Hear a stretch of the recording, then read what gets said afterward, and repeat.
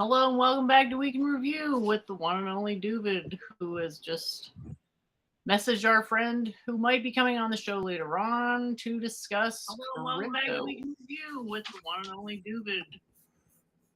I think I'm hearing myself coming through on your end. Do you want to take over for the introductions there, Doooovid? Welcome and thanks for being here with us. Yeah, sure. We'll see if Forex Shark replies. The big news with the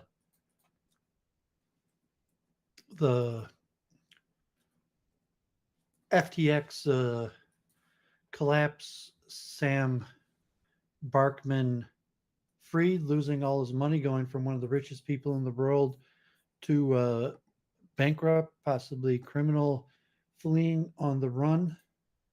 So I reached out. I just messaged Forex Shark. I tagged him. I see he's got the green light on Discord. So see if he wants to show up. So let me just retreat. I'm going to share this on Facebook, and I'll tweet this out on Twitter, and we'll get going. So interesting week. The U.S. elections, despite the blood red moon Tuesday morning, did not lead to a red wave. So you spoke to Luke Ford briefly. So anything exciting on your end? And then I'll go into my screen share. I had a couple of very interesting conversations, but they'll probably take some time to get into. One of them was with a very interesting individual from Europe who had a long career that, well, he ended up being a writer, so I got to talk to him about that. And then also some conversations about spirituality that went really interestingly. So looking forward to discussing that later on. Okay, so let me start sharing these links. Let me just tweet this out on Twitter. What I have to start doing is like saying hi to every single person in the chat, just like James does on Modern Day Debate. Hi, Skywork 600. So glad you're here with us today, Mark Smith. Happy to have you here back again. Yeah, they got their. Well, I try to be a little, interactive. So he just says hi. I'm not sure how interactive he is. So I did Mob Talk again on Monday with John Wolfe. So it's having decent viewership, talking about some urban planning, the nature of crime, and we're not really talking that much about the mob. We're just calling it Mob Talk, but we'll see how that goes.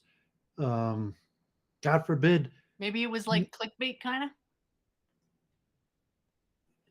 Well, yeah, I'm not sure if he thinks Mob Talk will get more viewers. That's what he's into. I told him to prepare like a week in review, but he didn't really have like a Mob Talk week in review.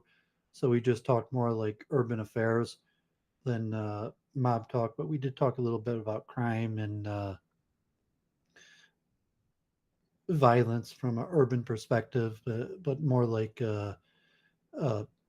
ethnic, cultural relations, urban policy, politics. So we'll see how that goes. If it has a future, I think we've done 3 weeks now. So E. Michael Jones and Kevin Barrett landed a big guest, former Iranian President Ahmadinejad, who I guess this was from a few months ago, but they just posted it now. So it was kind of a boring conversation. Actually, it wasn't that exciting, but it's been one of the bigger names in world politics. He's been retired quite a few years now, so I thought that was interesting. Modern Day Debate. They have their debate con this next week, Saturday. None of it really looked that interesting to watch.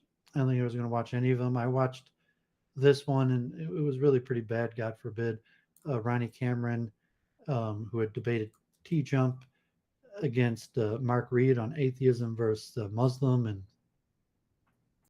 just like the interruption or the silliness, the word games, the your bad faith argumentation. It was a John. It was God forbid. So, but watched it anyways because I like debate and it's really the only thing going on. And speaking like me and Jennifer, we got to get out of these like constant word arguments and a lot of these debates. So, well, what do you think? Have you given any thought to like what the next step is after the circular definitions? Well,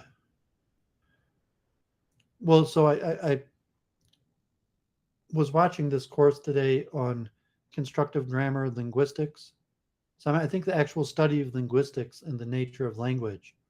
So just to understand language and the meaning of words, rather than how people understand and apply meaning to words, rather than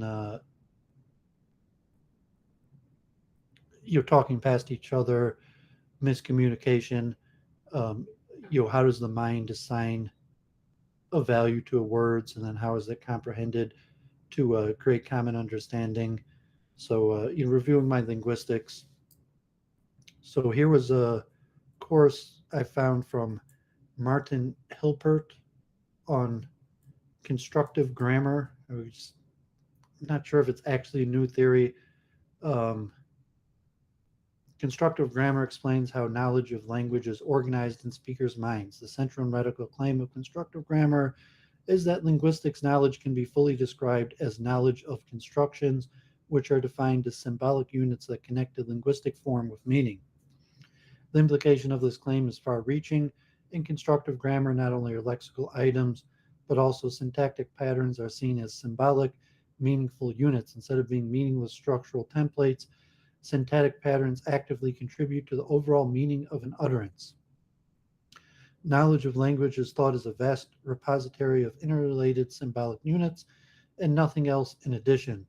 This book expands on the idea and familiarizes readers with the central concepts of constructive grammar as applies to English constructions. In the process, it explains how the theory of constructive grammar relates to issues of language, processing, language acquisition, and language variation and change. So I shared the link of the YouTube course to go along with it. The same professor has another YouTube course on bilingualism. So, Mark Smith, I'm going to share my video on masonry soon. Jennifer shared something to me, and I was just watching this. Jeffrey Kaplan, internet professor, kind of entry level explanations, but he had a few playlists that I watched on like the theory of law and philosophy, but here was on Rene Descartes' meditations, and this specifically was on I think, therefore I am, and he was mentioning the importance of Descartes in the modern conception of dualism. And so Jennifer had shared the Stanford Encyclopedia of Philosophy on dualism.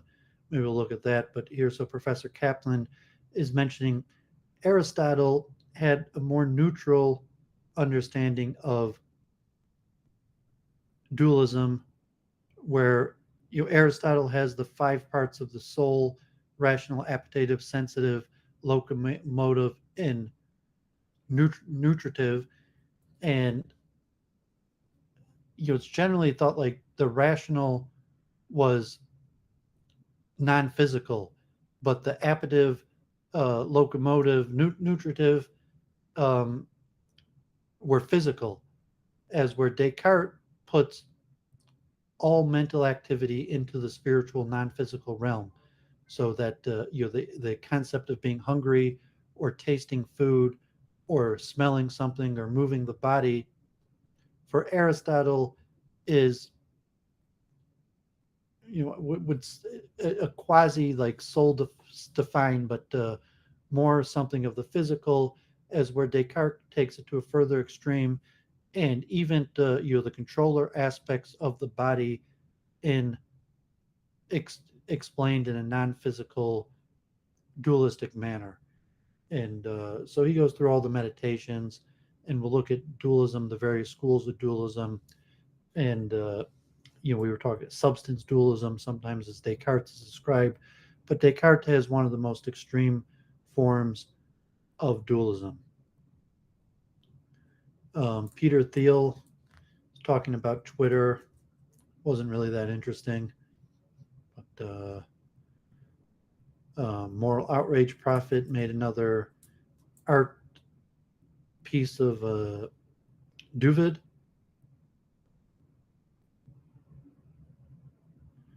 So I was on Claire on Monday after Mob Talk, and we talked Freemasonry, and then I did my books on Freemasonry, and it was actually a pretty good talk with Claire. I think she has an interest in Freemasonry, and generally Freemasonry, although it's hard to exactly define Freemasonry, but Freemasonry arises in England, and Claire knows British history, like Charles I and Cromwell and um, King Henry VIII, and the various names that a lot of people wouldn't even have heard of these people or know anything about the history. But Freemasonry arises in that historical framework. So me and Claire talked for almost 2 hours on the subject. Theology Unleashed had their Is Christianity responsible for the advent of science? And I think it was pretty low tier. Maybe this guy wrote a book, but it was hard to follow, and I didn't gain anything from it. And I would put it more in the realm of Freemasonry. Certainly, Freemasonry, most of the advent of science occurred among Christians, but it was within Freemasonry and the Royal Institute of Science, which was a Masonic body, and a lot of those people were semi-heretical, not mainstream Christians. Obviously, Galileo put under house arrest, and that science really takes off with um, in the early 1600s in England with the creation of the Royal Institute of Science, which was a Masonic body. So here's my video, and I went for 4 hours on Freemasonry. It's my first video in a long time. They got over like 100-hour in views, 300 views. So it's my most long watch time. And I did a little introduction on Freemasonry. I showed pictures of the Detroit Freemasonic Temple that I had a tour of in 2018, engineering tour. I went through my book collection. I have about 50 books in my library. And I could have wrapped it up just about there after an hour and a half. But then I had prepared a presentation on Vedanta, Vivekananda, and Freemasonry. So I decided to do it in there. I was just going to share the links, because who knows if I was ever going to do it. But I had like 20 people watching, so Freemasonry was a pretty interesting topic. So I had bigger crowd than I've had in a long time, and so I ended up reading. I ended up going over these slides. Like Vivekananda is a Freemason. Became a Freemason in India before coming to America in 1890, and I looked at his speech towards a universal religion, which has Masonic implications, and possibly best explains Vivekananda's outlook.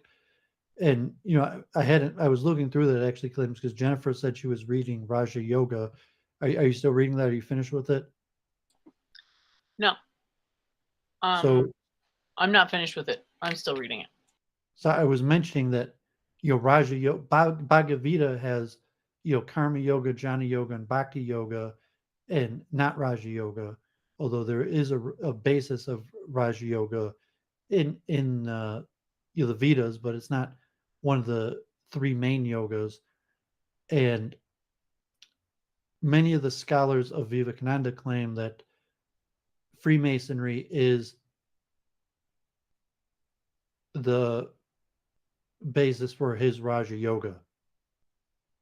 And, so I contemplate, like people know the conspiracies, Kabbalistic or Judaic Masonic conspiracies, the one world order.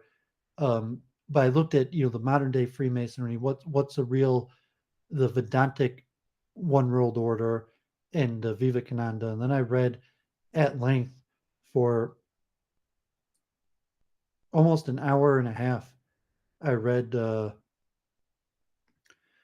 this article, The Grand Primeval Fundamental Religion, The Transformation of Freemasonry into a British Imperial Cult, which talks about the history of Freemasonry in England, of originally the British using Freemasonry to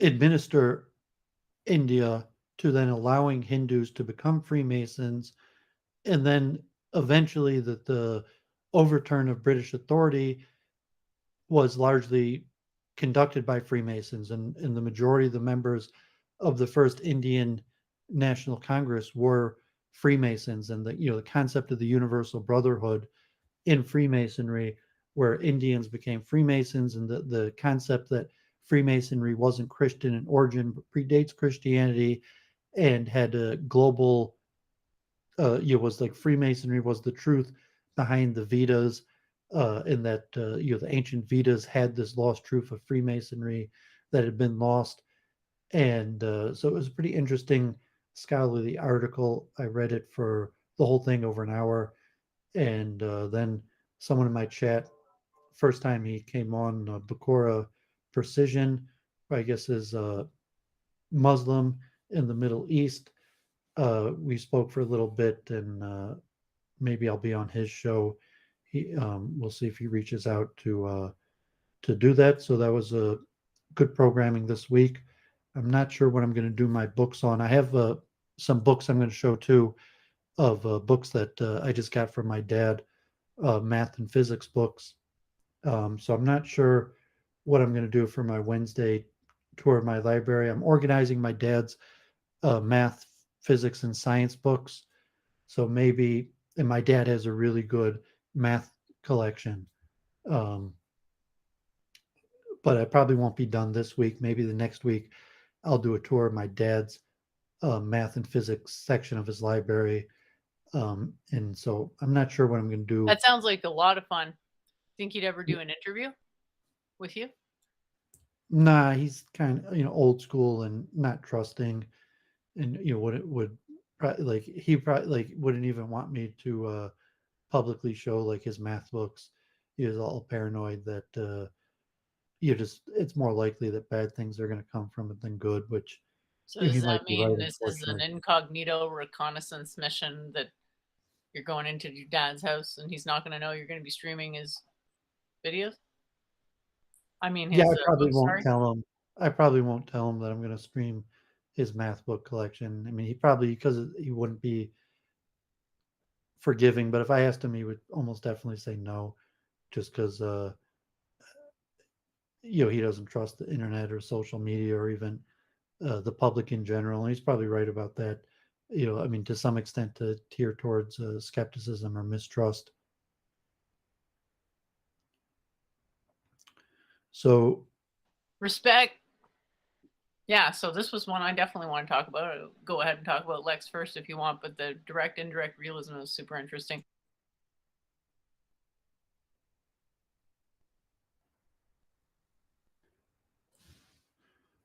um, so I'm going to give Forex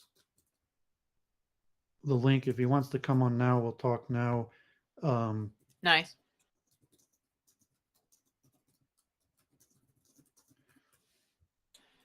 Yeah, John, I'm sure everyone has the utmost faith in Doovid's competence to get the job done. So yeah, Lex Friedman had on Destiny, and we might talk about that. Let me get through these links just in case Forex Shark pops on. So like Destiny and his drama and the accusations that he's like a Harvey Weinstein, and kind of the, I mean, it's almost upsetting. Like, God forbid. well, I mean, if it's true, it's true. I mean, God forbid. Yeah, I mean, God forbid. But in even, Lex Friedman, you can see kind of like the wannabe Jeffrey Epstein. Um, God forbid, but it's almost embarrassing to watch him. But I still Wait, watch did him. you just say Lex is a Epstein wannabe? I mean, yeah, that's kind of, I'm leaning towards my psychoanalysis. I didn't get that, but whatever. Go ahead. Um, so Gopi Gita, she was on the Late Show with Namarasa. It's too big to share. She just wrote a book on parenting, leadership, parenting, empowering your child's success, social success.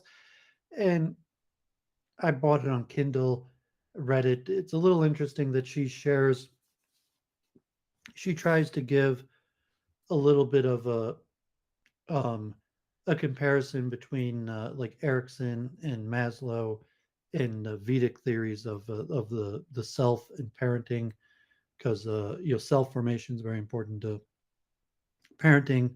Most of it's more practical advice. She was on the Late Show with Namarasa. I'm actually Facebook friends with her. Her uncle is the head pujari of Detroit ISKCON. She's in Texas.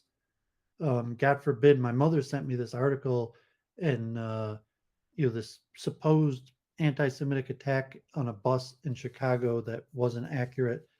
Um, that supposedly, like people bursted on a bus and were doing Nazi salutes, but it wasn't accurate, and it may have even been the students' fault, where they were causing problems when people on the street, and they busted on the bus just to yell at the kids.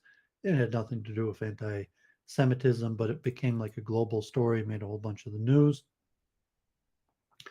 Meta in their layoffs, God forbid, Twitter in their layoffs. Likely that a lot of these layoffs are H1B1 people from India that might lose their visas and be kicked out of America due to being laid off. So they didn't release the number of people on visa that were laid off, but it's an interesting point on immigration and Indians in America. Jennifer had shared this, just direct and indirect realism. So we could talk about that later. So if Forex Shark comes on, the big story, the news, Barkman Fried, originally he was lost 94%, but now he said he went to zero. And so, like, it's a story. I looked into it. Um, I'm going to try to finish these links just in case Forex Shark, he said he has something else to do, but if he wants to hop on, like, and talk about that, we'd appreciate his insight. Here's some internet, the crypto fraud that appears pretty bad, like the level of fraud. So Forex Shark comes on, he'll definitely have a lot better insight into it than me. But I looked into it, and I think I have a pretty good understanding of what happened. So here's something interesting. I just got a book on it. The problem of individuation among the Cartesians. So actually, I'm not sure I'd heard of this term before. Individuation or principle. Well, just off the bat, it sounds a lot like the problem of the one and the many, but maybe it's sort of when philosophy progressed past that dichotomy, it went into something, it sort of evolved into this, maybe.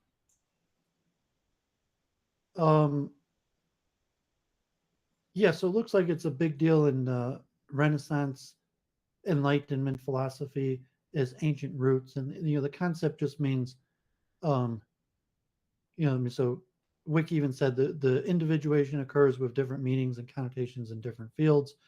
Uh, in philosophy, the principle of individuation,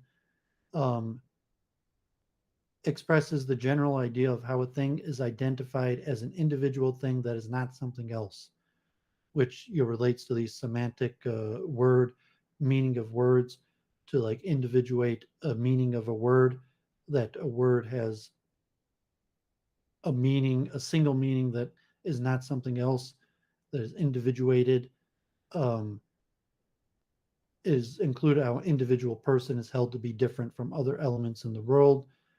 By the 17th century, philosophers began to associate the question of individuation with what brings about individuality.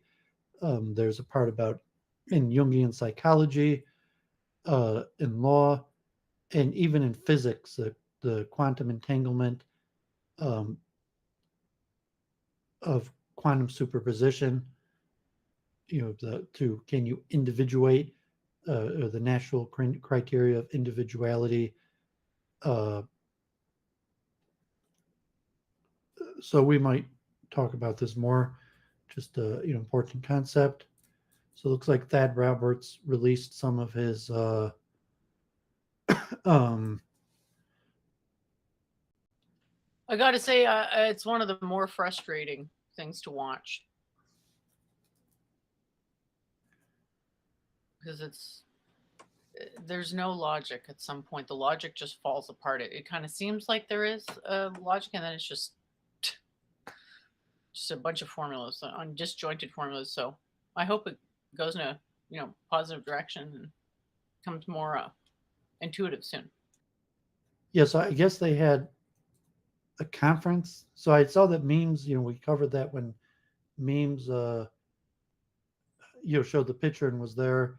And so it looks like memes had there's actually some sort of conference there. You could see memes and just in his house, and giving some lectures on basic mathematics. I'm probably not going to watch them, but props for doing it if anyone does like Thad's content, and check that out.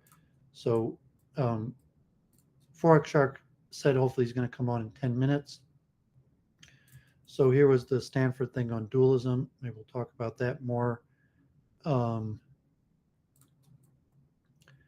might save this dialectical terms for a little Sanskrit lesson on Sanskrit. List 44 terms that dialectical terms in chakra philosophy. So maybe we'll look at this. If not today, at a different time. I just got the whole 11-volume series of the 7,000, over 5,000 pages, the Handbook of the History of Logic. So here, on Scriven is the first volume. It's too big to share. On Greek, Indian, and Arabic logic. So I got the whole 11-volume series on the history of logic up to modern times. So we got up the level of scholarship.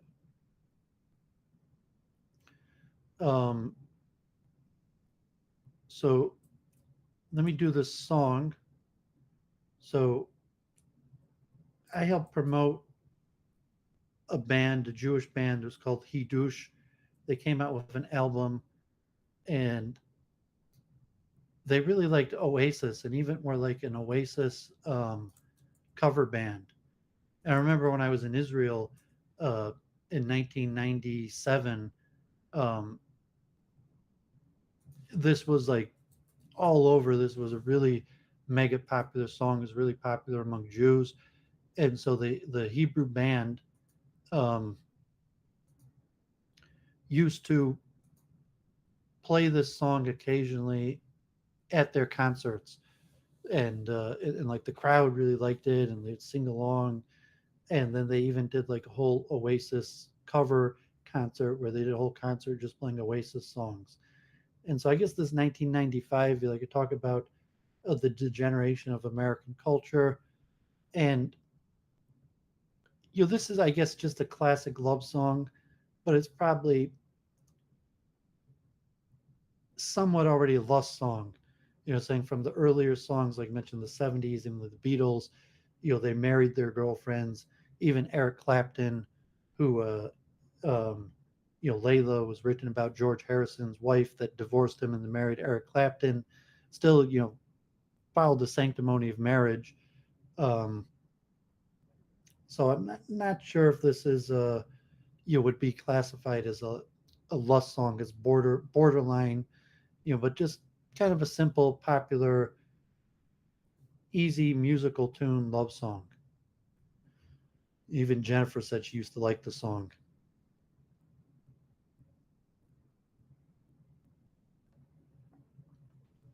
Yeah, reminds me of my Today, first boyfriend. yeah, today is the day, is gonna be the day, throw it back to you now.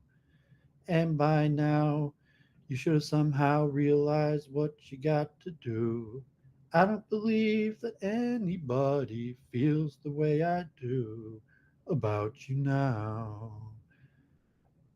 And another, I have to review it. The beat for the first part, and all the roads we have to walk are winding, and all the lights that lead us there are blinding. There are many things that I would like to say to you, but I don't know how. 'Cause maybe you're gonna be the one that saves me. And after all, you're my wonder wall. I never even really liked this song. It was okay, like kind of a toony song that, so I'm not really in the mood of singing that much, but I, thought I'd do a little bit of a chant. So yeah, Forex Shark should be coming on. So this was interesting. Another article by Ashish Delela this week. So it looks like Forex Shark will be joining us, um,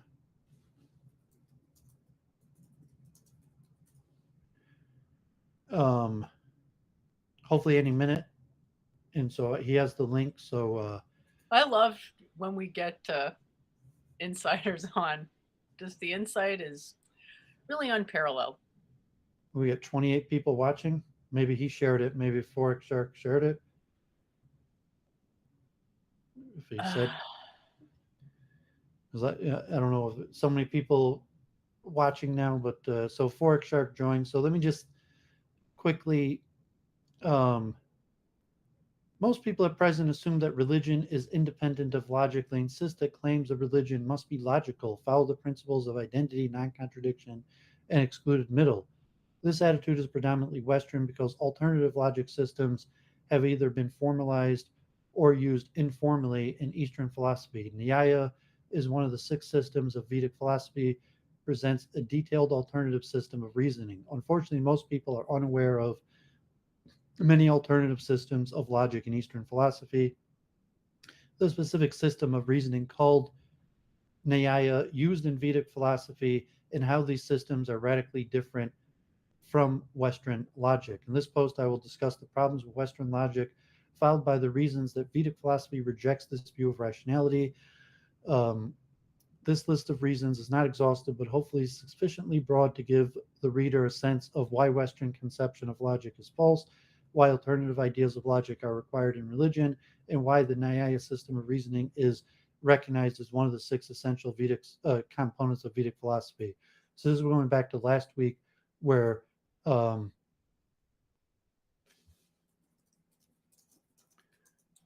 Hello. we were talking about, I was saying that the Vedas are not logical, and um, Yeah. and so he Ashish Delela basically says the same thing, and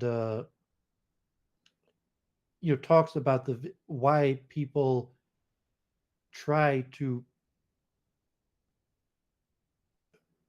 propose the Vedic as logical. So that's why I said logic is a Western Greek system. That's what we were arguing about last week. In the Vedic philosophy, Vedic so to say, logic is an alternative competitive system that doesn't match up and has um, different axioms. And so if people want to check out that article, Yeah, so if it has different axioms, does that mean it's not logical or it's just a different logic? Because it's almost sort of running up against the limit of the capacity for English to convey meaning, which is why I sent you that diagram. I don't know if you had a chance to read through it, the rather long-winded one that would almost be better off as like a write-up, but whatever. well, I'm saying that that's the meaning of words. So when you say logic, it implies the Aristotelian Western system. And so Forex Shark said he shared it. There's almost 100 people watching. So all the viewers, welcome. Appreciate Week in Review. We've been talking with Forex Shark. Doooovid and Michael have been friends for a few years now, and we streamed on his channel in the past. And both have an interest in all types of things. But like we used to talk real estates and um, technical analysis and various topics. And I don't speak that often, but he appears on Week in Review. I don't know, like a few times, once a year or something like that. And I messaged him asking if he would come and give us insight about the FTX, the Sam Barkman-Fried fiasco and what's going on, because definitely he's the expert on that. I haven't talked with him for over a year, so he should be on any minute. Me and Jennifer, Church of Entropy, do the show every Sunday for over 3 years now, where we talk mostly about science, consciousness, spirituality, some internet, debate culture, and various things, but mostly just science, consciousness, spirituality. Last week we had this big argument about Vedic, we'll call logic versus logic, Western logic, and Jennifer was trying to say that logic, the Vedic is the real logic, or logical, and I was saying that no, it's I don't not. think I put it that way exactly, just to be clear, but I take issue with qualifying it as it's not logical, because then when there's logic defined in it, it's sort of like, well, how does this all work? And it looks like we have the reason for 110 of our 115 viewers right now. Thank you so much for joining us, Forex Shark. It's great to have you here. Yeah, I'm glad to be here. I've wanted to come back on the show for a while. Obviously, I just wanted a good reason to be back, more so than just being around you and Doowovid, actually something that I can talk about, knowledgeably, hopefully. So I think this is something that I have some insight on. So, I'm glad to be here. Yeah, if you want to give an update, I know you started that. I mean, you didn't start like FTX, like a exchange. I don't know if it's like a newsletter or something, but you said it was going pretty good. It's one of the most read or used. So Oh, yeah. I didn't even understand exactly what you did, but you said like you didn't start your own exchange, I don't think. But if it was just No, information or a newsletter, but it was one of the most read ones in the crypto business. it's actually a series of products, and I could definitely tell you about it. So I run two main products, two main DeFi products. One of them is a lending service that allows users to lend capital to decentralized exchange in a non-custodial way, which means we never take custody of any of their assets. And it's utilizing fully open source, fully decentralized ownership smart contracts. And it really sets us apart from anybody in the space, because really all existing lending platforms take some kind of custody of users' assets. And that's one of the main reasons why we're having these issues in the space right now, due to misallocation of funds and lack of transparency. So our platform uses completely open source contracts that allow people to see exactly where funds are going. they're the only ones that can ever withdraw or decide to allocate their funds to some other form of cash flow. And it's doing very well. We're lending to the number one exchange on Binance Smart Chain. We're ranked number 8 out of all DeFi platforms. And then we have another platform called Drip, which is really, it allows people to monetize their social capital in a way. It allows them to create basically teams and monetize content, monetize different services.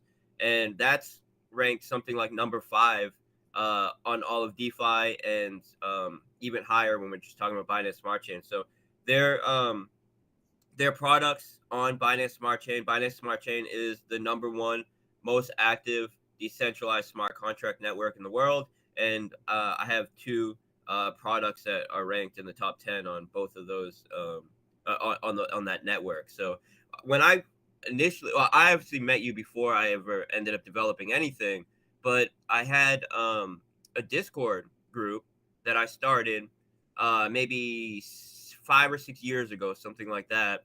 And then I I remember was in your Discord. You gave me like a room where we were talking about chess, but it was yeah, pretty empty, and I couldn't follow into the other stuff. So like I left because yeah, I just wasn't following. And like I had a room on chess, which had like 1 or 2 posts every week. yeah. And I remember that yeah, I remember you were saying like we were kind of speaking our own language. We had our own like pigeon going on because we're super into DeFi, and there's all this like, getting wrecked, getting rug pulled, all this terminology that you kind of had no clue what we were talking about anyways. And at the time I was trying to determine what I wanted to do, whether I would I I was trading myself, and I started my Discord because I thought it would be a good way that I could help teach other people about investing, about managed capital, kind of about trading, although it's very difficult to teach people about short-term trading, because if you have an edge in the market, you're not going to teach other people your edge. That's just, it's not really feasible. An edge in a market is not infinitely scalable. So it's very difficult to teach other people your edge. But I was more thinking about teaching people, general investing advice, general advice about managing capital. And It was mathematical. When we streamed, it was just your combination of mathematical methods for technical analysis, for picking uh, your price levels and ins and outs. yeah, and And then the last time we talked, you were switching to Ethereum, but you were still doing Forex, and you had I forget the 2 or 3 methods you had combined. You basically known some bands. I forget the name of the bands, but mhm. offhand, because what were the type bands again? Well, Murray Math is a type of way to set up octaves off of the current price based on standard deviations. And I had a series of different technical analysis tools that I was working with. I've kind of moved away from that a bit. I still use some technical analysis, but I've been working for the past 3 years on a different strategy that is looking more at order flow, and it's working very well for me. You really have to be able to evolve. Often, if you find an edge in the market, very quickly that edge becomes overcrowded, and you have to be able to evolve with it. So I've moved from that strategy, and I'm using a strategy now that does utilize some of those tools. For example, you may be thinking of ATR bands, which is looking at the average true range of price fluctuations over a period of time, and then setting deviations off of that, which is a way to try to put your targets and your stop orders outside of the random variance that you'll get in daily swings. So if you say, okay, I want to get out of the market at this price, you don't want to put your stop exactly at that price, because there's some random variance in the markets, and you don't want to be taken out due to random variance. So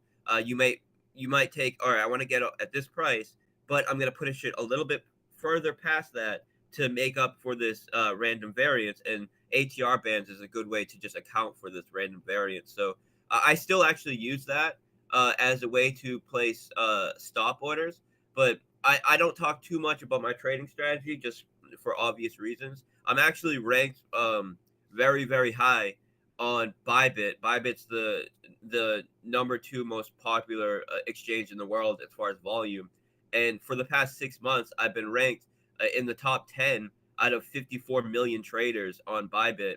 And last month, I actually took the number 2 spot, and this is something that is publicly tracked and is actually pretty good for me because I'm promoting my different products, and I just hired a PR firm, and that's one of the angles that we're taking to get on some of these major platforms. Like we just had a Yahoo Finance article, and using my status as a successful trader has really helped us get onto these platforms, and then as a kind of sidebar, promote the different products that we're working with.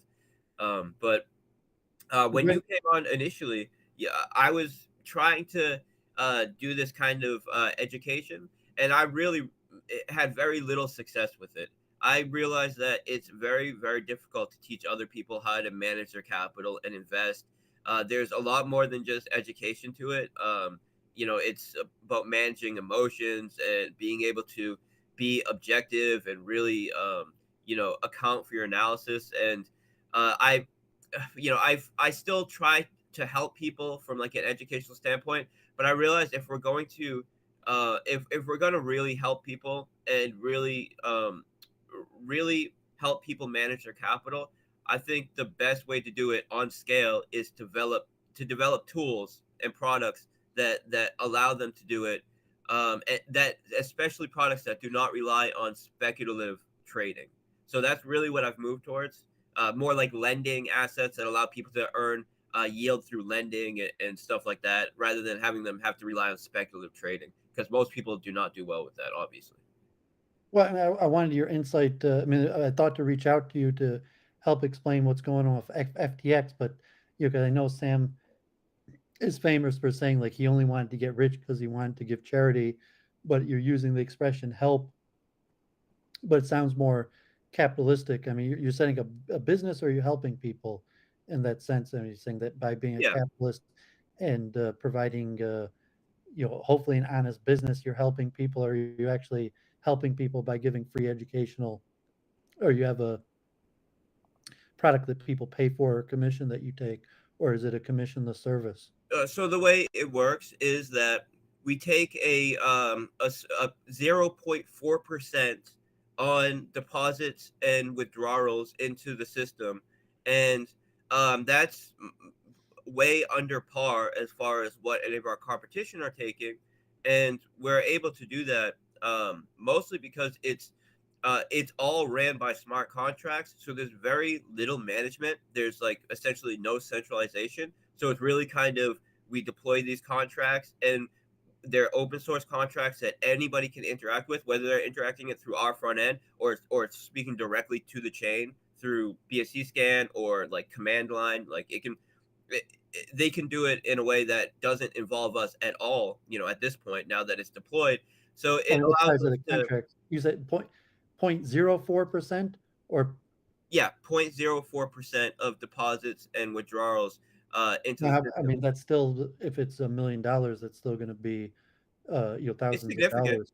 We have $130 million worth of capital that are using our service right now, and we just launched on the 1st, so just 12 days ago. So in 12 days, we've already taken the number 8 spot on all of Binance Smart Chain as far as being the top decentralized platform on Binance Smart Chain, and Binance Smart Chain is the number 1 most active smart contract network in the world. So we're doing very well because we're providing a service that there's very much a market fit for. And you have platforms like Celsius, you have platforms like 3 Arrows Capital, even FTX did it to a degree, where they were allowing people to lend capital, but in a completely closed source, black box, custodial kind of way, where you give them your capital and you basically hope that they're not mismanaging it, and then they pay you out some yield from it. Whereas our model, when you deposit capital into our contracts, they get lent out to one place only right now. And we're going to add additional options, but we wanted to start out with the lowest risk option that made the most sense for the most amount of people. And that is lending to the number one decentralized exchange in the world, who uses open source immutable contracts. And what their capital does when they deposit into our contracts is it lends it to this decentralized exchange's order books, and it's used to fill order flow. And then there's, of course, fees. People are paying fees when they're trading, and these fees go towards the people who are providing capital for order flow. So it makes it um, a very low risk and kind of hands off way that people can lend their capital, and in a way where they're not giving custody or control, due to the way that decentralized liquidity pools are operate and are designed. And it allows people to make 30-40% APY. That's what we're earning through our back end lending, um, in a low risk way. And if we're talking about crypto, 30-40% may not sound like a lot, but relative to traditional markets, it's a very large amount. And we our model is very low risk. So as far as the risk profile, I would say it's as low risk or even more low risk than the traditional model, but because it's still utilizing crypto, and it's like an advancing emerging market, we still have nice size APRs. So yeah, I'm very happy with the way it's developed, and we're trying to do a lot with as far as improving our marketing now, because we have the tech down, and we have this was just a one-man show up until about 3 years ago. Then I brought on a partner because he's a more skilled coder and developer than me. I do have Solidity and JavaScript skills, but I never did it professionally. I ended up sniping someone who worked for a major crypto exchange, and brought him on as a developer to work for me. And then in the past 6 months, I brought on a project manager. I brought on 2 marketing advisors. We just hired a PR firm last week. So we have the tech, and I have the community. We have like almost 200,000 active users in my community now between my 2 products. But we are trying to get like high level marketing now to really just let people know what we have to offer. And I think that it's going to make a major impact because we have the product. We have a strong market fit, especially right now. Yeah, awesome. Glad to hear. And I mean, people. I'm not sure if you've explained to your audience, like, or if you were skeptical of FTX. I mean, just my quick understanding, if like like a metaphor where you go to the casino, you exchange your money for chips, and you use chips, and then you could cash out. That it appeared like FTX was using their own house. I don't know if it was an altcoin or shitcoin, if they call it FTT, Yep. and then that you would have made intra exchange trades with the FTT, and the quality of the FTT, even if they weren't doing shady things with it. But the fact is that he used his shitcoin to fund his other operations, to put into his own personal trading, and then possibly invested and lost lots of that money, possibly embezzled that money to Democratic candidates. Yep. And then when they called it up, like it wasn't there, and went bankrupt. And I don't know how much people had invested. If it's going to be a complete loss, if it's a loss because he embezzled or lost the money.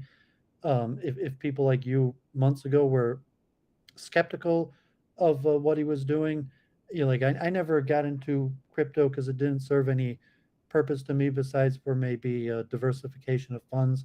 Because I'm not actually going to purchase anything with crypto. Like I have no need. I don't see what I'd buy or use it for, Yep. besides for an investment vehicle. Um, but the concept of the exchange, FTX, maybe made sense. But I mean, is that a apt comparison? It was like I mean, a shit coin, like a casino chip, and then he used that to do other things with, and then he lost the money and didn't tell anybody. And when the thing with um, Beyonce came out this week. The house came tumbling down, and now he's Yeah. bankrupt. And there could be a whole bunch of people, like if the FTC and Gensler and various people, if there were possibly even in the Democratic Party, so that Clinton and big names there, that maybe we're trying to um, create an alternative to Bitcoin with, so to say, their shitcoin, which wouldn't have had the same qualities of Bitcoin, but and Bitcoin is still unknown. It's still decentralized. It's not in regulation with what the U.S. wants. That there could have been sources that were trying to displace Bitcoin and create and pump up this new exchange. And whether there was Ukrainian stuff, whether they knew that he was embezzling the money, whether he knew he was embezzling the money, whether he who knows what he was doing, whether he just had optimism that he was going to use this money to invest in certain things and thought it was going to work out and then it wouldn't be Yeah. a problem. But now and then you know I mean, so whatever your insight, and then the question is like, how many people are going to lose everything? So, I mean, it looks like there's about $1 billion in institutional money that created the valuation, and most of the people look like it's going to be a complete loss. Whether they have any assets they're going to be able to retrieve. And then what about just like average small time investors? How many of them are going to lose everything? Yeah, so I can give a lot of insight on this. I've been around trading Bitcoin. I got involved in Bitcoin in 2012 when my buddy, who was running a sports book in the Boston area, before it was still an illegal gray area as far as running a sports book in the U.S. So they were using offshore payment processors, and their payment processor got shut down, and they were looking for an alternative. And they came to me because they knew even when I was in high school, I was involved in trading and very interested in markets.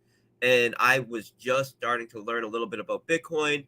And I saw Bitcoin as potentially being an option for them to use for their sports book. And I helped them get onboarded for utilizing Bitcoin as a payment processor for their sports book in 2012. Bitcoin was like $14. I bought $500 worth at the time because I just saw the opportunity there. And what ended up happening is they used a third party service that took custody of people's Bitcoin. There was no strong centralized exchanges then at all. So it was just shady websites or meeting up in conferences to be able to buy it. And what had happened is because they were using this third party service, that once Bitcoin broke over $100, that website just disappeared. The company disappeared and ran off with the whole sports book's bankroll, essentially. And this was kind of my first exposure to not your keys, not your crypto, right? If you're not holding the keys, the encryption keys to allow you to access those coins, effectively, they're not yours. The owner of the keys are the owner of your crypto. And shortly after that, this was in like late 2012, 2013 came along, and WikiLeaks had their payment processor shut down, and they were looking for a way for people to be able to donate to them. They decided to utilize Bitcoin as a payment option, and they got millions and millions of dollars overnight. And this is when it kind of solidified to me that Bitcoin and crypto had strong utility. It was effectively a form of payment and a form of value store that is highly uncensorable. And 2014 came along, and an exchange called Mt. Gox, which was kind of the first iteration of one of these major centralized exchanges going down, ended up having a hack. So what happened was the initial person who ran Mt. Gox was the site initially was for Magic the Gathering card exchanges. So it was it was a site where you could buy Magic the Card Gathering, like a peer-to-peer exchange site. And they started a Bitcoin option because this is like a nerd community, 2014. So they just were onto the whole Bitcoin scene early. But the Bitcoin payment option became so popular that people didn't even care about the Magic cards. They were just using that as a way to trade Bitcoin. So the site evolved into just a Bitcoin exchange, and they were the first major centralized Bitcoin exchange, Mt. Gox. Now, the guy who ran them was um, not extremely technically savvy, and he had no experience running a major financial exchange because it started off as this Magic the Gathering thing. So he And the hired. valuation of Bitcoin was based on Magic the Gathering cards or something. I mean, to say that there was some Well, sort of store of value in Magic the Gathering is a memorabilia collectible, and so the value of Bitcoin was transferable to Magic the Gathering, or something different. so I can explain that. So early on, there was nothing that you could buy Bitcoin with at all. The first Bitcoin purchase was a pizza, and they paid 5,000 Bitcoin for one pizza. Now it's worth like hundreds of millions or $1 billion or whatever. I'm not going to do the math off the top of my head, but worth a ton of money.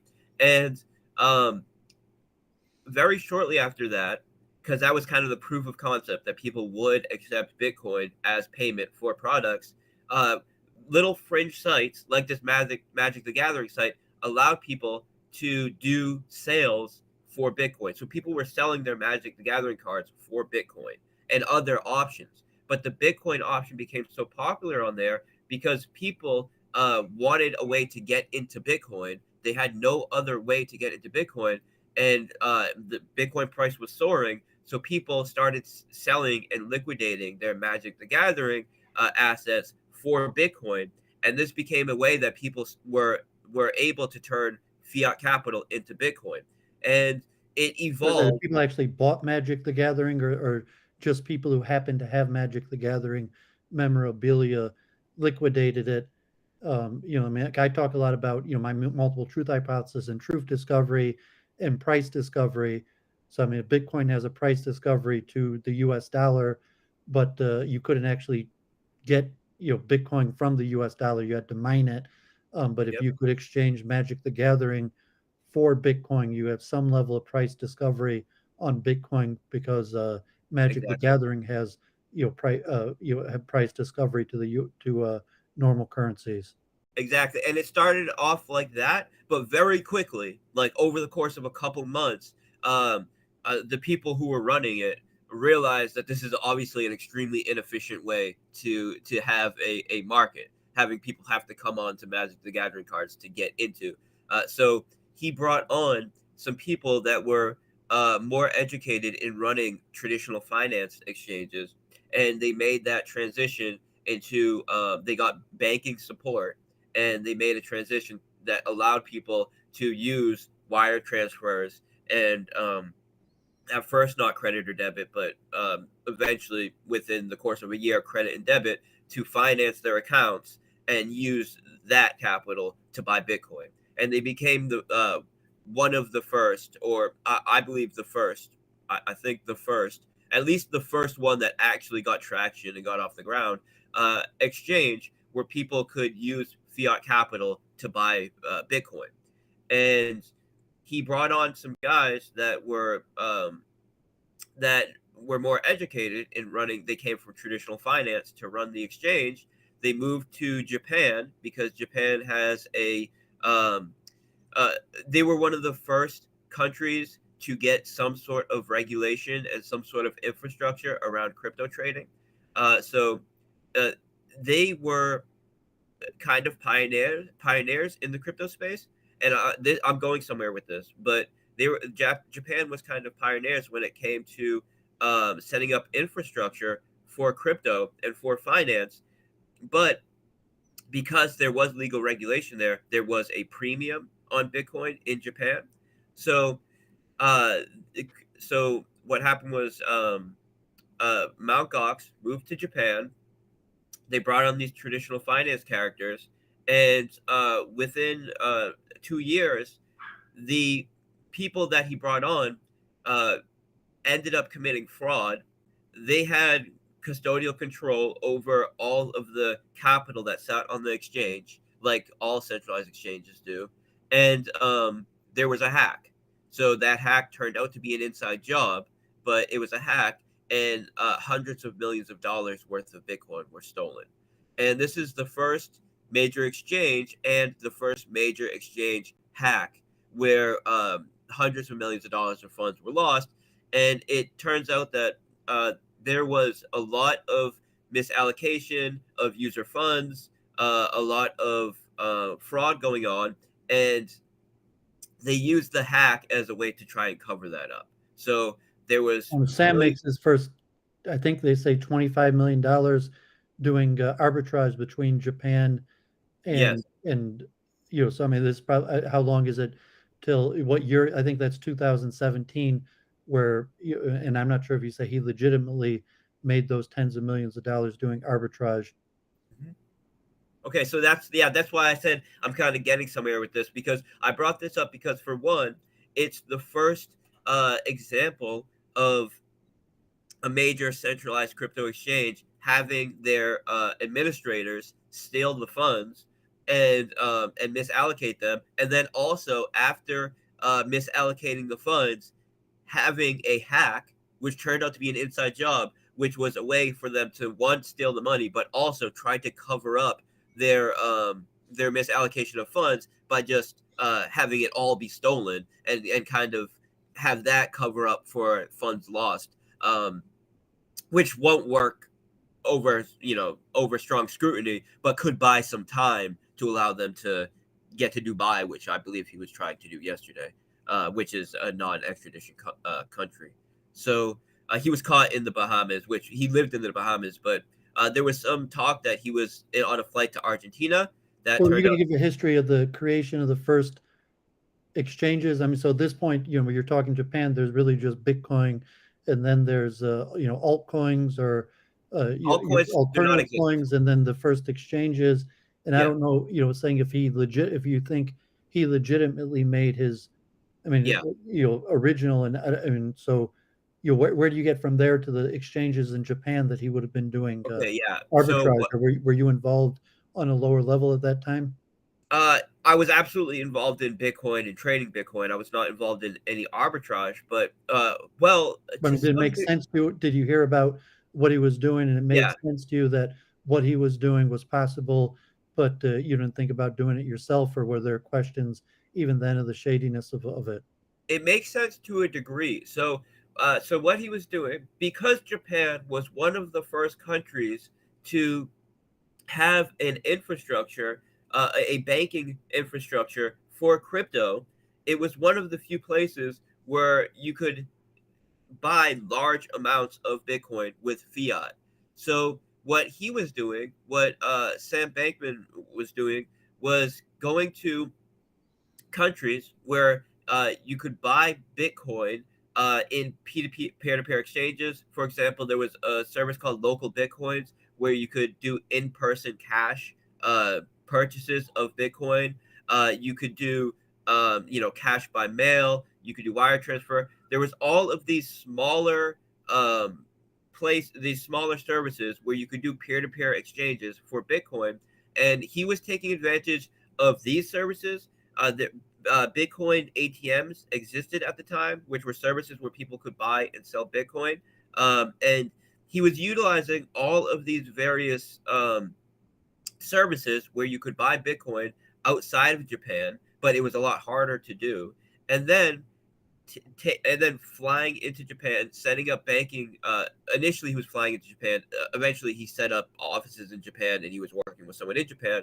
But they were selling Bitcoin for a premium that he would buy globally, and for people that wanted to buy large amounts of Bitcoin with fiat, utilizing their infrastructure and their banking system, which had a premium associated with it. So, was he doing this?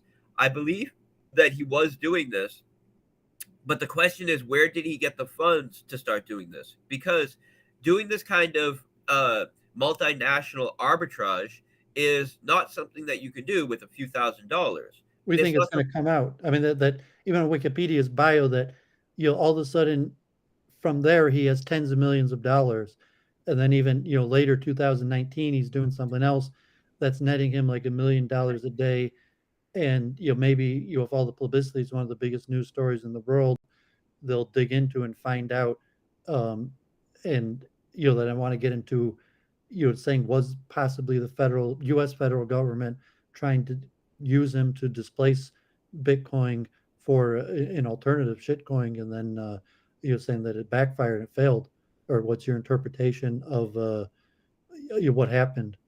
Yeah. So let me just kind of wrap up what I was saying with the arbitrage. I That was a real edge at the time. I do believe that he was taking advantage of that edge, but as we know, his parents were, I believe, a teacher and an attorney, right? Is that the case? I know one's a professor. I know that they were like middle class people. They were not super wealthy people. Well, they're connected. It sounds like his mother has some sort of connection for like high level democratic politics. The law school UC Berkeley. So even if they're Yep. middle class, that they're involved in democratic politics, where they know some of the most powerful people. And then the Yep. question of Gensler, he was at MIT, and Ellison, his professor, and Gensler is now the regulator of the FTC, and so just the fact that he graduated from MIT, he might have had access. MIT obviously is a hotbed for CIA activity. I think even the director, ironically, Noam Chomsky, the former director of the CIA, came from MIT, that Noam Chomsky had actually backed. But it's possible he got involved. He could have got involved with anybody. It could have been the CIA. It could Yeah. have been international. And saying, we know the current, 2019, which is after this, your possible connection with Biden and his mother, you're part of a major Democratic fundraising apparatus to the Bahamas crypto convention that had Bill Clinton there, and and saying that he, next to George Soros, he was the second highest donor to the Democratic Party, and then like these questionable kickbacks with Ukraine, and I mean, so there's a lot of possibilities that may or may not come out to who helped him, or is it possible that he was, this lone wolf trader genius that made millions of dollars and then, created his own So yeah. exchange, or will they just let him fall? If it's like Jeffrey Epstein or something like that, where, could have been a CIA front. And if it was a CIA front, was the goal, to say like, okay, we don't know who Satoshi is, or, the origins of Bitcoin, it could be North Korea, it could be anything, and that if it was some sort of U.S. government subversive action, that the goal was to sabotage Bitcoin and create an alternative, using him as the cover, and maybe they'll leave him out to dry, and there'll be no way to find that out, or I don't know what your speculation is, or if you think these details might come out. Yeah. So I can speak a lot more to the details of the fraud that took place and how they were structured and how they managed their tokens and their different services. I know a lot about that. Were you skeptical of FTT the whole time? I mean, was that what I'm saying? It's kind of like when you use their exchange and you put up however you bought in to their exchange, they gave you FTT, and the FTT was the currency that you used to buy whatever you wanted to buy on their exchange. Yeah. So the Were way you skeptical of that the whole time? And would you have classified FTT as a shitcoin? Yeah, so I am skeptical of all centralized exchanges. Like we've moved past the need for centralized exchanges largely, and I've been saying since the Mount Gox day, because it's not just Mount Gox. All of the major exchanges, apart from two of them, have gone under, and there has been some fraud there. And part of it is due to lack of regulation, but mostly it's due to lack of transparency. So what happened is that there's sharks in traditional finance, obviously, they see less regulation in the crypto market, even though crypto was designed to be decentralized, to be open source, to be a non-custodial, or you take custody of your assets. You're not giving that to some third party to take custody of. That's what crypto was designed for. But of course, it started off, I believe, with good intentions. We need fiat on ramps to crypto. So, Mt. Gox and these ones started that were legitimate. But very quickly, some of these sharks from the traditional finance market took advantage of this and took advantage of this lax in regulation. And just not that long ago, a year ago, the largest exchange in Canada, the owner of it disappeared to China, stole everybody's money. This has happened over and over and over again.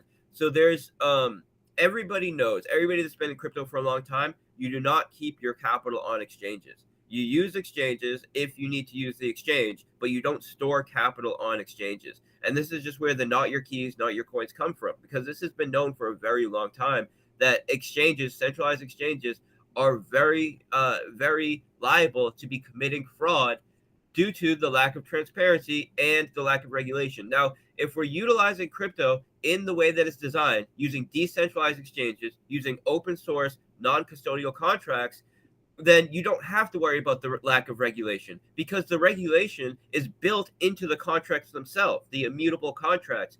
But when we talk about centralized exchanges, it's the worst of both worlds, because you have the lack of regulation, but you also don't have the transparency and the immutability that smart contracts have, that actually decentralized smart contracts have, which crypto was built to work on. So you just have like a Craigslist. I'm saying, so if you're saying the FTT is completely unnecessary, and for crypto, you don't need a centralized exchange in the traditional way of like a clearinghouse. You could more have like a social media, just like a Craigslist, where we met on the exchange, but we didn't clear our transaction through the exchange. We cleared our transaction directly between the buyer and seller. Because it's crypto, there's no advantage to clearing the trade through the exchange.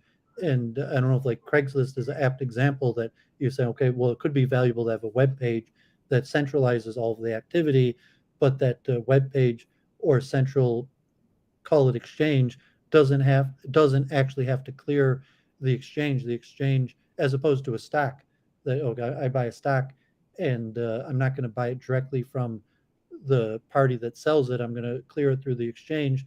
But for crypto, there's no advantage to clearing it through the exchange. You could buy it directly from the party.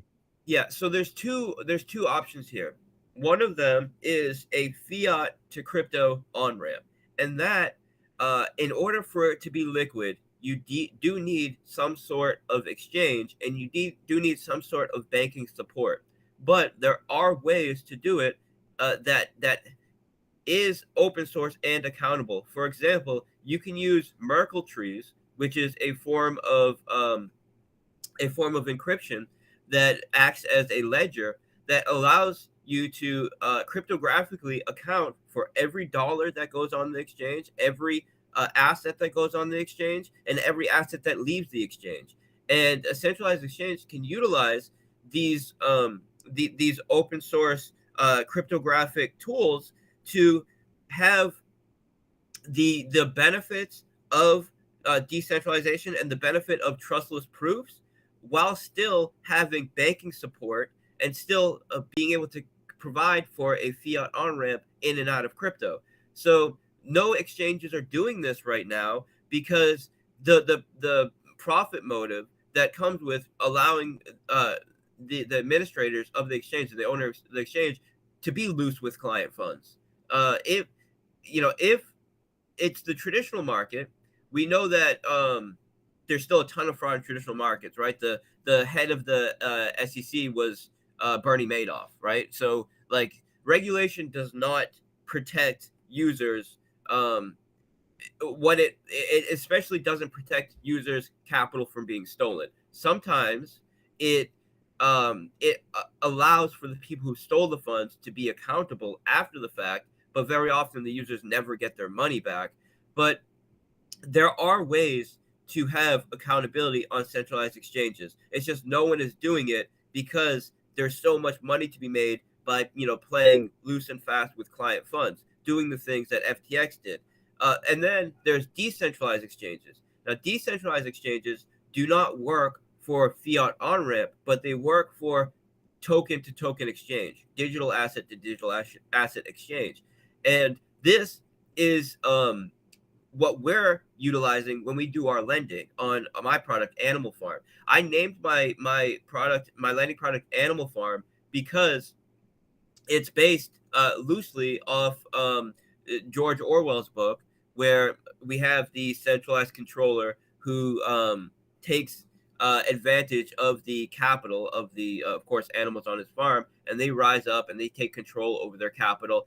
And it's of course a book that's an anti-authoritarian book. And if you understood the full details of how our lending system works, the rest of the book would make sense, given the because we do have a governance asset which allows people to take ownership of the platform to a degree. It kind of acts as a share of the platform as a whole, and they earn fees associated with the platform and all of that stuff. But anyways, not to get on that too much, I bring that up because decentralized exchanges work in a way that is non-custodial, open source, and trustless. And the way it works is people can provide capital to a specific order book. So say you want, so there's trading, say, between Ethereum and BNB. Let's just to name two assets. It's two digital assets, Ethereum and BNB.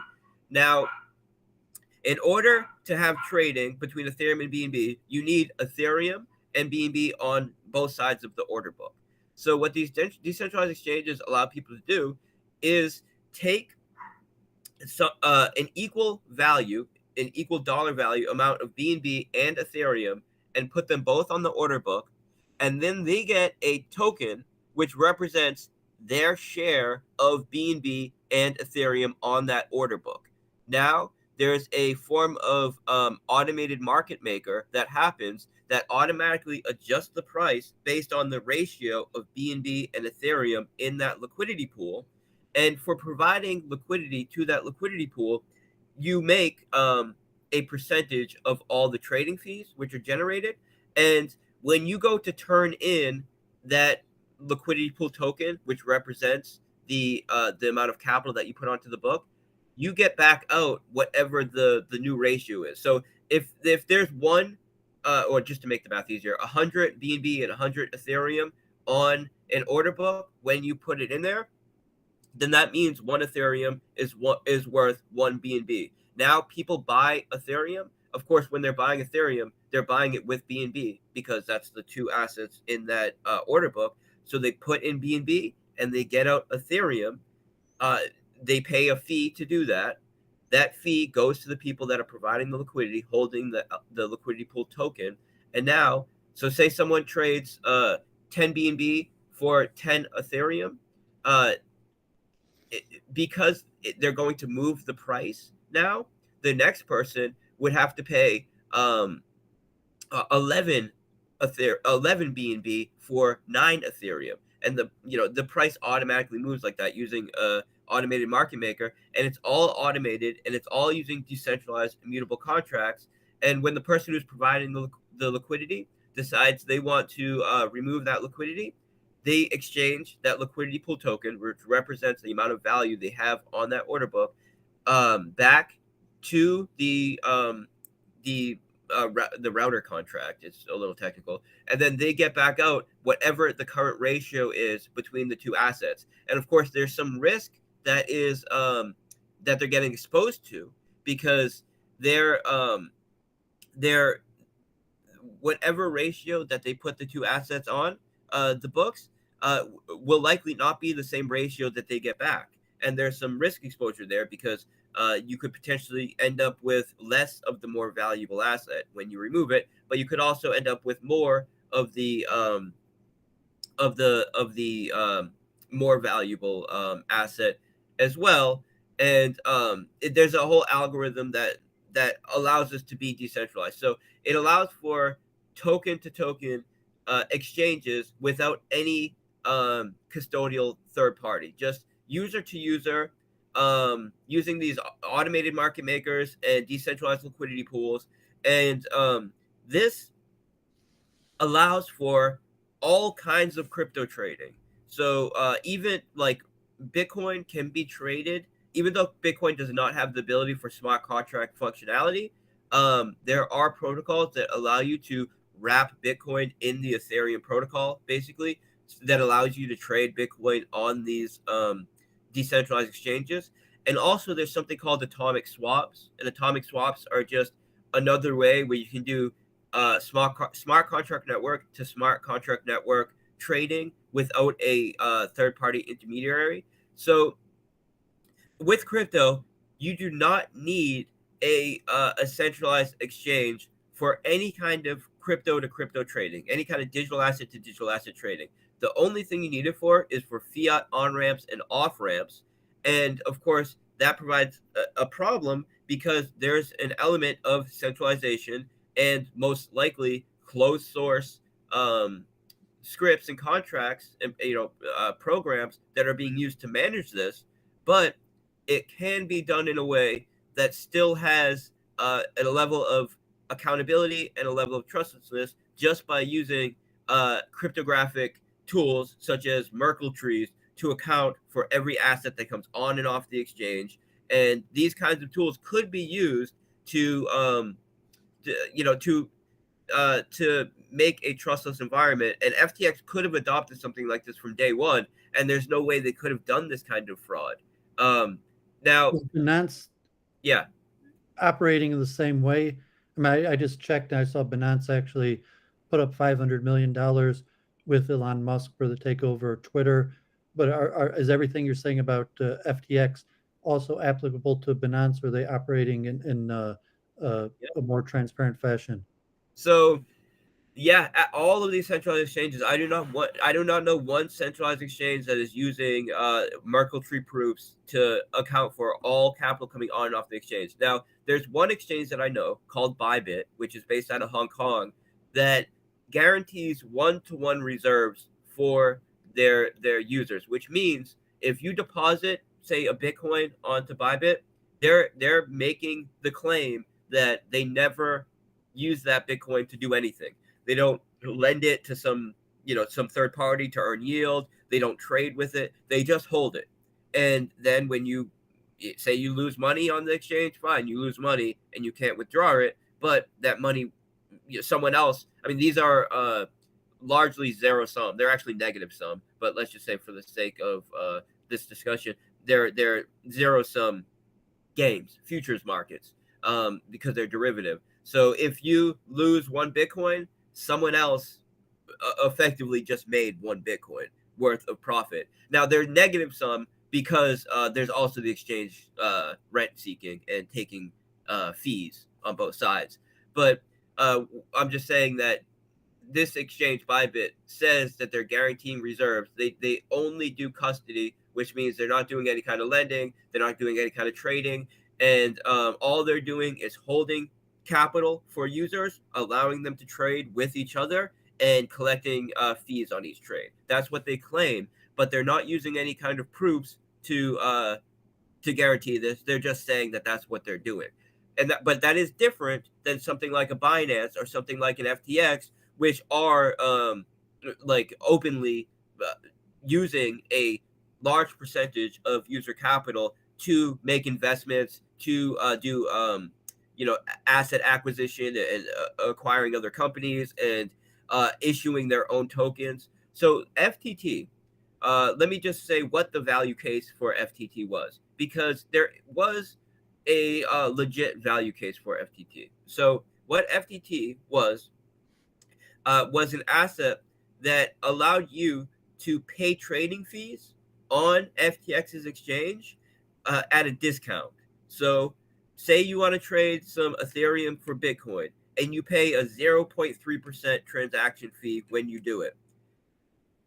They're going to take that fee on whatever you're trading. So if you're trading Bitcoin for Ethereum, they're going to take that 0.3% fee in Bitcoin when you do the trade. what they allowed you to do with FTT is if you held FTT, you would pay the fee in FTT instead of paying it in Bitcoin. And instead of paying a 0.3% fee, you're going to pay a 0.1% fee. So it's kind of like a like user mile points, or points that you would get in like for going like supermarket shopping or whatever like that, where you can utilize them to get a discount in that store, in this case on this platform. When they're incentivizing you to transfer your funds to FTT also. Yeah, so say you're going to do $1,000 worth of Bitcoin to Ethereum trades a month.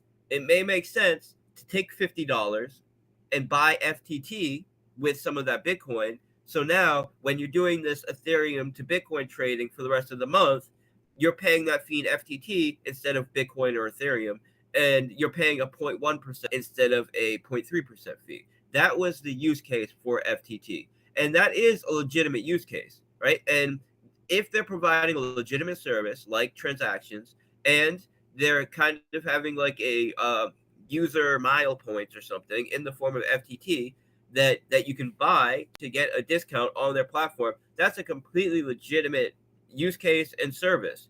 The problem is that they were utilizing client funds, which were supposed to be reserves. So, reserves that allow people to withdraw. So Bybit is the only exchange that I know that says they have one-to-one reserves. So if they have $1,000 worth of deposits, they have at least $1,000 worth of assets in the same assets that people deposited that will allow them to withdraw in those assets. That's what they're guaranteeing. Bybit, I mean, sorry, not Bybit. Binance, FTX. I could name a bunch of different centralized exchanges. All of them are they're maybe holding 30% reserves or 40% reserves, and then using the other 60% to try and generate profit. Now, they still, like FTX said, that they still had reserves, and they had enough reserves to support the average volume in withdrawals that they get. And the way that they saw it, or at least the way they said that they saw it, is they have enough reserves to support the average withdrawal plus any kind of historical extreme spikes that they've seen in the past as far as withdrawals. So they didn't have one-to-one reserves, or they didn't guarantee one-to-one reserves, but they say they guaranteed enough that they can support any kind of bank run, any kind of withdrawals, plus the funds that were not explicitly in reserves were in liquid investments that if they needed to access that capital, they could access them because they're in liquid assets like other the equity in other platforms that they could sell, or debt that is earning yield for them that they could collect at any moment, that kind of thing.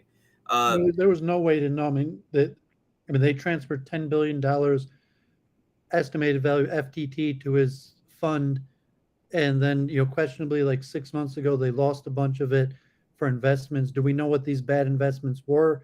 Or there was no way, just his girlfriend transferred $10 billion of it, and no one had any knowledge. She had the complete discretion to transfer $10 billion with no one knowing about it?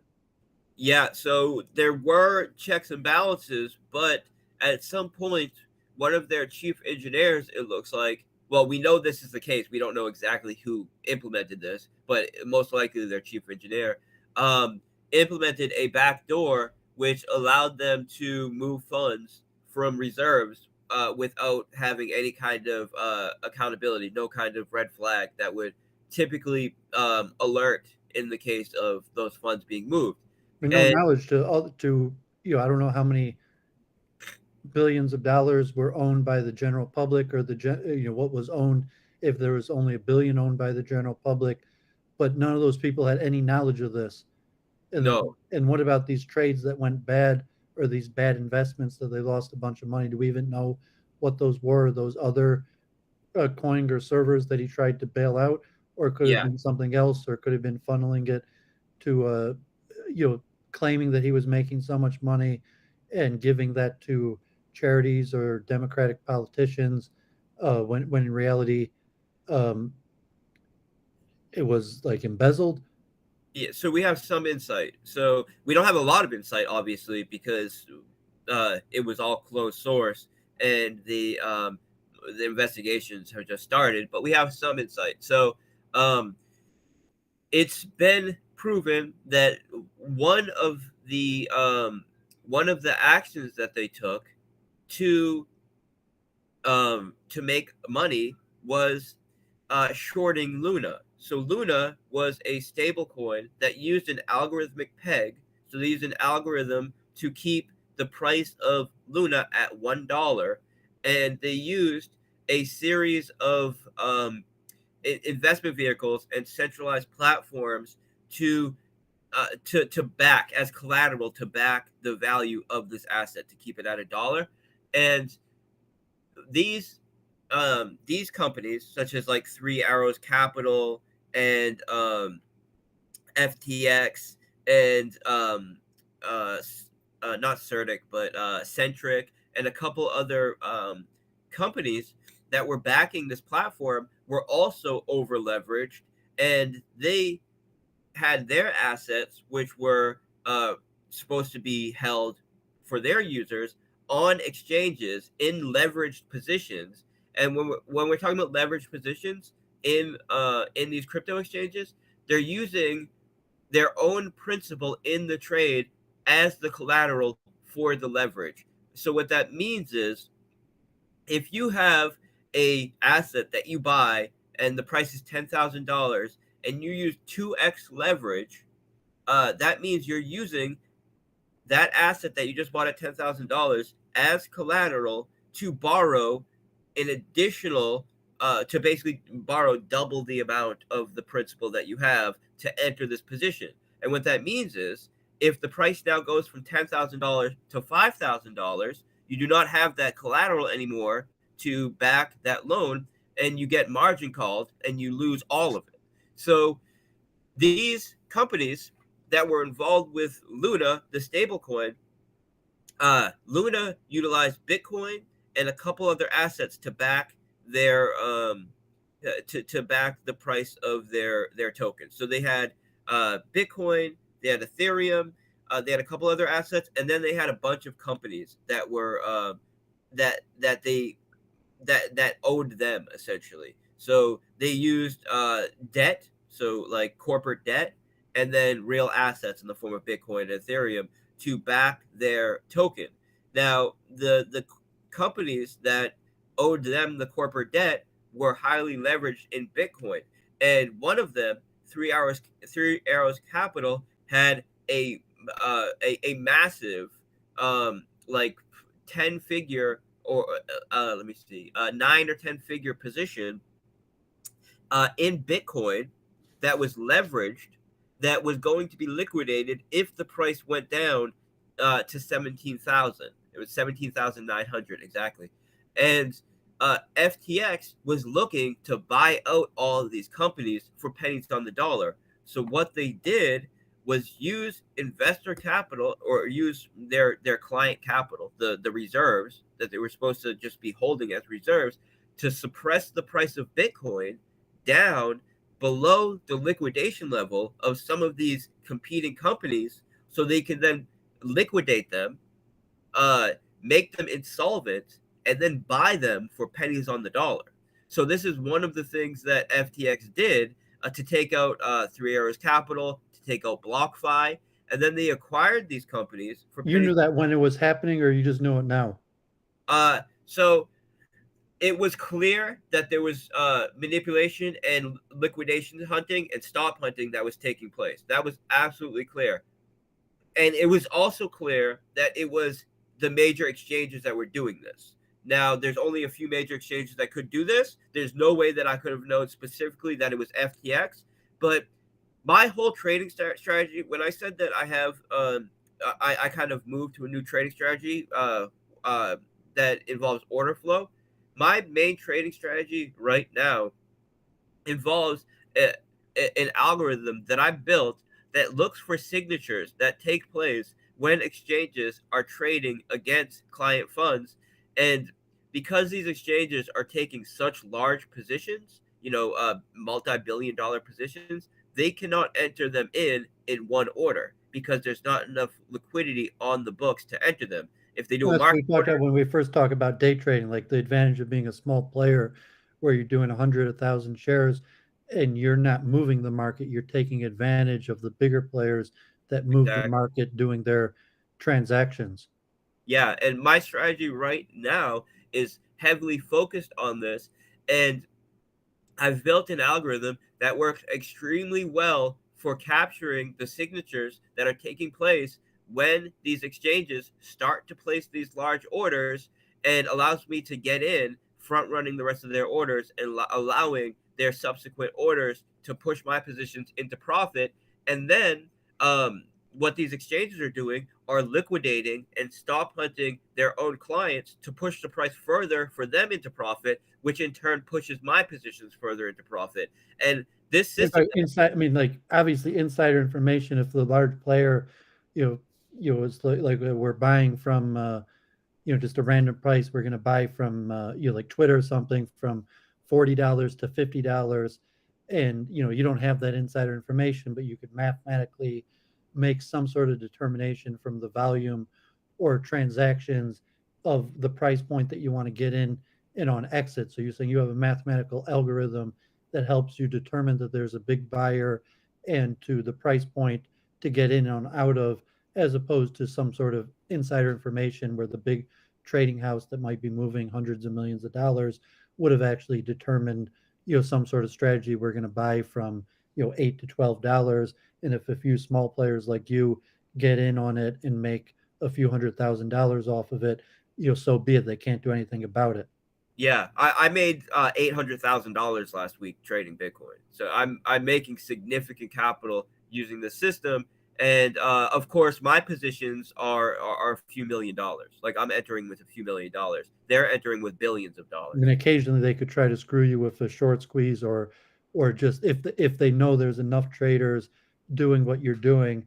I mean, they generally, that their power play, like, okay, you're going to make some money off of it, and basically that's coming out of their pocket.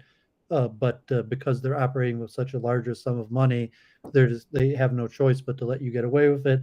But occasionally you have short squeeze or Yeah. various methods that the house or the financial firms could use to try to wipe traders like you out or discourage you from your activity.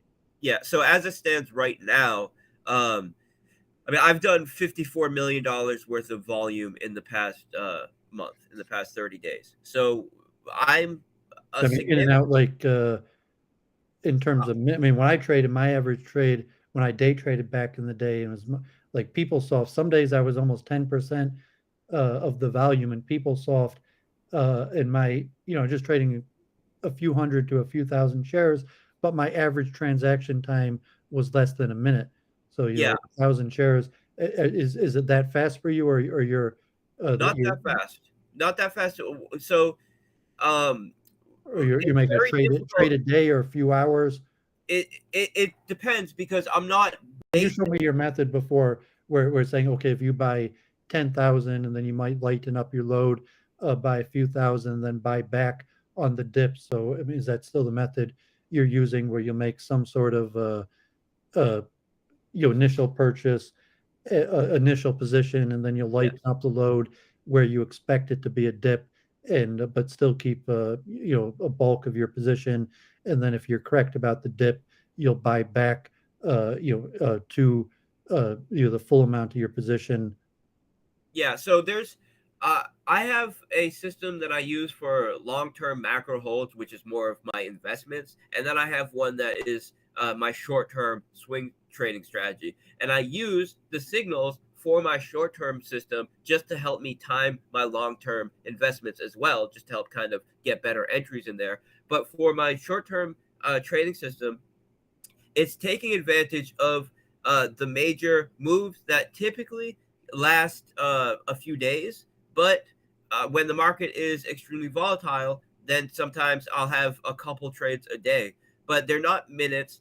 And when you get into the very small time frames, then you're competing with high frequency traders, and it's very difficult as an individual retail trader to compete with some of the high frequency traders. I mean, it's almost impossible because it's about being as close to the servers as possible, and that's why you have those crazy land deals of people Yeah, I trying mean, we to discussed that in properties. computer algorithms, or Yeah, the T1, where literally you could tell that, like I used to be shift B to buy, and you could tell that, that someone else hit the shift B and got the stock before me, and it cost you a few cents.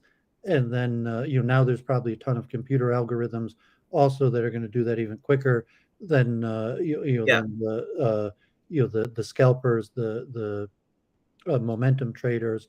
But I mean, so I mean, you're because So you actually have mathematically calculated ins and outs, as opposed to a momentum trader that's just purely going off of the chart or instinct. yeah, so I'm almost always either short or long. I'm never out of the market. I'm almost never out of the market because when I get my signal to enter out of a short, it's because I'm seeing the signatures that the major players are starting to open up a position against retail to push retail towards their liquidation in short prices. If And you're these closing your long, you're not just closing your long. The only reason you're closing your long is because you expect it to go down. So not only do you close out your long, you enter short. yes, I'm never out of the market. I'm either always long or always short. And typically the way it works is there's major liquidation levels where the the the large retail client are often getting in at the same prices or around the same prices, so it creates groupings of liquidation levels where if the price hits this range, it's going to liquidate $2 billion worth of retail contracts, and that's going to push the price up significantly or push the price down significantly because it's when a contract is liquidated, it's either a forced buy or a forced sell. Just like when a stop order is hit, it's a forced buy or a forced sell. So if the price hits this level, it's going to force a specific amount of retail to buy or sell. And this is going to have a reaction that will cause the price to move up or down in one direction. And this is what these major players are doing, is basically forcing the price to these levels, triggering the first set of these liquidations and allowing for a chain reaction to push their positions into profit. And my system is designed to look for the signatures that are taking place when they start to make their push towards these liquidation levels. And often what happens is I get in then, the exchanges push the price, which typically takes a few days, to these liquidation levels. Then price hits these liquidation levels. It does maybe a $500 or $1,000 move in Bitcoin, a very rapid move. And uh, after it does this rapid move, that's typically where I know the exchange is about to take profit. They're about to take profit on this move because they're making money mostly off this short move because it's a very low risk, very predictable move for them, and they're actually paying the expense to move the price to that level. And I'm getting in and allowing that push that they're doing to those levels to put me into profit. And then typically when it hits these levels, that's when the exchange will go hard on a major profit making trade where they'll try to capture a $500 or $1,000 move in Bitcoin, and that's typically where I'm taking profit now, and I'm looking to get out and typically at a reversal trade where now, so say the price just went up to do this. Now they've liquidated those shorts. Now what's almost always going to happen is now they're going to push the price down to liquidate the longs, to liquidate the people that were chasing long on that last move up, to liquidate the shorts. And this is the main mover in markets, especially in crypto markets and derivative markets, is the price moving up and moving down to liquidate these levels. And FTX was doing this to not just to take out clients, because all major exchanges are doing this, and not just exchanges, market makers in general, but the exchanges are the main market makers. They're the ones with the most capital to make these moves happen, and they're often doing it on other exchanges. So FTX is doing this on Binance. Binance is doing this on FTX. There and a series of other exchanges, but they have to do it across multiple exchanges, and this is why I'm aggregating my data across 13 different exchanges. So I'm aggregating order flow, slippage, liquidation levels, and a bunch of other data across all of these exchanges using Python scripts and some APIs that I use. So, I mean, just to clarify, you're eating away at the profit of the bigger player, so to say, on the long. And then when you short, you're capitalizing against the other short-term traders that weren't as quick as you. So like on the long, then when they're pushing the price up and you get in at the beginning, that's extra money that you're costing the larger player, but they're Yes. making enough money that even if you're making a few $100,000 off of it, that's okay. But when you get out and you short on the way back down, then you're actually capitalizing against the other short-term traders that just weren't as good as you or quick as you, or didn't know the levels as good as you. Yeah, in both scenarios, I'm eating away at the exchange's profit, but at the end of the day, that profit is coming from other traders that are just typically getting in late or getting in over leveraged, and it's mostly getting in late and over leveraged. But I say most traders lose.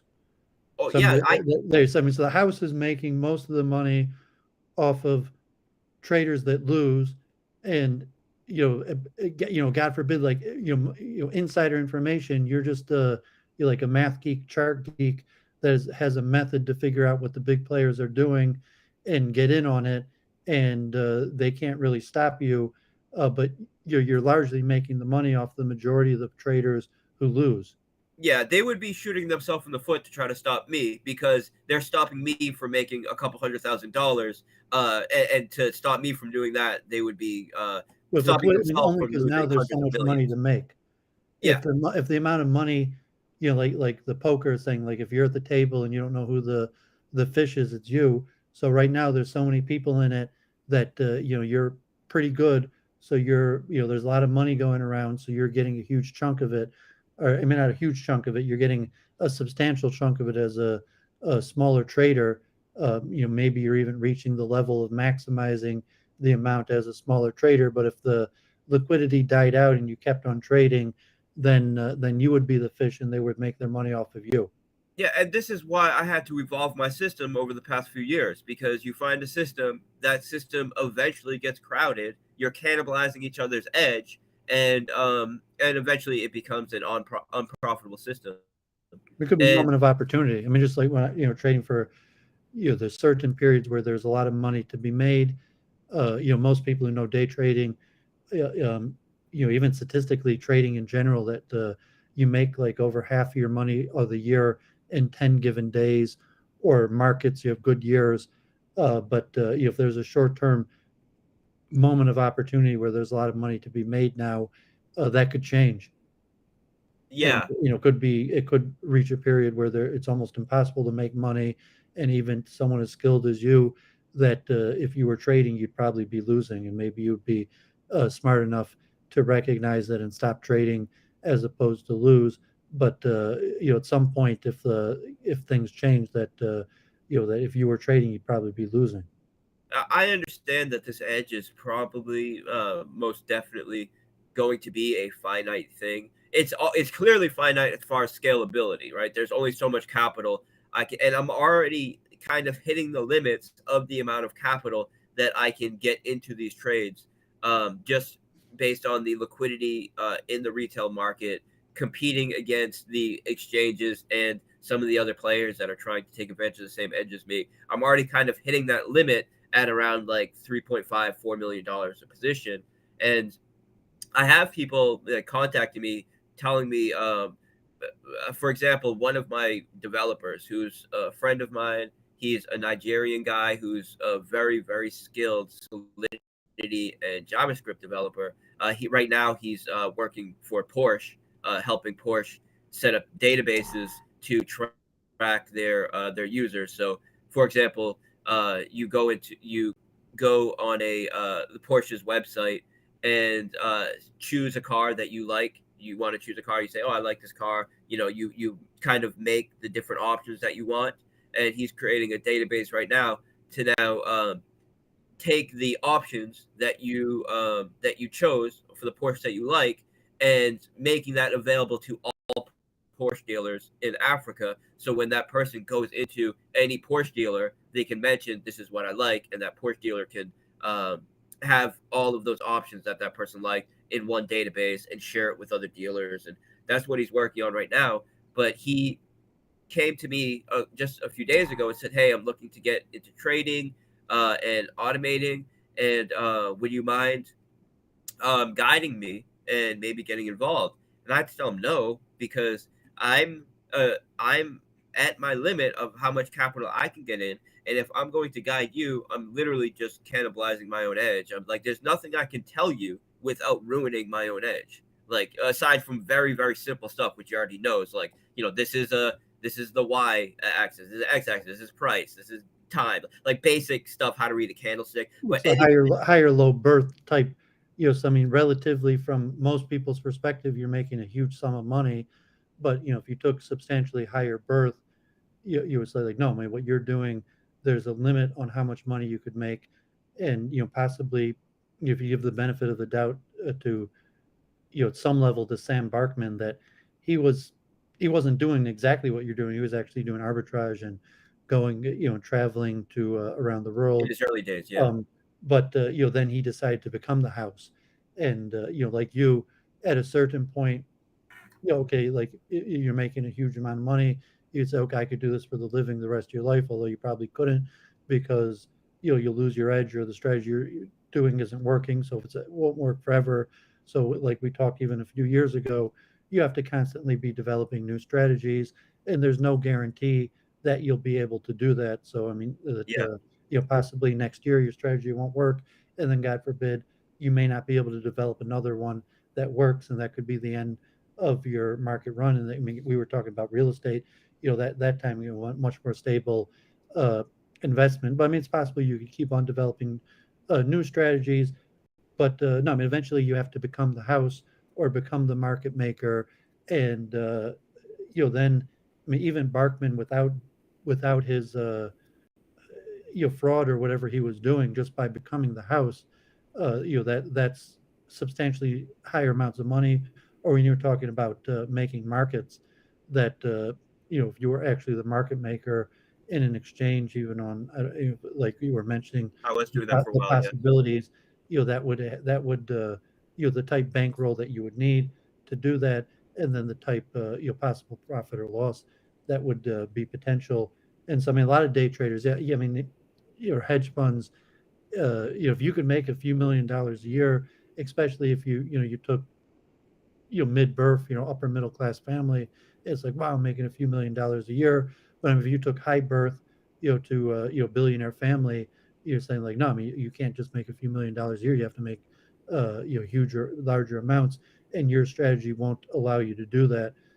Yeah, I could tell you at least 3 different edge cases that I've lost and had to move on from them. So one of them was market making. So very early on in DeFi, in like 2018, there were a few low liquidity crypto projects.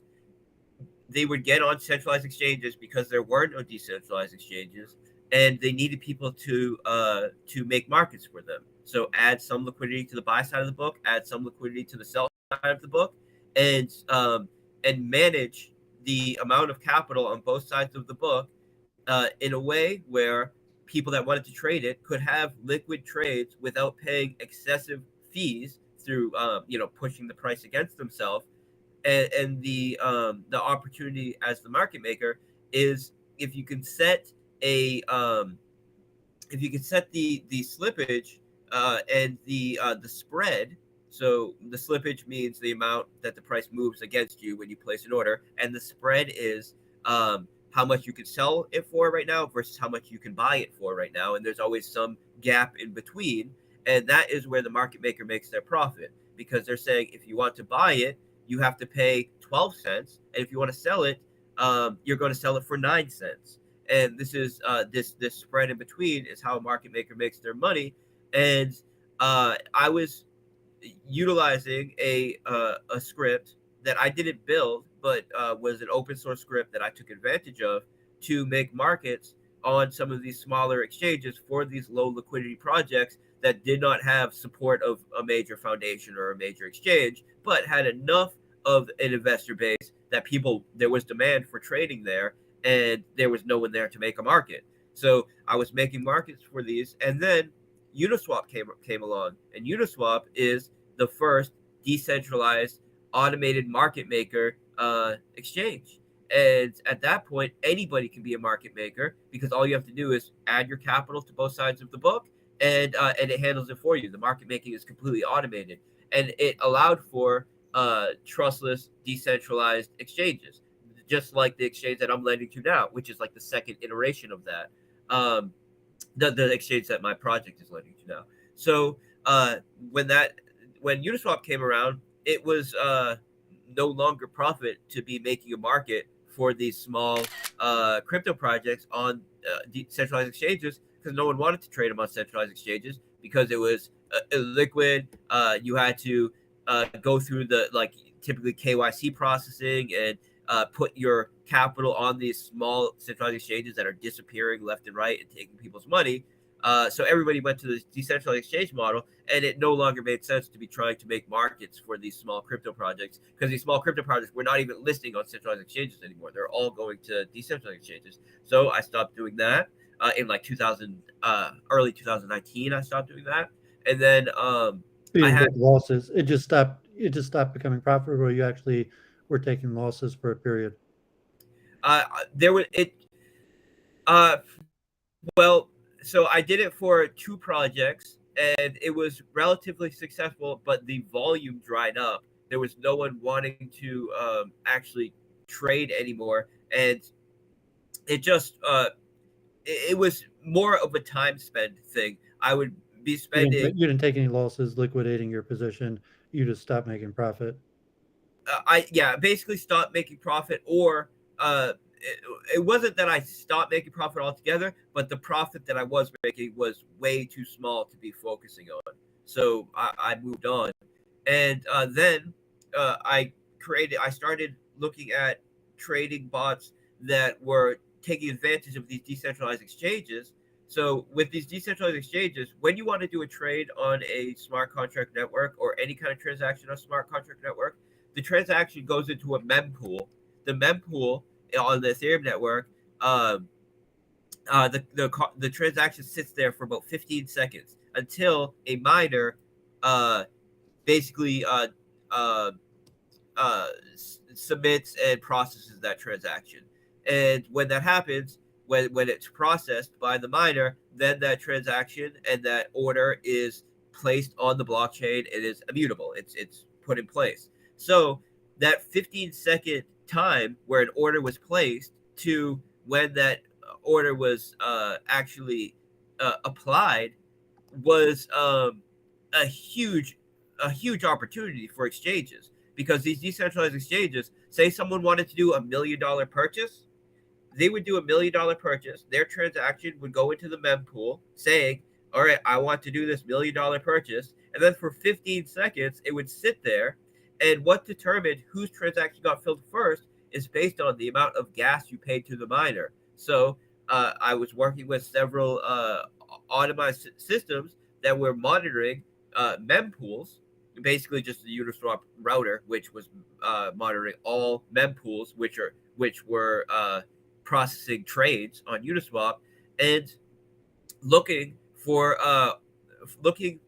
well, let me just give you an example first of why this is profitable and why this makes sense, and then I'll tell you exactly what I was doing. So say someone is trying to do an order for $1 million. They want to do $1 million trade on Uniswap. I'm monitoring the Uniswap router. My bot sees, okay, someone just tries to do $1 million purchase of this token on Uniswap, and they paid this much gas. My bot would automatically do a purchase with slightly higher gas than them. So then when my buy order would be confirmed, and then theirs would be confirmed, and I would front run their $1 million buy. That pushes the price way up for me, and then I just sell immediately after. It's called like a form of sandwich attack, or it's not actually attack, it's just a way of trading, but that's in the crypto space, it's kind of known as a sandwich attack because people really exploited this to a large degree. Yeah, I mean, it's automated. It's almost like for real estate, where I mentioned, if you're big in real estate, like a lot of times you have people on the field that feed you information, and you do that by hooking them up. Sometimes, sliding people $20, $100, or giving them small business deals to feed you the information, so that you might know, like neighborhoods where you have people in a bunch of neighborhoods looking for deals and hoping that they'll feed you the deal, and if something big comes along, that having that information would come to you first, and then you might be able to profit, saying, oh, some developer is about to come in and purchase the whole block, and you could still pick up a few of the lots and make a price off it. But the way you have to do that is by hooking up smaller people, and so it's the same concept in all sorts of business, but here you're saying you're doing it through an automated bot that gives you that heads up information that someone's about to come in and make a buy, and then therefore you have the privilege to buy first and make a profit off of the move that their buy is going to cause. Yeah, and this was very profitable. And what I was doing is slightly different than this. I was doing this to some degree, but like that example, I was doing that example to some degree. But really, where I was focused and where I was making a lot of money, like millions of dollars, was watching the mempool for people initializing a liquidity pool. So basically listing a token on a centralized exchange where they add the initial liquidity. And my bot was just looking for anybody that added liquidity to a token for the first time with over $30,000 worth of liquidity. And if that happened, my bot would automatically place an order with just slightly less gas than them. So as soon as that liquidity pool was created, as soon as that token was listed, I would be the first one to buy it. And then my bot would hold that position until someone removed enough liquidity or tried to do a sale that would push the price down more than 20%. And for the higher liquidity pools, I would do I would have a smaller threshold, and for the smaller liquidity, I would have a higher threshold just because the price is going to be more volatile. And what that allowed me to do is be the first, or at least the first 10 to buy essentially every DeFi project that came out in 2020, early 2021, and do it with confidence, because if the person who added it went to go remove the liquidity or went to do a large sale, my bot would front run them and get me out of it before that happened. And because of this, I was able to buy a ton of the top projects that listed in 2020, 2021 as one of the first buyers, and hold them for a very long time, to hold them for months, weeks, sometimes the first day, but still capture a 10x in that day, because I did not have to worry about them doing a rug pull, them removing the liquidity, or doing a massive sale to dump the price. Because if they did that, then I would get out first. But what started happening is scammers and people that were just savvy were setting up basically different traps, such as they would call a function that would blacklist certain wallets that bought as soon as they bought. So they would list a token that had a blacklisting function that blacklisted everybody that bought. And then you buy, except for them, of course, their account would be whitelisted. So you buy, and everybody else buys after you, and it does a 10, 20x, and then you can't sell. And it was a constant arms race against people doing this, to the point where in 2021, the competition that got so high for other people trying to run those bots, and the constant arms race between scammers setting up traps for people running these kinds of bots, that it was starting to become unprofitable. And also so many scams were coming out. Initially in like 2019, early 2020, there'd be 10 projects to list a day, and maybe half of them were just like fly by night scams, and half of them were seriously legitimate, like the major projects that ended up to be like the top projects in DeFi. I mean, you didn't consider yourself running a scam. I mean, if it's not like, I mean, even unethical. I mean, given the real estate example, where you're just, I mean, you're somewhat comparable. Like, like I get a heads up that you're about to buy something, so like I buy it right before you, so that I could jack up the price and sell it to you, which is in essence what you were doing. And I mean, because it's the impersonalism of the market, that's just how it works. But Yeah. I mean, you say like, were you running? But you're saying that the people who were doing the blacklisting, that was a scam on a higher level than what you were doing, where you wouldn't consider what you were doing a scam, although even the ethics of it, where you're basically completely profiting off of causing someone else to have to pay a higher price, where that money is going directly into your pocket.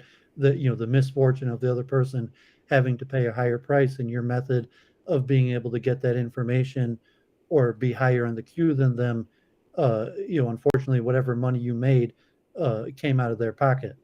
Yeah, I would say that's trading, right? Necessarily. So I don't Trading. say that you were doing a scam, but you're saying what they were doing, the blacklisting, that was a different level scam than what you were doing. Yeah, so trading is a zero or negative sum game. For me to make money, someone else is necessarily losing money, and I'm okay with that, because it's a battle of wits, and it's best man wins, and we all are. We may not all have access to the same tools, but you have access to the tools that you worked for, that you built, and everybody does have, to some degree, the opportunity to But be it's kind of like operating. gambling. I'm saying that your profit, it wasn't like you made a good investment. You purely profited from driving the price up on somebody that you knew was going to buy, and that the price that was driven up went straight into your pocket. Yeah, so you remember that I said that I'm going to first give an example of something, of why this is a profitable thing, taking advantage of that 15-second lag, and then I'll talk about what I did specifically. And what I did I'm not questioning your ethics, because I think it's trading in general is like that. I mean, you're right, it's zero sum in that sense. Or the question of gambling, you're like, okay, so it's if you purchase something that had worth. So it's not like gambling like a card game or even like a game of chess where you never had something that had value. It's just a pure gamble, where it's saying, no, I mean, you actually purchased something that had value, even though you didn't intend on keeping it. The only reason you purchased something that had value was because you knew you were going to be able to sell it for a higher price. And that's just like being a middleman or a businessman in general. But like, in this case, it's stretching the border of that, where it's saying like, no, I mean, you purposely purchased it because you had created a system to find out that someone else was going to buy it, and then you're the one who jacked the price up, and then you're the one who profited from jacking the price up. It's exactly the same as high frequency trading. It's exactly the same edge that the high frequency traders are taking advantage of in the stock market. But the difference is there was a 15-second lag instead of a 0.001 millisecond lag.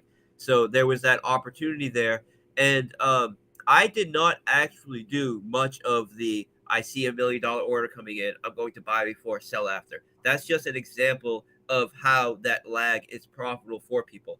The way that I was taking advantage of it was I was buying basically everything that listed as soon as it listed, if it listed with enough liquidity, and then holding it until a large sell order or a large liquidity removal happened. So I was getting into these projects as a legitimate investor, but with a serious edge, and then holding on to them until the point where either the person who listed it or someone that bought it was going to dump the price more than 30%. 30% was typically my average.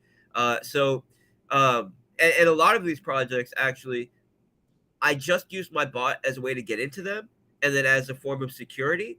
But in some cases, after the bot bought them, I then did research in the company, research in the project, saw if they were legitimate, if they had solid use cases, if they were something worth actually putting a more serious investment into, and then got into them in a more substantial manner. But this was just something that I used to get into trades very early. Every trade. Something you figured out on your own or in your Discord, or there are other people doing it and shared it with you, and then you did it at a bigger Okay, yeah. level, or just hypothesizing with your friends or people on the Discord whether this could work, and then you determined that it could work and tried it and it worked, and then leveraged and kept on doing it until it stopped working. In this specific case, I was working. There's a couple different things that we've done to this degree, but in this specific case, I was part of my Discord and another group that was specifically focused on buying newly listed tokens, and we were running bots that would give us analytical information about them and all of this. And one of the people in those groups who was running custom nodes was working and developing this bot, and then he was a very skilled programmer, and I basically joined forces with him. He didn't And have capital to make the trades, but he was the programmer. He was the one who thought that it would be profitable, but he didn't have the capital, and he shared the idea and the bot with you, and you put up the capital. a mix of the two. So it was Or he had a smaller level of capital than you. this. But at So this point, he didn't feel any risk sharing. I mean, he purposely shared his idea with you. There wasn't like you didn't take the idea from him. He was your buddy or your friend, and you were no, just yeah. hypothesizing on things that worked. So we were both. He was very skilled at coding, and he knew the smart contract systems very well. I was a very skilled trader, and also I had connections to know when a lot of these projects were listing, what we should be focusing on. I had the capital to be able to do it, and also I understood how this trading and what the current market conditions were as good as anybody else. So we just kind of joined forces where he understood under the hood probably a little bit better than me, and also is a more skilled programmer. I understood the markets. I understood where we could find our edge and what like the current things people were doing to take advantage of this, and we worked together. I've when it comes to my projects, like the lending project I do, or the one that monetizes social capital, that kind of thing, I essentially came up with all the game theory, all of the logic, largely by myself, and then hired developers to come in and code it under my direction, implementing exactly what I wanted. So that the bot situation went similar to that as well, where he was already working on something like that. I knew some of the logic and features that needed to be added to make it even better. Plus, I had the capital and the time to be able to make it happen. And then what happened is we were running this bot together, and then he wanted to basically sell it as a service, where he would take a specific fee from it, and he opened it up to around like 12 people, mostly friends of mine, people in the area, and it got to a point where it was with all of the competition, with all of the scammers doing things. And the reason why I call them scammers is because they absolutely listed that token with the foreknowledge that they're going to that no one who buys this is going to be able to sell it ever, and they're going to take their money, and they do it with closed source contracts so no one can see that that's the case. So so between that and between opening it up, which really just shrunk the edge down, because when you have a system that is selling on your behalf, if a large sale is coming in or a liquidity pool is coming in, what happens is all of the people in this group, which are all connected in some way, all have a basic idea of what project's going to be good. They were not running it like I was running it. I was running it in a way that was buying everything that listed with more than $30,000 worth of liquidity. They were using it in a more manual way, where they would say, okay, this project coming out is going to be really good. I'm going to use the bot to buy it, and I'm going to use it as protection, an anti-rug type of bot, and to get me out if someone tries to sell. But because we were in the same communities. They were doing their manual buys on a lot of the same projects that I was automatically buying. And then when the rug pull would happen or the large sale would happen, we would all be selling at the same time and all be cannibalizing each other's profit. And between all of those things, it became not profitable to do anymore. And I was trying to explain to the guy who I partnered with this, there's no reason to open this up as a service. We could just take advantage of this. We could continue to work on it, continue to develop it. He was more looking at it as, yeah, he did not understand markets and these kinds of things as well as I did, and he was looking at it from the perspective of, I could get 1,000 users and charge them 10% each, and grow like this. And I kept telling him, this is not going to scale. It's not going to scale. It's impossible to scale. And we had those kind of differences in agreement. And of course, he tried to scale it. Once we got over 10 users, it was just becoming like almost pointless to use. And he decided that he wanted to take a break from it at that point. I was fine with that, although I told him, let me just buy the whole thing off you, basically. And he wanted way too much for it. So we just kind of split ways. And that's just like maybe 6 months or so before I developed my first project, my first open source project that was available to the public, that the public could buy.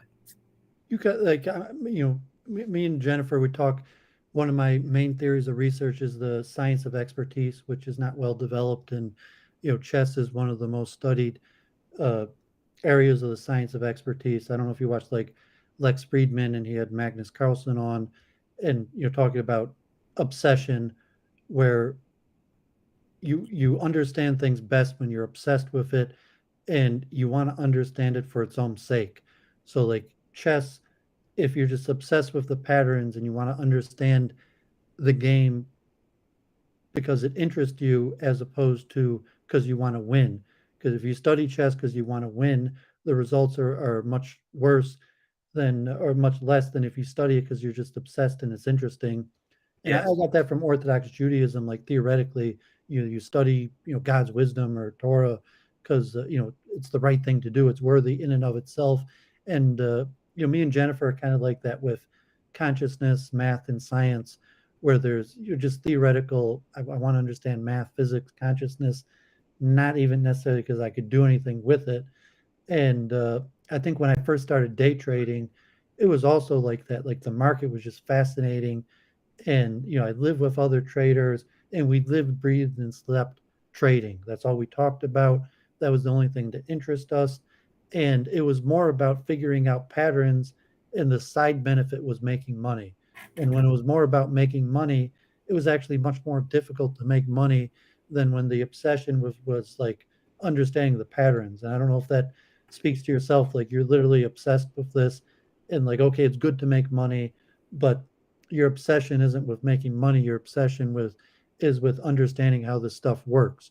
And that's so that actually benefits that you make more money, because your obsession's not with making money. Your obsession's with understanding how the market and these bitcoins or various things work. This is why I was saying that initially my focus was on education, and I realized that it was basically impossible to teach people But because it's theory expertise in general. That's why I say from chess, like like, I mean, it's not well developed, and there's actually very few literature, and um, but I mean, if you're saying the theory of expertise, people want to be an expert. People don't really want to be an expert in the market. They want to make money. yeah, And so if you're yeah, educating them, they're just like, well, can you educate me how to make money? It's like, no, I can educate you on mathematical algorithms, how the market works, the current state of all the things that go into it. And if you find that interesting and master it, it's likely that you're going to make money, although there's no guarantee. But yeah, you can't really exactly. educate someone to make money. And everybody on my Discord, apart from maybe two people, were exactly that way, right? They're interested in making money. They're interested in learning how they can make money in an easy way, as if trading is an easy way to make money. Like it's not a get rich quick scheme at all. And I You have found to it be basically, obsessed. I mean, it's like you just talking with you. You're obsessed, probably. Like you live, sleep, and drink. Like that's what your yeah, mind is absolutely. thinking about. Like I mean, me and Jennifer, like consciousness, that's like, even when like chess, I have to wean myself. I took myself off the chess server, just saying, so like, because, my back of my head that I'm thinking about chess all day. And it's like, okay, there's limited returns to chess. And even the market, there's diminishing returns to money that, like even if you make a whole bunch of money, that, there's diminishing returns, what you could do with it. And I'm not sure how long you want to talk, but I will hopefully ask you about the real estate, because that's what we talked about the first time. But yeah, I Yep. just wanted to say you're expert on this, and I'm studying the theory of expertise, and just your opinion on this obsession. You saying from trying to educate people, the people who for whatever obsessive reason really want to understand it. I'm not saying that all those people make money, and a lot of times you have academics, or there might be a combination of luck or other factors or discipline that you could be obsessed and really want to understand it, but lack discipline. And you have to have the planets aligning with all the necessary characteristics to actually make money off of it, the obsession, the discipline, like if you can't, to actually follow your strategy. And so many times in trading, you could have the right strategy, and then you could just mess it up. Like a chess game, you could have studied and did everything, prepared, and then you got to the position, you made a blunder. And trading is like That that. happens. Like Yep. most traders, um, for whatever like like the basic things like holding on to losers, doubling down, things that they know they shouldn't do, things that they like that they've told, God forbid, my roommate who lost millions of dollars a hedge fund, and like on Imclone, that he did everything he shouldn't have done. He doubled down, and then he sold his position and went short, and he lost everything. And like he knew, like he had lectured people on not to do these things, but somehow he did them, and he lost his money. Yeah. Yeah. Absolutely. So when it comes to obsession, I'm absolutely obsessed with it. I've been obsessed with markets since high school, really. And I find that it's impossible to teach someone because in order to be profitable in this market, the competition is so high that I believe that you do have to be obsessed with it. And then, of course, not That's everybody why I is left your obsessed with it. Discord. I just wasn't obsessed, and it's like, what the hell are these guys talking about? And Yeah. you had like the code and language, and it's like, do I really want to learn your slang? Just to understand what you're talking about. And like, I could see that, like, just like narrowcasting streaming, like, okay, like I really want to know. I'm going to learn your slang, but I just didn't have the obsession, and I saw that I wouldn't have made money without that obsession. Yeah. And just to understand your slang, like on your Discord or something, it's probably not that complicated, but like my obsession just wasn't there.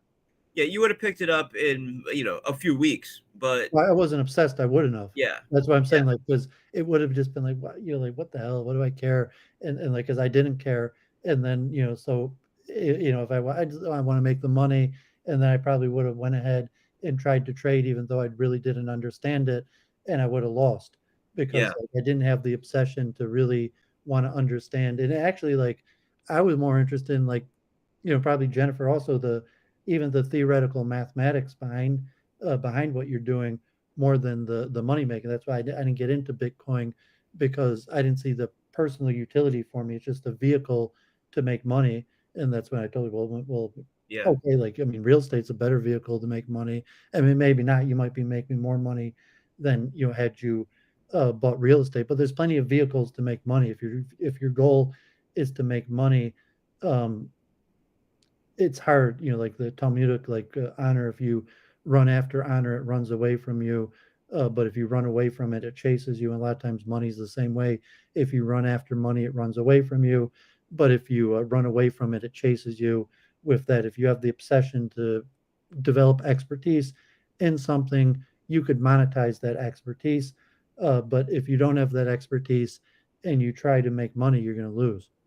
Yeah, well, I have been involved in real estate. At one point, I did have 12 units, and it You was sell I remember that's when the last time we were talking, and I yeah, was like, your mother, you had in like to help you out, or saying you liquidated yep, that because you saw that there was a unique opportunity, so you liquidated that asset. yeah. Well, I started liquidating them, so I had several properties, 12 units altogether. I liquidated all of them but one up until a couple months ago when I got rid of the last one, and I tried to get rid of the last one a couple years ago, but COVID came and it needed some renovations, and it was extremely difficult to get workers in there. Like in the beginning of the COVID, when it was really, people didn't know what was going on, and people were very scared. It was impossible for me to get workers in there, and then we had a break in, and when they broke windows, they stole copper pipes, which caused a bunch of water damage, and it ended up, between that and me having my full focus on what I'm doing in the markets and in developing, that property sat there for 2 years, just basically getting ignored, with no tenants, with just people breaking in. It was terrible, and I eventually sold it, and I made good money off of it because I bought it in 2014 and I sold it now. So like, the house could have been half missing and I still would have made money on it, but it was it was a big headache, and it makes me never really want to get into real estate again. If I was to get back into real estate, I think the way I would do it is through a fund, or maybe a commercial property that is, instead of having 4 3-unit multifamilies, have one, maybe 100-unit or 200-unit apartment building with professional management, with potentially a fund actually doing the day-to-day with management. I have no interest at all in me having a hands-on role in real estate anymore. It Yeah, was, you lack the even if it's a sounder method of making money and not even through a fund, but your own personal management, or and you have to have a you'd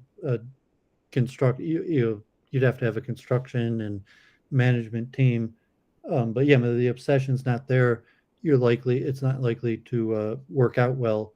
yeah, But so if you're just thinking like, okay, well, I want to make money, real estate's probably the single best way to make money. yeah. So But my mother did do, she was an agent for commercial real estate, and I had started a business basically right out of high school, and then if you bought an office, I mean, say, oh, okay, like it's better to own than to rent. So I mean, the consideration, if you actually open up an office or something, where you consider owning as opposed to renting, or even if you were in a situation to build as opposed to buying. yeah, oh, acquiring assets with solid fundamentals instead of, uh, especially I mean, cash as an flow. investment, I was saying owning your own office, or that it's like if your passion or your ability for real estate is not there, it might not work out well for you. But if you're eventually going to have an office, it's usually it's more profitable to own than to rent. And even if you're just using 10% of the building, that it might be a different scenario, or saying the nature of your business, you may never need an office.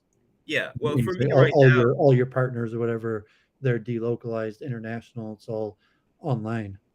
yeah, well, I mean, we're completely uh, delocalized, but I need places to be parking capital anyways now that are just sound assets. So I do have some interest in real estate, but not.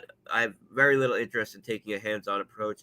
I could potentially buy buy property that are just properties that I would want to be in anyways, instead of renting.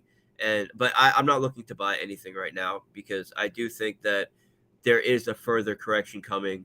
Um, Not that I have like my finger on the pulse of real estate, but I just don't see um, how we don't have a major correction with all of the issues that we've had with um, COVID.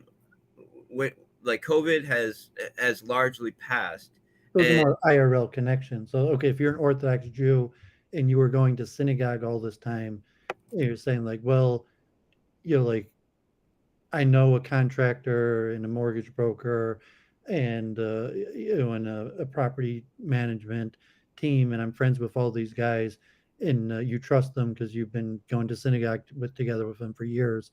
Versus saying if you don't have those connections, and it may be near impossible to develop trustworthy connections, or they might pop up where through social circles or you know marriage, in-laws, uh, any scenario, but without those connections, real estate is near impossible to, saying like, okay, like I'm an Orthodox Jew, I know hundreds of people that do these management, real estate management type auxiliary jobs, and it's one of the benefits of being, uh, the business benefits of being an Orthodox Jew. But if your mother's a broker, she might have connections, but if you don't know those people offhand, it'd be probably too much of a headache to do your due diligence to uh, Yeah, to find those people, and then like if you don't already have in mind who you would be working with, who you would trust to manage the properties, and the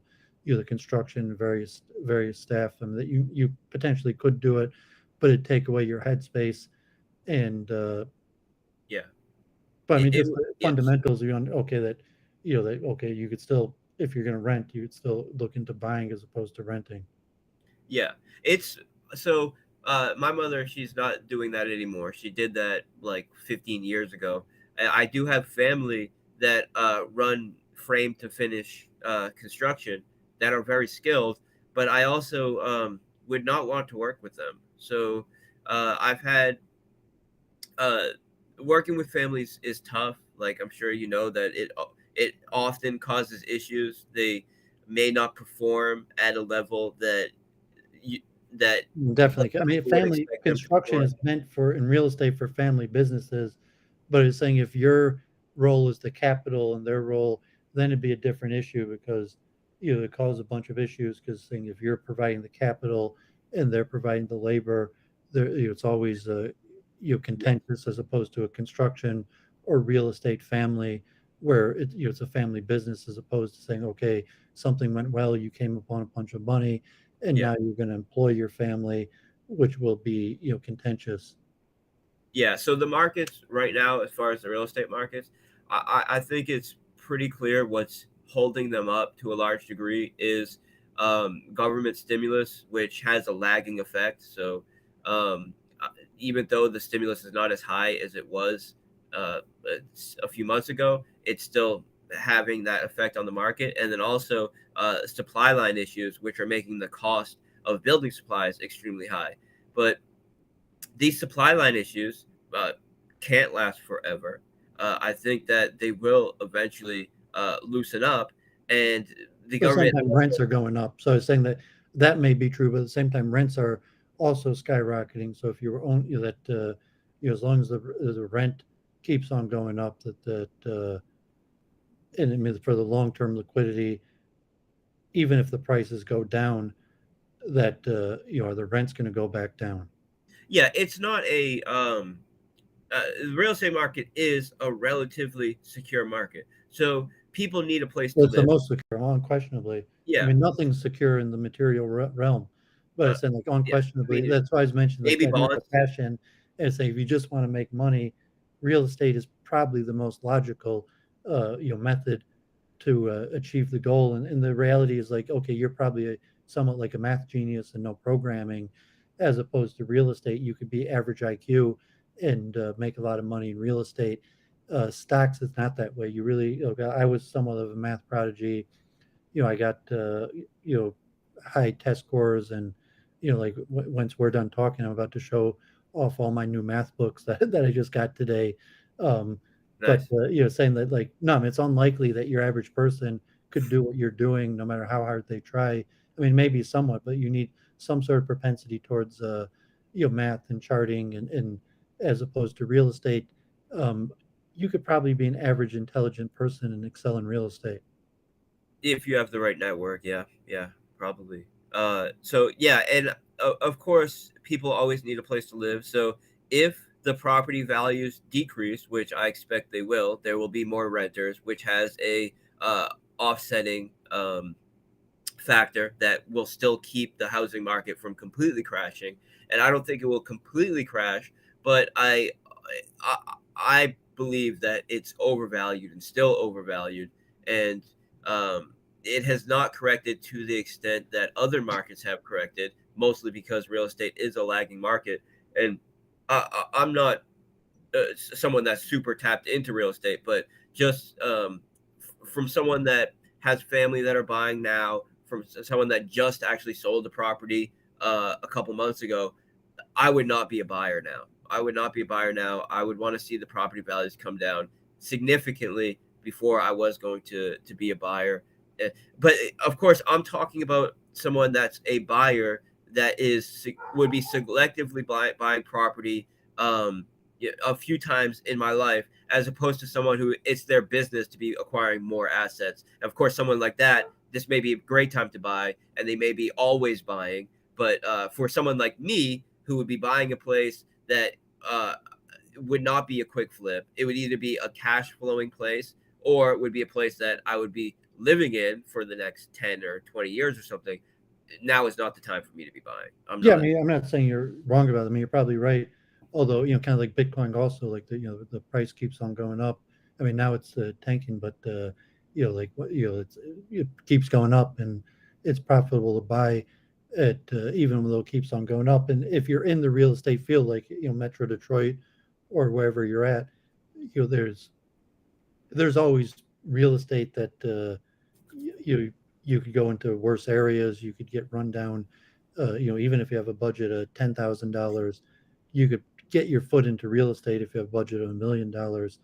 And so if it's your field and that's what you're working at, you're going to go to the place where you could afford, or work with the type deals that if it's rehabs or in worse neighborhoods. Yeah. But, there's no reason that you would switch to doing that. I was just mentioning about the passion field, and in terms of a lot of Orthodox Jews don't necessarily have passion towards real estate, just the knowledge that it's kind of an easier way to make money with a limited amount of work. That like you need some sort of capital to get started, but once you get it started, the hours might be limited to tens of 10, 20 hours a week, and you could build off that as a capital to have the majority of your time for your studies or building up a family or something like that. Where just making the point about, if your goal is just to make money, you also have to assess your skill set in the market in general. I mean, it's probably more like, you're a mathematical puzzle, figuring things out oriented mind that probably makes a proclivity towards the market for your personality types and your skill set, and that affords you the opportunity to make large sums of money. And then if you become like Bankman or something like that, where your obsession becomes making money, too, then you start doing shady things, or like whatever it is about King Solomon. You have 100, you want 200, you have 200, you want 400. That it's never enough. That when you were young, you probably fantasize about being a millionaire, but once you're a millionaire, like the majority of our desires are unfulfilled. And as you have more money, you start realizing that like, oh, if I only had more, I could fulfill more of my desires, as opposed to some sort of reasonable assessment, like, no, I mean, it's just unfortunate that life is going to pass by and the majority of my desires are going to go unfulfilled, to get into the race of trying to and then it's also kind of like chess, where you want to be the best, and so you're already like near the best, and really I just want to be better than that other guy who's currently the best. Like, I might be better than almost everybody else, but that doesn't mean anything to me. The only thing that means something to me is beating that guy that's better than me. And money will become the same way, where like, okay, like I have more money than I could have ever imagined. As a kid, I could like do things that I could only dreamt about years ago. But the only thing that I could think about is this other guy that has more than me. Yeah, I have a question, chess related, and I wanted to talk about something. I need to do something very briefly that I don't think will cause me to lose connection, but I know for a couple seconds I will be like switching connection. So just 1 second. Okay, sure. Jennifer, are you still there? Do you want to say something? You've been quiet the whole time. Okay, she's excited to have 160 viewers. God forbid, Doooovid Projection much? Week in Review usually has 10 viewers. Yeah, well, you guys have a quality show. I tune in now and then, and there's mutual obsession with topics, and not Thanks even very much, by the way. That means a lot that you watch our show. Appreciate it. Yeah, if you guys were doing whatever, some sort of gaming something or something different, you would probably get more viewers, but you're covering something that you enjoy, and it's something that's intellectual, so there's always going to be less of an audience for that kind of thing, but it's quality, so that's what's important. Do you think if we had somebody playing video games on top of this show that it would get more viewers? Potentially, yeah. Really, honestly, I just had a vision of myself playing Tetris on a live stream. Yeah.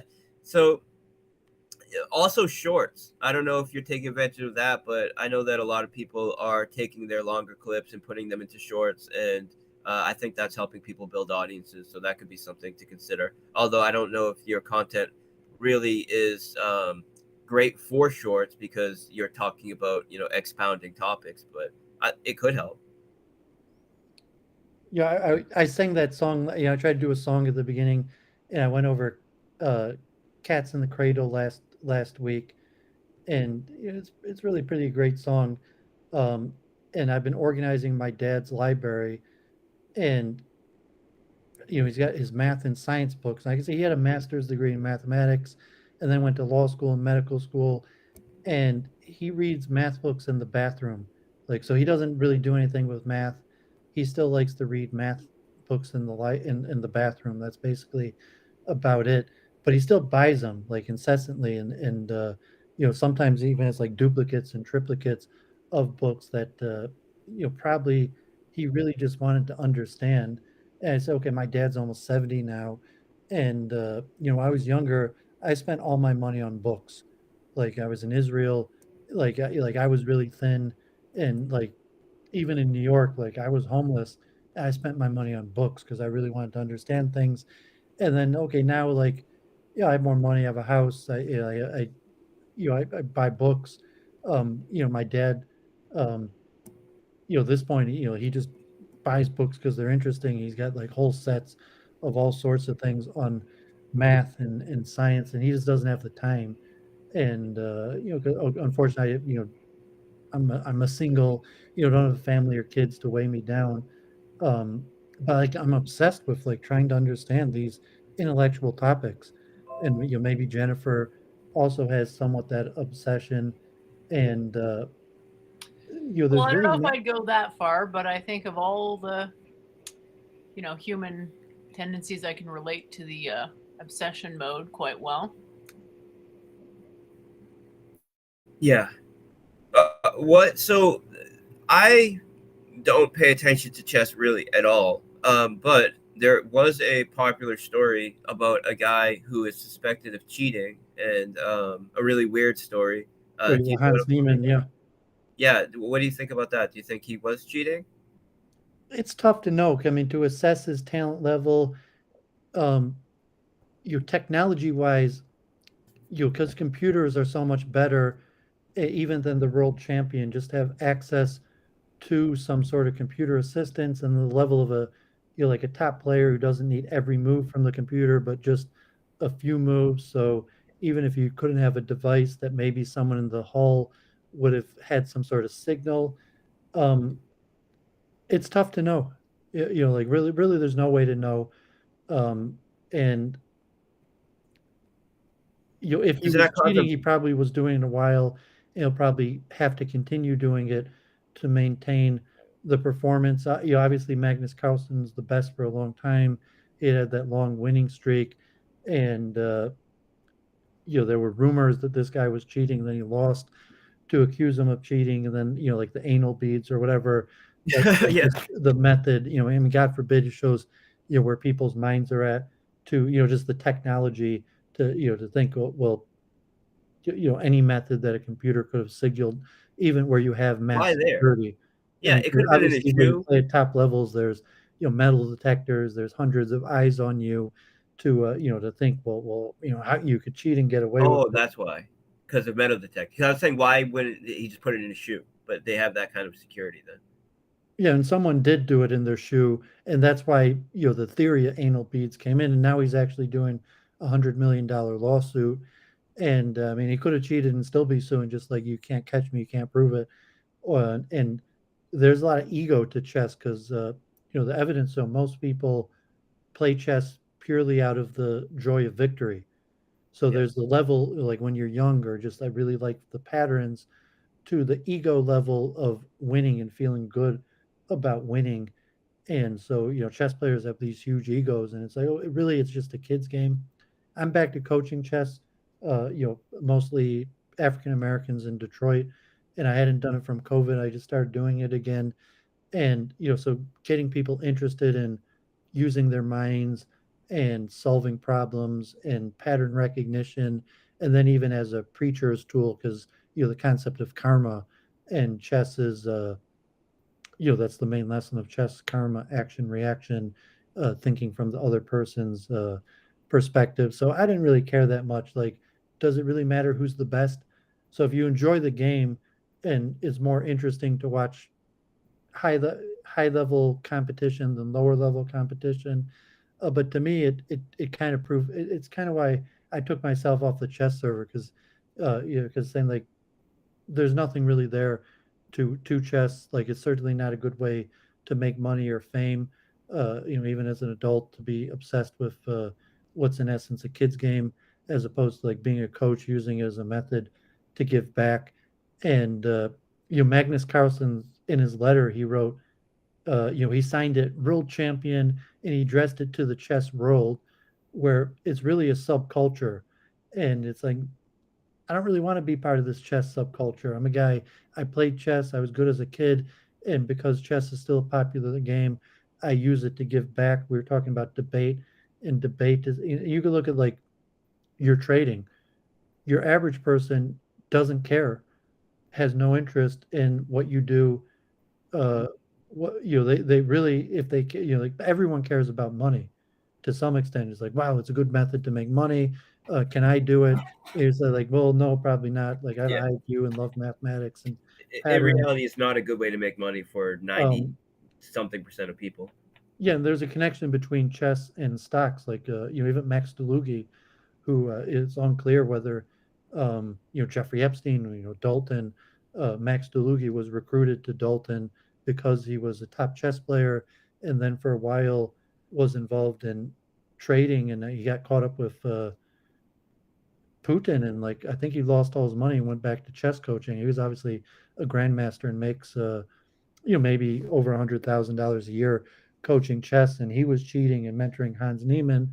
But he was one of these chess players that was recruited um, without a high level of education to beat the stock market, because the connection, even going back 150 years of the Rothschilds and recruiting chess players. I was recruited into day trading mostly because I was a chess player, and the guy wanted to make money off of me and thought that I might be good at it, largely because I was a good chess player, and he Pattern was right. I recognition. ended up being able to make like most of the people never made money, and I ended up at least for a period of time making money and uh giving him profit. But like to me it's I weaned myself off of chess kind of due to the Hans Niemann scandal.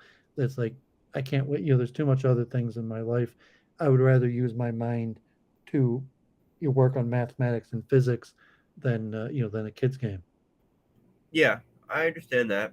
Although everybody has to have some leisure time, and it sounds like, well, I know that you were doing it more than leisurely, right? It was something that you're obsessed with. So Only COVID-19. I became obsessed in like variants. So I stopped playing chess. I was just doing these variants, and I became obsessed. And I was even like the top 100 in the world at 3 different variants, and it was just like I want to win.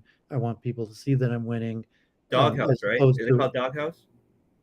well, Crazy House and then Oh, Crazy House. Horde and Yes. Racing Kings. But yeah, Crazy House, and I like Crazy House, and Bug House is the 2 player variant, and like I enjoyed it, but it's kind of like a kids game.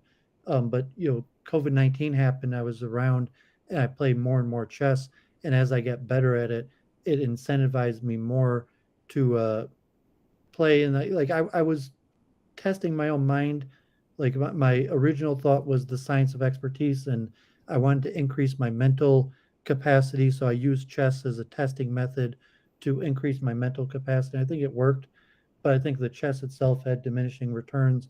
And now that the chess program's going back, I more enjoy kind of just coaching kids, like not necessarily competitively, so they'll be the best, but just to get them interested in using their mind and more to study math and science or problem solving in general. So like, yeah, I'm still involved in chess, but I stopped playing internet chess. And even before COVID-19, I hardly played internet chess. I was just coaching. Yeah. Okay. Well, I had a meeting at 8 that I told them I wanted to come on your show, so I put it off. But I do have to take care of that. If you want, I could give like my just a couple minute opinion on the overall crypto market. I think that could be Yeah, something. sure. Please, whatever final words or whatever you're welcome. I appreciate you coming on to explain. Um, because it's the biggest news story this week, and like I follow crypto a little bit, but I decided not to get into it. And I heard about it even going back, maybe even 10 years. Heard about it many times. I thought about getting involved and decide not to, but just I reached out and I appreciate you coming on. So any final words you want to give, appreciate the insight and the mostly your audience, so the handful, we get a few hundred views sometimes or tens of people that would have been interested in the topic, and we appreciate your insight, but it's mostly your viewership watching. So, whatever final Yeah. words you want to make, go for it. Well, most likely, thousands of people will come watch. I posted this last minute. It's Sunday night, so I did post it on my social media. I have like over 50,000 followers on Twitter and like a couple 100,000 people across Telegram groups that I posted it on. So most likely, thousands of people will end up watching this eventually. So for the people that are watching it, from my audience, I would say check out their other videos, subscribe, because they do have great content specifically about consciousness, math, and science, and covering the topics that come up relative to that space every week. They do a weekly show, and I've been friends with Doooovid and Jennifer for a few years now. And Doooovid was an early member to my Discord group, and he gave me some direction actually when I was trying to figure out what I wanted to do and how I wanted to go forward with the actions I was taking early on. And just to talk about kind of wrap up FTX, I would say that for the people that had their money on FTX, most likely you will get some small portion of that back. But previous to the hack, I would say that they would most likely have been acquired to some degree, probably liquidated and acquired by multiple entities. But now that after this hack, if they cannot somehow get access to that capital, then that capital is most likely going to be gone forever, and there may be some suits, maybe a liquidation of Sam and a couple of the other administrators' capital to try to pay back some of the people involved. But most likely, it's a very, very bad situation. A lot of people lost money, up to $2 billion. We'd And mentioned the possibility of there being a bigger conspiracy. I mean, do you have any thoughts on who might be involved, or you think that that will come out, or if there was, we'll never know? oh well, it's hard for me to say. Absolutely, intelligence agencies were involved with FTX and are involved with Binance and all of the other major exchanges. There is there are incentives for government actors to either take control of existing crypto markets or try to release their own products that compete with them, and of course attack the existing ones. I think that the one major incentive that the U.S. has to be a positive actor in Bitcoin and in cryptocurrency, especially Bitcoin right now, is it allows them to export the dollar as a reserve currency to some of these unbanked countries in a way that those countries will happily accept. So already a lot of countries are using some sort of peg to the U.S. dollar for their currency, but I see a future where Bitcoin is used as a reserve model that acts as a foundation that allows for second layer companies to build on top of, to allow for retail trade, retail purchases, where the trades are taking place on a second layer to allow for the speed and security and low cost, which you need for retail, but it's being settled on either the Bitcoin blockchain or one of the other existing main top three, which would be ETH, Bitcoin, or Binance's token. So, but Bitcoin is the most likely right now, and these second layers would most likely be ran by the major fintech companies in the U.S. right now. So, Cash App, PayPal, potentially Twitter could get involved with this, where they're issuing a stable coin, which is backed by U.S. collateral, U.S. dollars, U.S. corporate debt, and it will allow people to do retail trade, retail purchases globally in a way that gets settled on chain, so that that whole global infrastructure is taken care of in a very efficient and just a clean way that people will happily adopt, as opposed to going in there with guns and forcing people to use your currency. But the U.S. Benefits from this because it's U.S. companies, it's the U.S. dollar, it's U.S. collateral that's backing the second layer asset that's being used for retail. And it would be stupid for the U.S. not to try to take advantage of this. We see that due to the petrodollar and the conflicts that are going on globally, that the U.S. dollar, although it's the strongest, it slips a little bit year after year, and this could be a major way that they could regain major supremacy. And if they don't do it, another major country will try to do it, maybe China, or China is really the only player right now, potentially Russia, but not really. But someone is going to do it if the U.S. doesn't do it. So this is one reason why I think that the U.S. has an incentive to support overall crypto. They have their own incentives to do it, which involves exporting the dollar. And they also, of course, have incentive to potentially create their own. But I think creating their own adds a barrier as far as adoption. It's less likely that some of these countries that want to remain sovereign would adopt, U.S. coin or whatever, but they would likely adopt Bitcoin as a form of reserve, and then the end user would use the second layer options, which would be backed by U.S. assets, U.S. collateral, U.S. debt kind of thing. So apart from that, absolutely they were playing a role. Intelligence agencies were playing a role behind FTX and behind all of these top crypto projects. They're monitoring traffic. Coinbase, which is one of the top exchanges in the world, last year hired a bunch of ex-NSA agents to come on and join their team. So it's pretty that whole public to private exchange of talent is already taking place to a large degree. And for sure, these intelligence agencies have roots deep in these companies. And whether they use Sam as a Trojan horse to try to potentially get a deeper grasp on these markets, or to kind of set him up to be a fall guy to push further regulation and take a further grip at the same time of crypto. That's very possible if it happened. I mean, I have no insider information on if that happened or not, but it's very possible.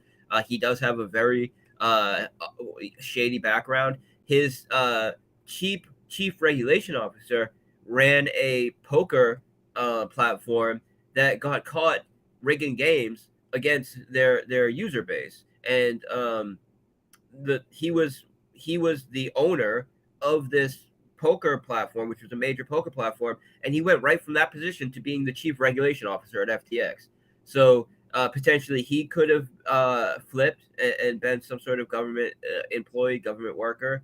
There's a lot of angles where that could have happened. They could have been funding Sam Bankman from day one, right? Because we don't know who his funders are, and the way that he got pushed into this role of being the CEO of the number 2 exchange in the world from where he was from the start. I don't think that happens by accident, and it doesn't happen without intelligence agencies getting involved to some degree. So, yeah, I mean, it's all up in the air, but I would say there's a high probability that that is the case. They were You say absolutely bailout, would you put like 0% government bailout or something? At this point, it's I too don't think much. so. Like no matter how much contact he has with the Biden administration or Democrats, that there's no way he's getting bailed out. No, I think that it's too small to cover up. Too big to cover up, too small for a bailout. I don't think that there's any chance of a bailout because, for one, crypto's seen as an emerging risky market. There's very little public will to bail out what's looked at as a gamble, anyways. And I just don't think that it has enough of an impact on the overall U.S. market for a bailout. And I think they're just going to use him as a fall guy, and likely the people that lost money will be out of their money, like to a large extent. Maybe be able to redeem a very like less than 5% kind of fraction potentially. Are there masses amount of people who are going to lose money in this, or relatively, Oh it's yeah. just his illusion? I mean, his money that fortune disappearing in the handful of major funds, or are you saying there's thousands, tens, hundreds of thousands of people that are going to lose thousands, tens, hundreds of thousands of dollars? Yeah, so it has a major compounding impact on the markets because, of course, he lost his fortune, which is like $18 billion or $16 billion. That of course, Sequoia said they're writing off 250 million. They don't expect to get anything back. yeah, Saw a few stories about someone's $25,000 disappeared, but it's gone. I mean, Yeah, that's besides for the crypto market going down in general, like how many people use the exchange and will have lost, uh, yeah. their savings?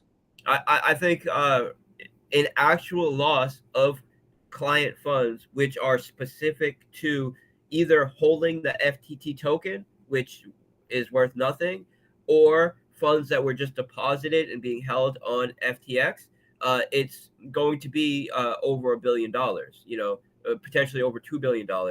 And then there's the overall impact on the crypto market, which is, I would say over $5 billion at least, just from people getting liquidated out of positions and stopped out of positions just from holding general crypto position, Bitcoin, Ethereum, Binance, all these types of assets.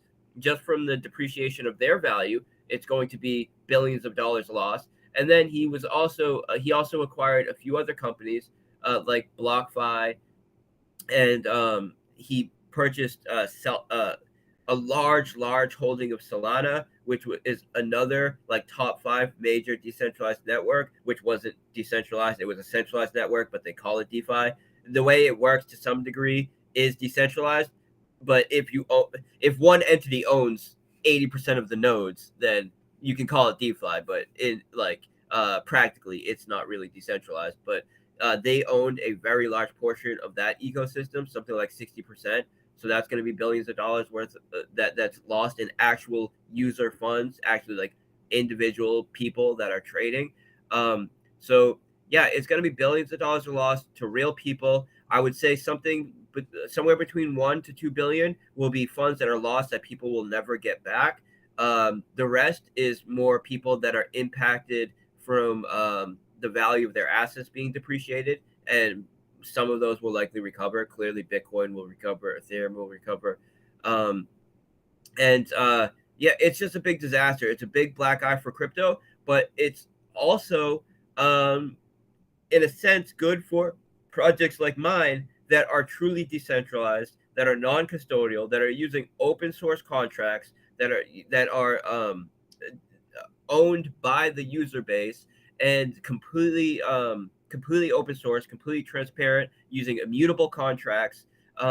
It really gives a nice platform for my project and platforms like mine to say, hey, we're the solution to this.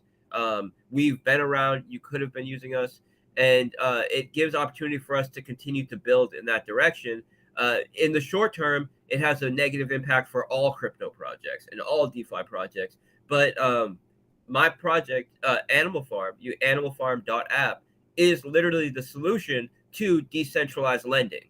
And all these other Three Arrows Capital, Celsius, all of these other closed source, custodial, non-decentralized lending platforms that went under for reasons that are impossible to happen on our platform, such as misallocation of capital, such as lack of transparency, all of the issues that took them down. Becoming illiquid. Becoming illiquid is not possible in our platform because the user is the only one that has custody to move their tokens off of the contract. So there's no situation where we misallocate funds and now we're illiquid.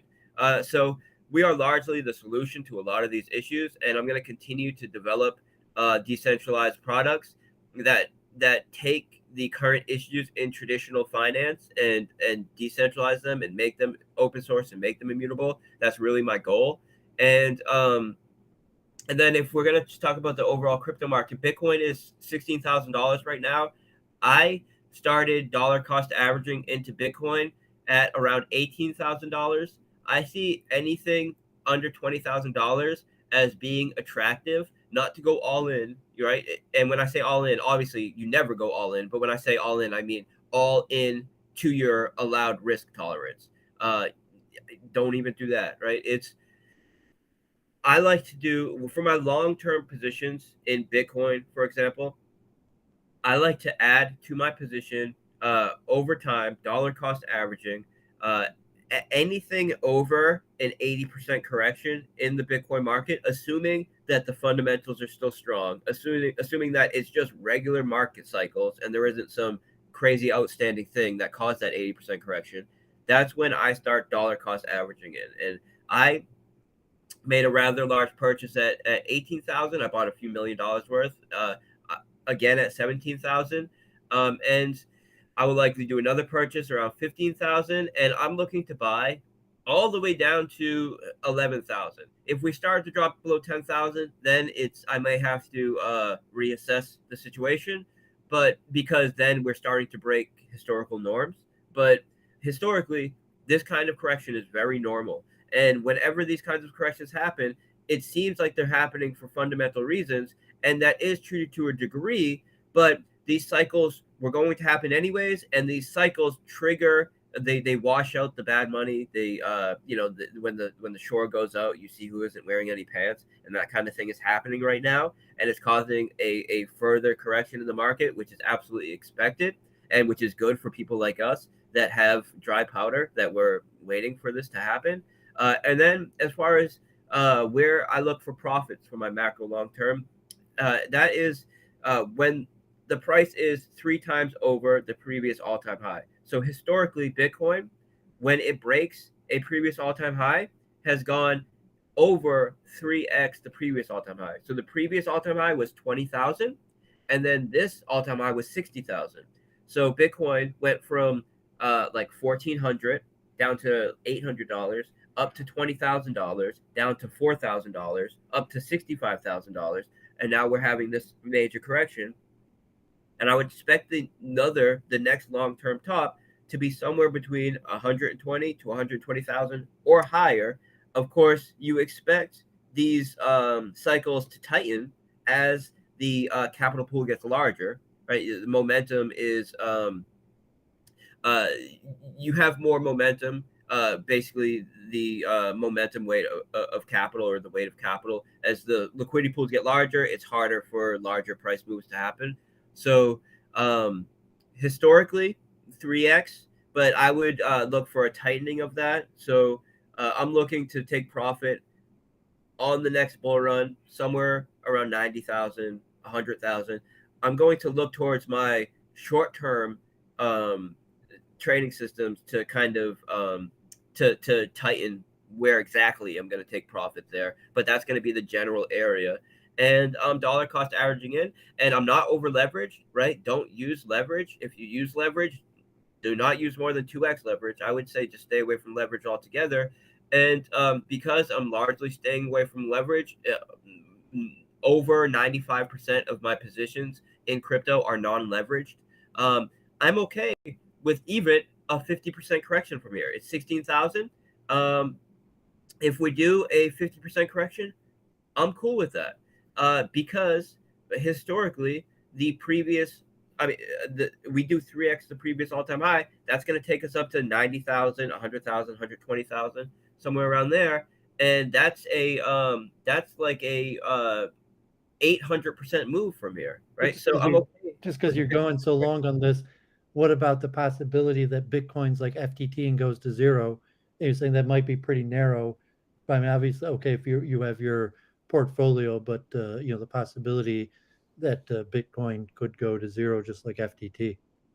Yeah, well, they're fundamentally different in a million different ways, but there's always the possibility that some sort of investment vehicle could go to zero. And this is just why you have to use proper risk management. So when I'm trading with, my overall trading capital is never more than 10% of my not my net worth, but my available capital, my capital that I could actually access over the course of a couple weeks if I had to.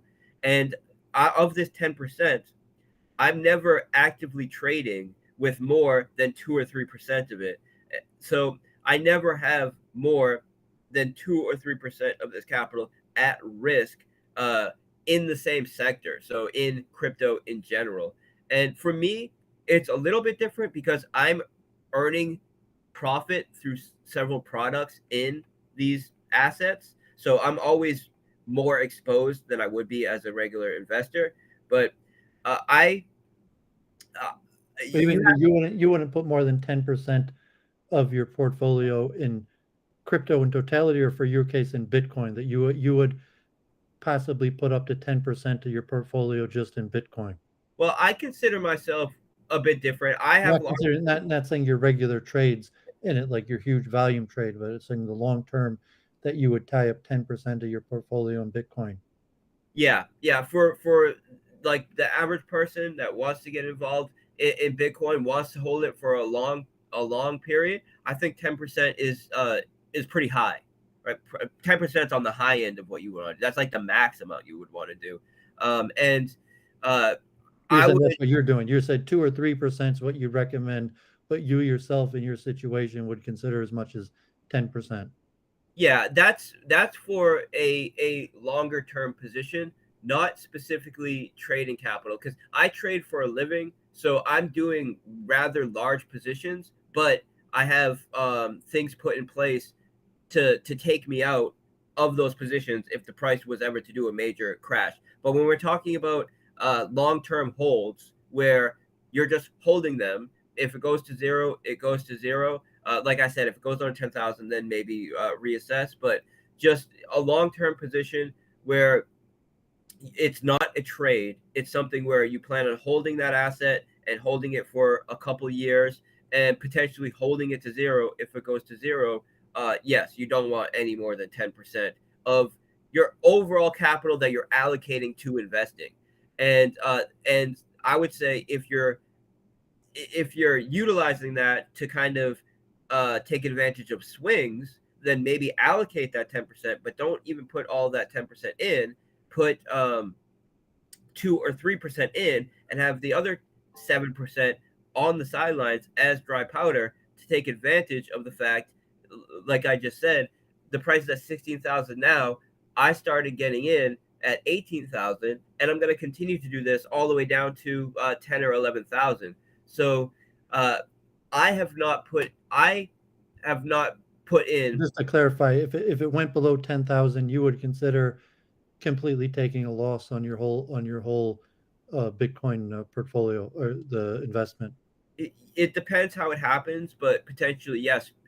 So if it was something like where we spiked below 10,000 as like a liquidation hunt, stop hunt, quick manipulation thing where we spike down and where we're back above it in a week, then no. But if we get below $10,000 and we're just continuing to bleed out, there becomes a point where the incentive structure of Bitcoin it just becomes unviable because the miners who are making the system operational, who are confirming the transactions, are being paid in Bitcoin. So if you're being paid in Bitcoin and the price of Bitcoin is dropping to a point where you can no longer pay for electricity to run the network, and the incentive is not there to continue running the network, it becomes a serious issue. Now that starts to happen under like 3,000, but because of all of the institutions that got on board, because of the fact that these countries have made it a legal form of currency, like Argentina, if it started to go below $10,000, then yeah, I see it as there's some fundamental issues here, and potentially I would consider getting out. Potentially, I would consider removing my long-term investments, but I don't see that happening, and uh, I'm looking to buy right now. As I said, anything under 20,000 dollar cost averaging in, and then I'll be taking profit on my long-term position at somewhere around 90,000. I'll be scaling out, and I'm willing to hold it for years because I think that the fundamentals are strong. I know that they're going to keep printing dollars, and as long as they keep printing dollars, then assets that are either deflationary or have a set supply will be going up in value relative to the dollar, as long as they still have that fundamental demand. So I think there's a strong use case, strong utility for Bitcoin. And even if Bitcoin did not onboard another user and just kind of remain stagnant, the fact that the US is printing dollars like crazy is going to make it go up relative to the dollar. So I think it's a good hedge against inflation. I think it's a good store of capital. It's performed extremely well. It's like the greatest performing tradable asset you could ever have in the past decade, right? You can just look at how much it's appreciated. It's okay, that's great. Really appreciate all the contribution. Thanks for coming on, and we'll see you next time. Yeah. Okay. Yeah, thanks for sharing your insight. I'm glad to hear you're successful. So, be in contact, and thanks for bringing the audience, and hopefully your audience able, if you maybe you could put the timestamp in, and they'll be able to catch your forecast. So a lot of continued success, and blessings to all the people who tuned in, and really appreciate you giving a breakdown of what's going on in crypto, especially with the big news story this week. Yeah. Okay. Anytime, guys. I'll come on. I appreciate you having me. I appreciate the ability to speak to your audience, and I hope this does well for you. And I'll be in touch, dude. Hit me up anytime. Okay, great. You have a good night, and thanks for joining. All right. Bye, Jennifer. Thank you. Thanks for coming on. Okay. Yeah, actually, I hadn't known that that Forex was doing so well. Like, I mean, been a little contact. Like, he's in my Discord, but he messaged me or talked a tiny bit. He said, said he was doing well, but I didn't know the full implications. So, he's got a big audience going, and he's making a bunch of money, and he's got people looking for his advice. That's great. I'm glad to hear he's doing well. I mean, he was doing pretty well a few years ago, but it looks like he's on his peak performance. And wish him the best, and should continue. And he sounded like he had a bunch of interesting ideas. And I'm not going to be getting into Bitcoin. Like, I mean, maybe if I had like a windfall of money, and I need to diversify my assets, I might include some crypto. But at this point, that's unlikely. But it's definitely interesting, and to understand how these things work, to bring on an expert. And that he wasn't even in, like when we first started talking, he was a Forex shark. He was doing currencies, and was just moving into Bitcoin. So it's glad to hear he's doing well with it, and built up a big audience. So appreciate everyone who tuned in. So did you have any comment you want to give on that, or what you want to do for the show? I did all my shares before he popped on, so I do have some books I wanted to show. We could talk about any of the other things, or if you want to say something, go ahead. Yeah, well, thanks for coming on, Forex Shark, and for bringing the extra audience, and appreciate it. Look forward to the next time you come on. Sorry I had to wrap it up there a little abruptly at the end, just sort of. He might have been just keep on going. It's tough Yeah, to. like at some point, these I are mean, it endless was 3.5 subjects. hours almost, so. But it was a good show for sure, and Right, yeah, I he was kind on of for wish we 2.5 just spent more hours. time talking about the actual scandal, but I guess that's all speculative and hard to talk about because this is still a developing story. Yeah, and a lot of people, even Bitcoin's almost like esoteric. It's tough to understand the technology behind it. And then, if it's largely his audience that was tuning in, maybe they wanted his, investment advice. So, let him ramble a little bit because probably most of the people who watch this will be people who tuned in for him. But yeah, he definitely clarified a lot to me about the history of it and the nature of what does it mean for the exchange, and even that he's trying on his own to create a competitive, delocalized exchange, and why they're prone to corruption, and there's the possibilities that we'll see what news develops over this week, but the conspiracy theories that likely only limited amounts of information will come out. So we got the audience show. You want to give me a full screen so I could show these books? Sure. And hopefully next week. These ones are physics books, so and we'll see. I'll probably do a stream of my dad's library, like without him knowing. So these are really cool books. So I'll show this one first.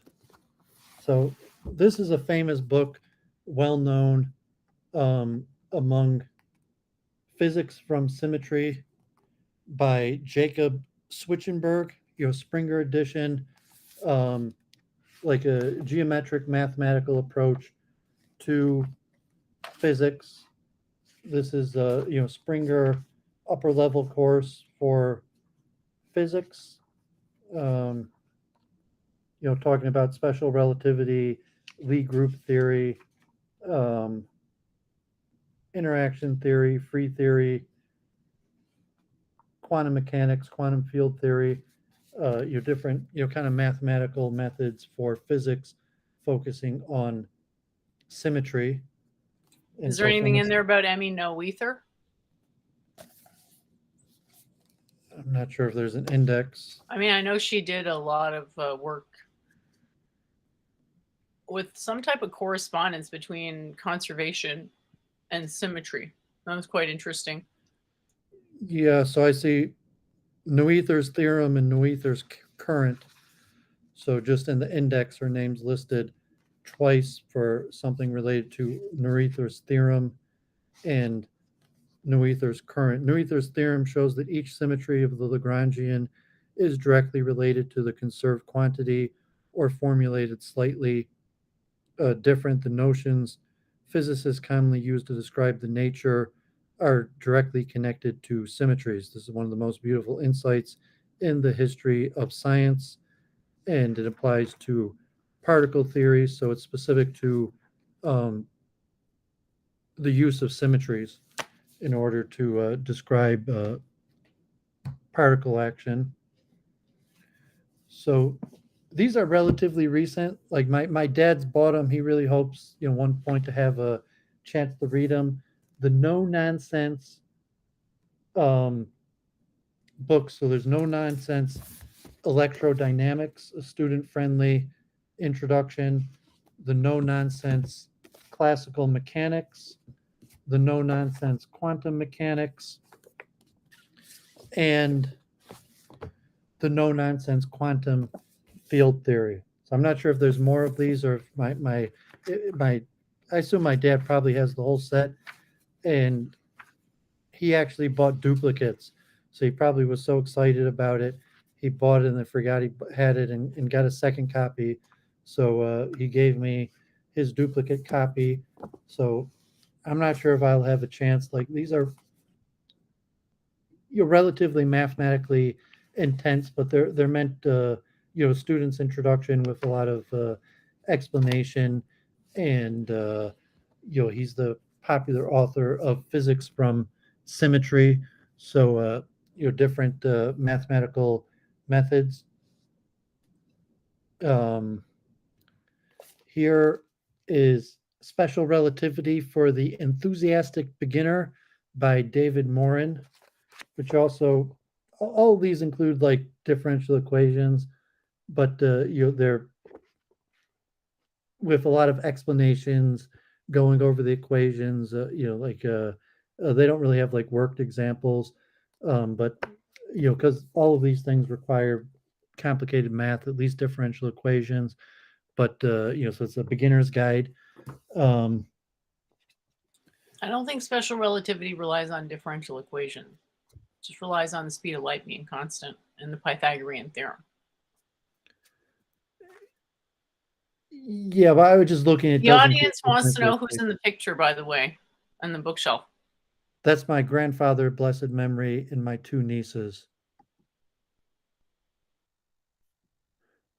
So here, interesting book, The Stars, Definitive Visual Guide to the Cosmos. And, interesting astrology. My dad's actually considering building a little observatory with like in the attic with a telescope and to make a skylight there. So we'll see if that gets done. It was actually planning on doing it this year, but pushed off till next year. Is he going to get into astrophotography, like the time lapse, automated time lapse? I mean, we'll see. I mean, he still works. Like he's up early in the morning. He still works family doctor, hospice, home visits.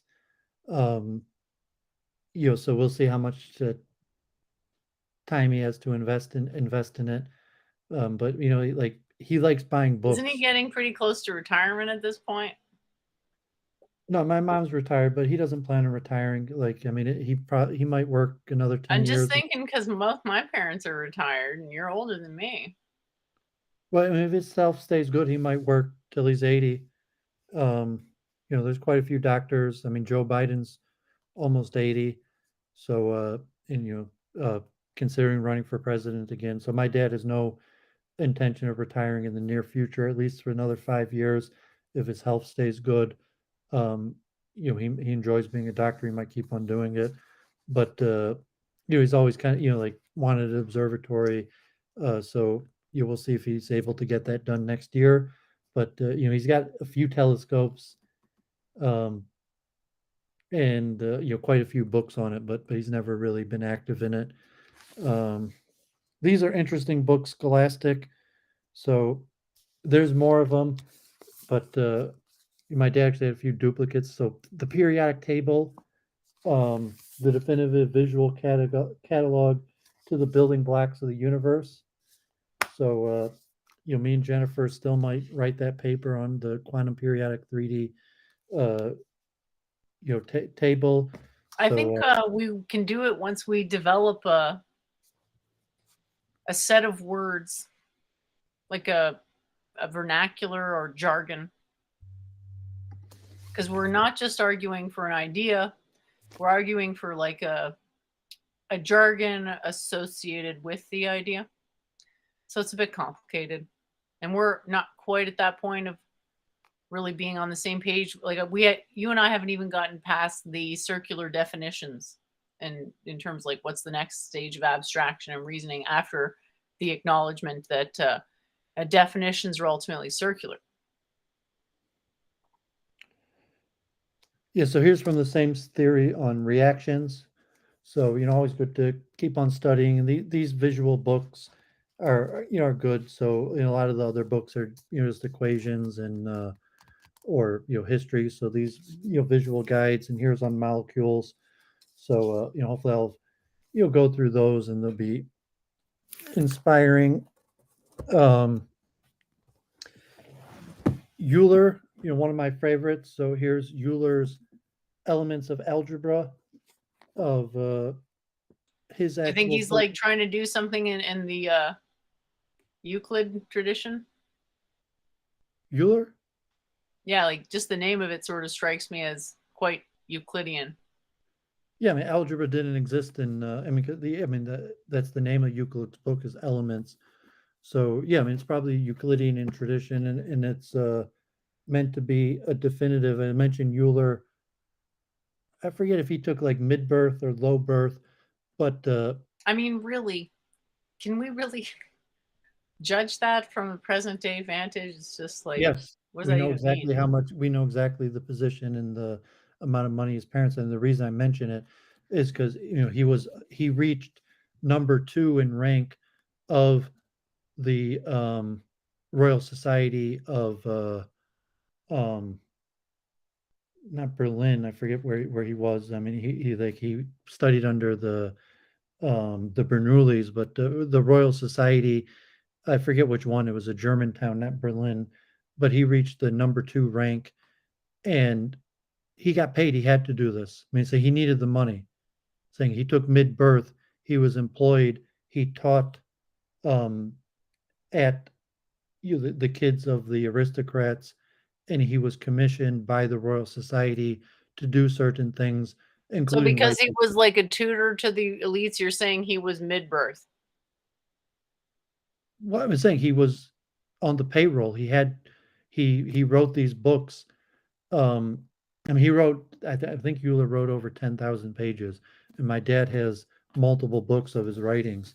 My dad also has like the Ramanujan notebooks, but it's saying like I think he was commissioned to write this book, so I mean, he would have been, parallel to like a modern day professor, but it was the Royal Society of the time. And well, I'm saying because if he had taken higher birth, he may not have needed the money, but because he took Ah, somewhat lower birth, he needed the money, and he wrote these books. Uh, to at that time they wouldn't have been like good sellers to make profit from selling, but they would have been commissioned by the Royal Society and used for teaching. So if you put it in the Euclidean sense of elements, but I believe this book was commissioned by the Royal Society. You have to check. I didn't look at it yet. I've read his bio. Um, Another Springer book. This one pretty interesting. Propositional and predicate calculus, a model of argument. So a new. Um, so the heart of justification for reasoning used in modern mathematics lies the completeness theorem for predicate calculus. This unique textbook covers 2 entirely different ways of looking at such reasoning. Topics include the representation of mathematical statements by formulas in a formal language, the interpretation of formulas as true or false in mathematical structure, logical consequences of one formula from others, formal proof, the soundness of the completeness theorems, connecting logical consequences in formal proof, the axionization of some mathematical theories using formal logic, the compactness theorem for the introduction to model theory. And this is so a lot of that's general um, logic of mathematics applied to calculus, predicate calculus. Um, so these physics. So here, Steven Weinberg. You know Steven Weinberg? I'm not sure. In some ways, he's almost up there with Einstein. And Weinberg actually passed away last year. He won the Nobel Prize, and he has a substantial amount of theories and contributions to physics, to the design of semiconductors. I guess he was an atheist, and a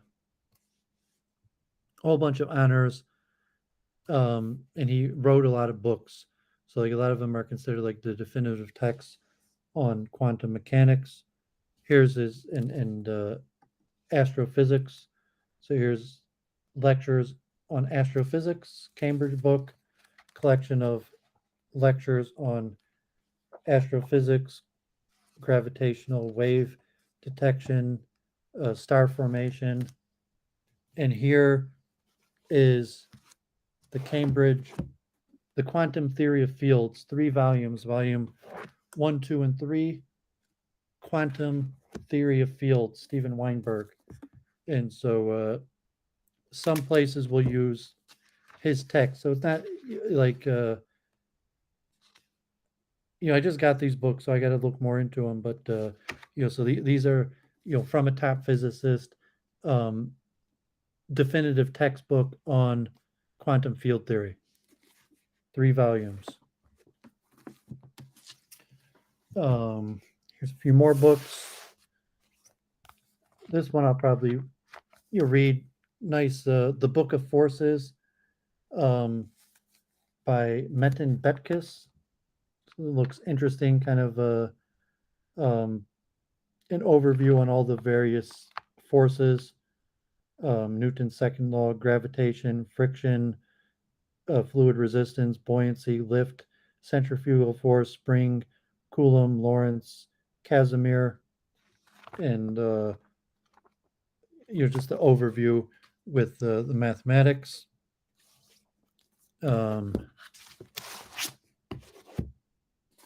Infinite Powers by Stephen Strogatz, How Calculus Reveals the Secrets of the Universe.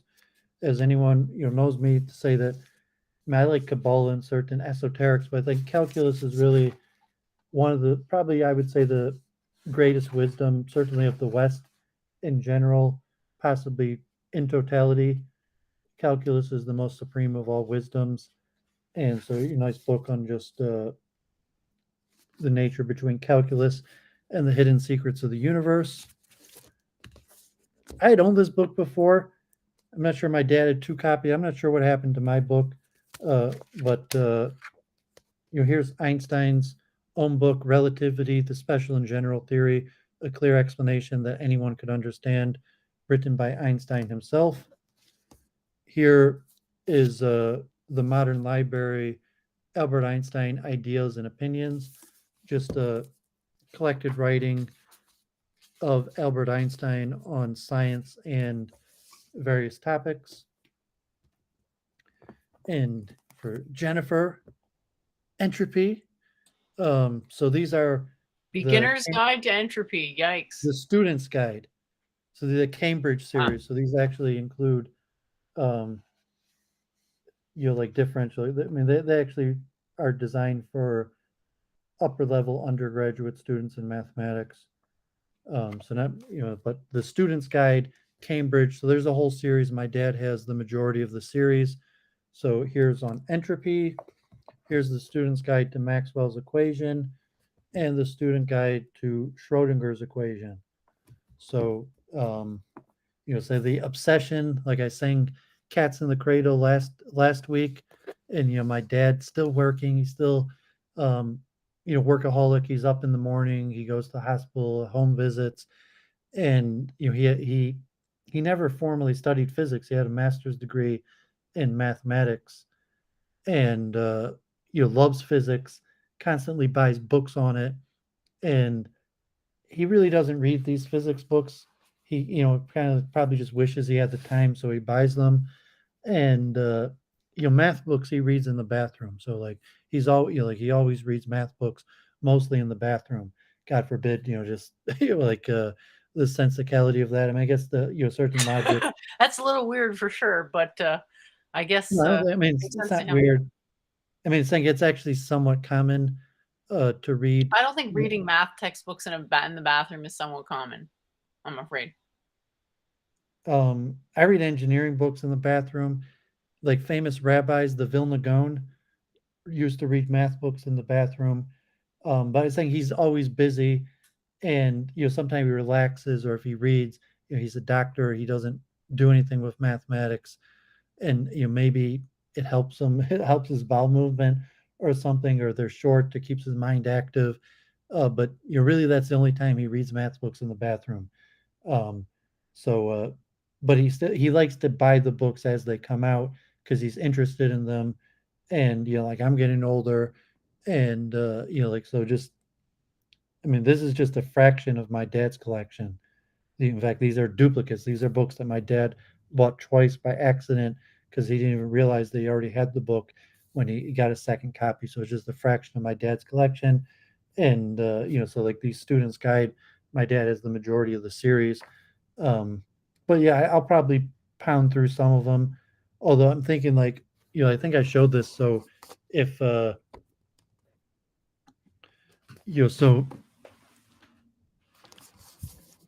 these are like, I'll call them light reading. And I showed them before. And some of these are really kind of like straight math textbooks, but some of these are like readable books that are about science.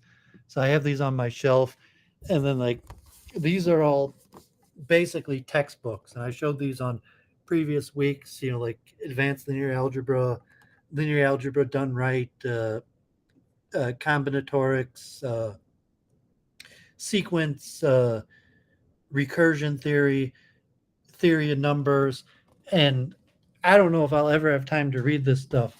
So it's kind of like, passion, might help me. Like I spoke to Forex Shark Understanding. I actually took on on edX through Linux. Linux had courses on blockchain. So I took like 10 courses that Linux was offering when they were free on edX on blockchain technology. So just kind of like passion to understand things without necessarily anything that I plan on doing with it. Yeah, I was 'Cause just thinking like math is a bit big to be a generalist, the way you're kind of describing. well, yeah, I mean, so when I eventually, hopefully, will be able to do, tour my father's books library, see like, just like a shelf of books just on linear algebra, set theory, like maybe even like two shelves of book on set theory. Like you were talking like naive set theory and calculus. In My dad also has the Feynman lectures, and just Einstein. My dad has a whole like shelf of books on Einstein, and and so my dad's a reader. Like he reads probably a book a day. He's always reading, always has books. But like most of this, he's just a collector. He at this point, like okay, he's been successful for a few decades. Like since he was 40, and they paid off their student loans from law school. He's been relatively successful. That he just books aren't that expensive. But so he's just been buying books for decades now, and so he gets a lot more than he would ever have the capability to read.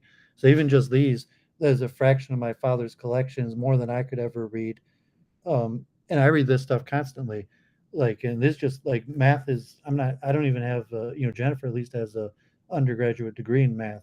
Like consciousness, I read a book probably a day on my main subjects of research, which is consciousness. And, but math is important. And, for any field, consciousness studies, like me and Jennifer had Forex check and end up staying for 2.5 hours. I was about to read the article from Ashish Dalelu, who I interviewed on my channel from the Vedic science, about arguing whether Vedic science is logical, and my claim that logic is a Western Greek system, and Vedic science is, so to say, not logical. It's a competitive system that's not doesn't follow the rules of logic. That we would argue, we could still argue about that. But it's an interesting topic, and so all these books are in the Western canon. Let alone our interest in Hinduism and Vedic science that might be, so to say, competitive, different system. Yeah, well, I don't think it's really makes sense to look at it as competitive. If anything, they're in different scopes. At best, you could say complementary, but I don't think that's accurate. I think the most accurate would be metaphysically incompatible. So just the order of operations, so to speak, the methodology of implementing these ideas is just incompatible because there's dualism, there's fundamental dualism in the Western canon, and fundamental non-dualism tends to be the dominant view in the Eastern. I don't know, I don't want to call it the Eastern canon, but in the Eastern schools, perhaps. So do you have any weekend review or something you want to review? Yeah, I had a conversation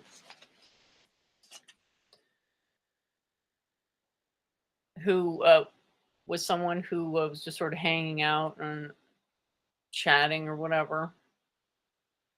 And as it turns out, he's like a writer who studied philosophy, in particular analytic philosophy. So I thought, oh, that's really interesting because it's really popular modern school of philosophy. And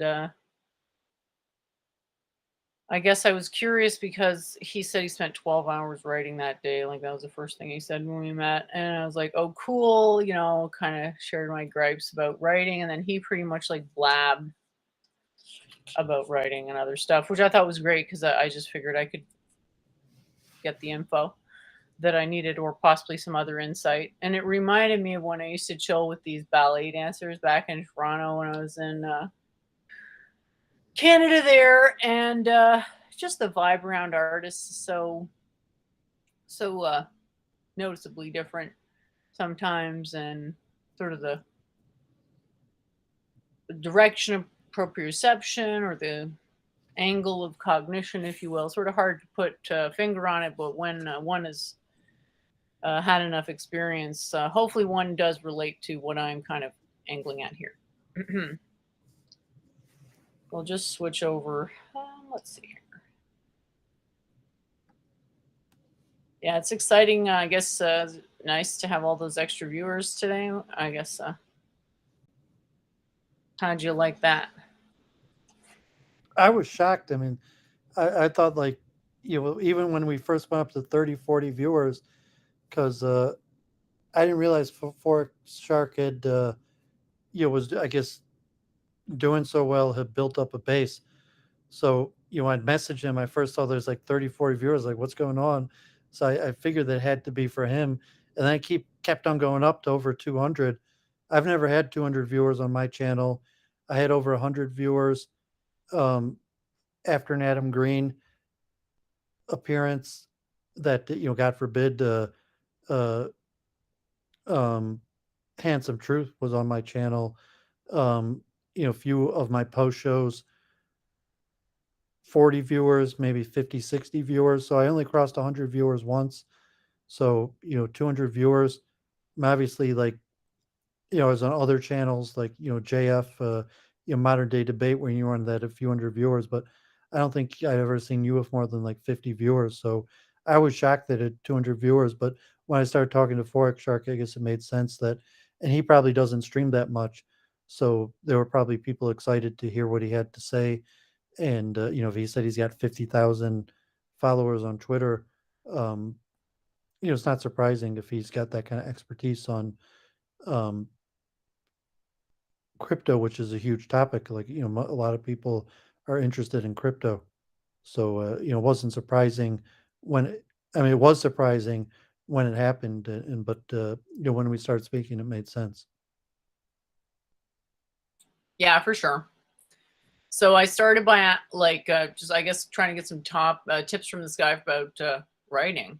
And he said I should think about what will make people interested in the subject matter. I'm not sure. What will make people interested in yoga? To me, it seems like it will help you out and have a better life, but I don't know exactly how to present that. And he said that Buddhist, Hinduist, and Taoist doctrines were absurd, archaic, and convoluted. So I don't know if anybody thinks that this is something they can relate to. I'd be curious to hear, feedback in the chat. Can you relate to Eastern doctrines being basically incomprehensible and unrelatable? We discussed last week, I was talking about your introduction, and I even forget the name of that Sanskrit term of the types of yogas you were showing last week with the 3 different types. But I said in your introduction, you just have to, basically the the topic, a definition of the topic, your relationship to the topic, establishment of your credibility or justification to talk about the topic, why you think the people reading it will find the topic interesting, and they could just be one sentence each of those to the roadmap of how you're going to talk about the topic, and then to talk about the topic, and then that's just the generic essay format. And so if he's saying basically the same thing, that's just the standard essay format where you have to create your narrative voice by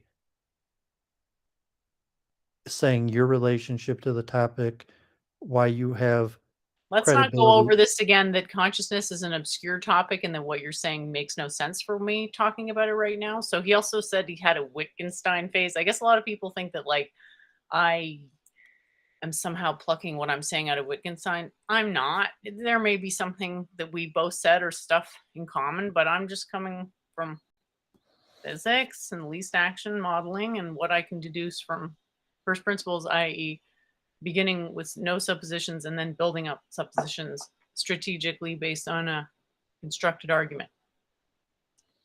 And I asked him the same thing I Might asked have the same difficulty writing about it because that that just the basic element of the introduction and introducing your relationship to the topic and your credibility and why you think other people would find that interesting. It's the barrier of writing and we've that been over this already. That's going to confuse people and it doesn't make sense. So I don't know why you feel you have to keep repeating something that we've already it's had to the close a barrier door to on it entry being to pointless. writing.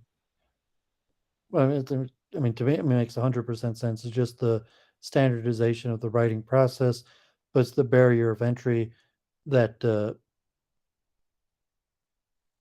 why people can't write because they can't meet that minimum requirement of the standardization of the your writing process or the essay format, basic Yeah. essay format. So is there a fallacy where you think you can standardize everything, but you can't because of the problem of induction? Is that a fallacy or what? Well, I mean, it's not scientific. This, I mean, standardization is a generalization. It can't be. I mean, it's logical. It can't be proven by logic. It's saying that's the canonized current standard form that you could comport yourself to, and if you can't, you largely fail at being able to do it, and you could reject the logic of the current standardization. But if you do, you largely just opt out of the writing process. So if I can't conform to the standard, then I should just give up.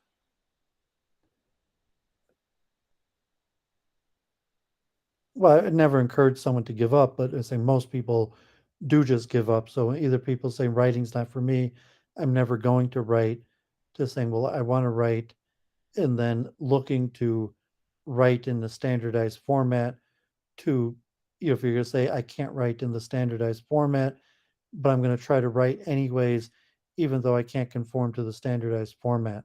So there might be a few people, it'd be a vast minority, but there, you could be from the few people I can't conform to the standardized format, but I'm going to do it anyways. And most people would have failure like that. So they might have a tiny potential of success if you're going to do it anyways in the non-standard format.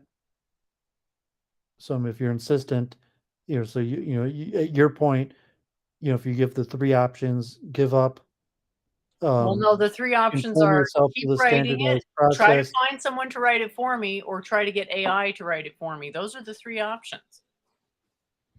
Well, I wasn't going to include that. I would say conform yourself to the standardized process, try to write in a non-standard way, or give up.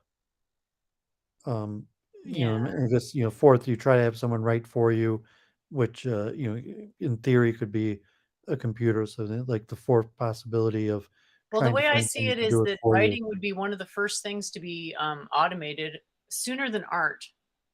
Because art, you have to be able to define the prompts. I don't know that artists can necessarily do that, but writing, there's already hella books out there. So writing, in theory, should be one of the easiest things to automate with AI. I mean, correct me if I'm wrong here, but that kind of feels right. So No, we if discussed there's this. an idea to talk about, then I mean, and chatbots, it's the just a AI. matter of rewording it, and I just shove it into the AI that I've trained on all these books that are really well written. Well, and then it's just a matter of correcting it a little bit. Like with the AI I've already generated, like it allows me to do art that I never would be able to without it. It's basically like the starting point. I've got it up there right now for this thing. I was just like, I don't know, had this image in my head for so long, wanted to get it out, but don't really have the artistic ability to draw much in perspective. And the text to image really helps with like a basis for the image, and then I can play with it. So anyway, it's neither here nor there. So I do think there does have to be like a, the material has to be presented for what it is. But I mean, have I made myself clear that to explain my expertise on the topic is very likely to just confuse people and therefore be something I wouldn't want to do? Because it presupposes that people know what the topic is, which they don't. Well, that's in the give up. Well, You no, put- it's just you in put the yourself in the understand give up. that part of the normal way of doing it doesn't make sense for this particular implementation. That's part of expertise too, is understanding that you can't shove a circle through a square, a round peg through a square hole.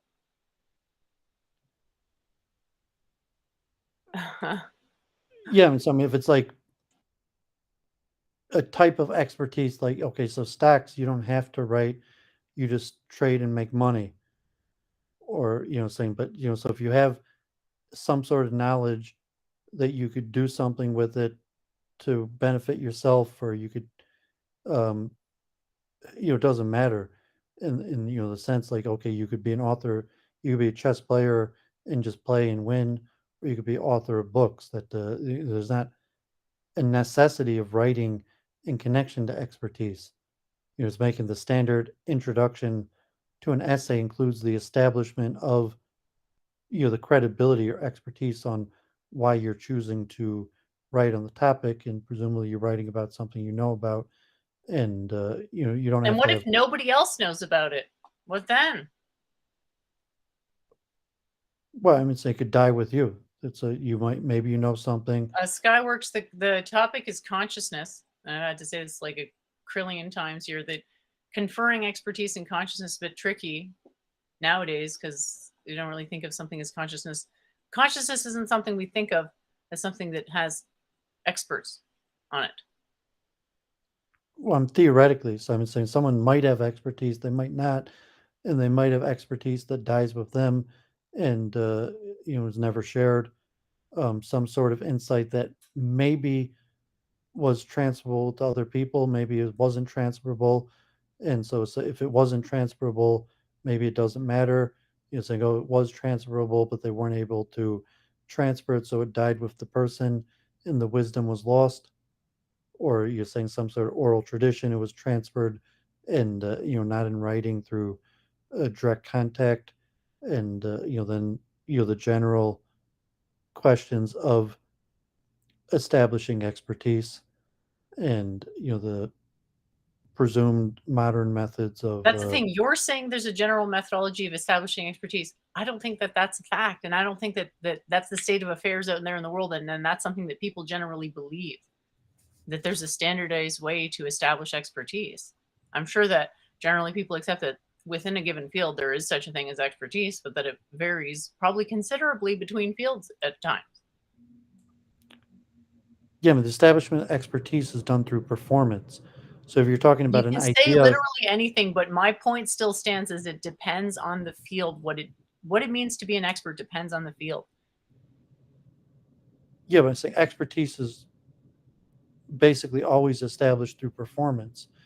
If you're talking about a knowledge-based expertise that can't be established through performance, like the generation of ideas that may not have a practical performance. But I mean, most expertise is performance-based. If it's music, athletics, intellectual, where the expertise isn't because a I person agree. Expertise wrote ought to about be it or confirmed on a explained it. performance basis, but that's completely trivial, because then who establishes it? You know, it's just completely circular.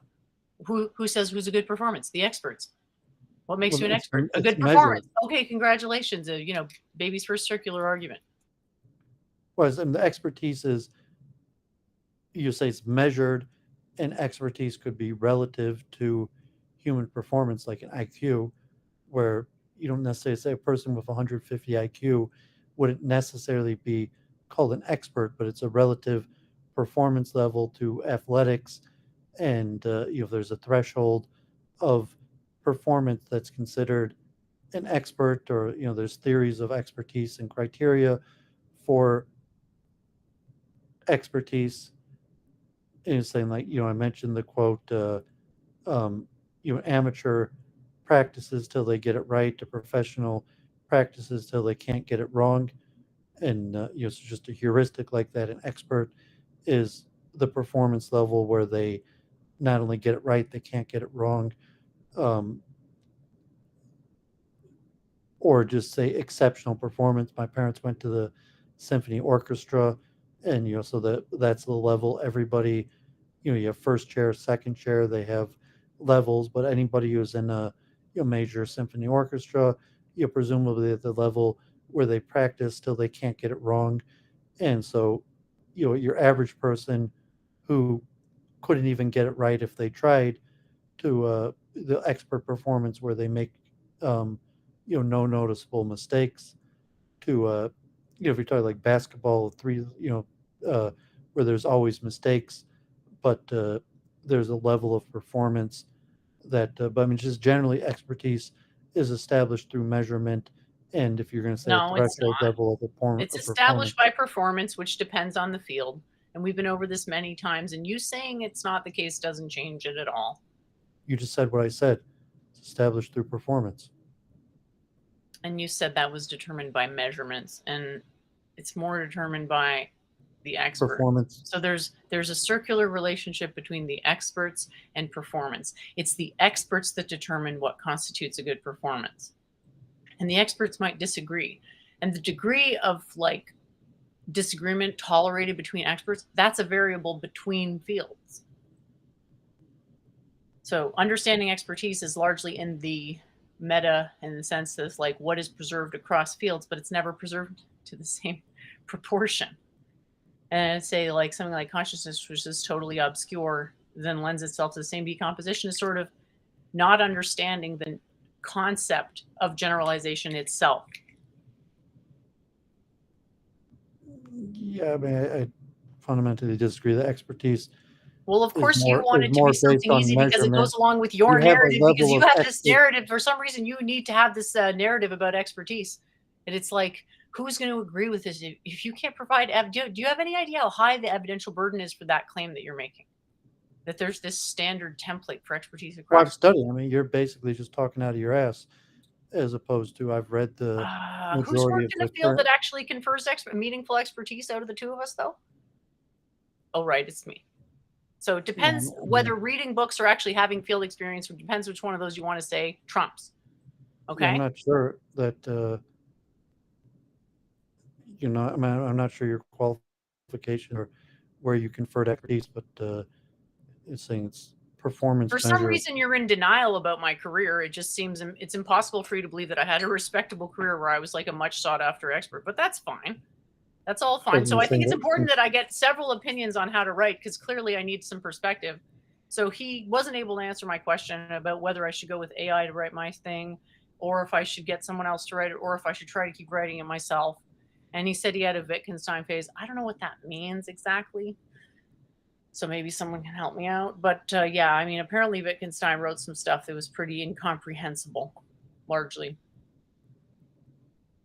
And he said something about falling in love with and then hating philosophers, which I thought was really strange but interesting, because it's like, okay, you gotta sort of live the experience here. And when I explained to him, like, he just refused to accept what I wanted to write about. I said, clearly, I already have an idea. I want to explain it in this way. And he basically felt that that was an opening to debate me about the premise of what I was saying. Just like with Doowovid here, trying to debate me on the premise of whether consciousness can be explained in a straightforward way. Because, yeah, if it could be, pretty sure someone would have done it already. But anyway, so that, to me, the inability to engage with an idea on its merits and just actually answer a question that was posed. If you come with a philosophy associated with that type of attitude, I'm probably going to put some negative points in the philosophy itself. Say, like, analytic philosophy talks a big game, but it doesn't really follow through in terms of actually demonstrating. It doesn't put its money where its mouth is. I present a syllogistic proof that is airtight, crickets. If something's legitimate, it can acknowledge when something's right. And getting crickets when something's right isn't a sign of something that I'm particularly interested in espousing. Because if someone's right, I want to be like, yeah, woo, awesome job. I'm so happy because I don't have, a perpetual desire to suffer as much as possible on the basis of principle. And so this whole nothing can write itself.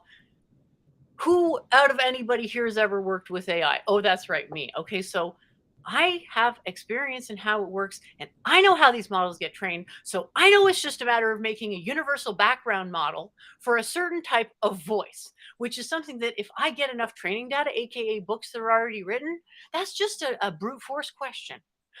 AI plus training data, but it's got to be truth mark training data. You need someone who can interpret it. So it's basically, to me, I'm thinking this is a question like, am I better at meta-analysis of data trends or better at writing a story about a person I don't believe in? It's like,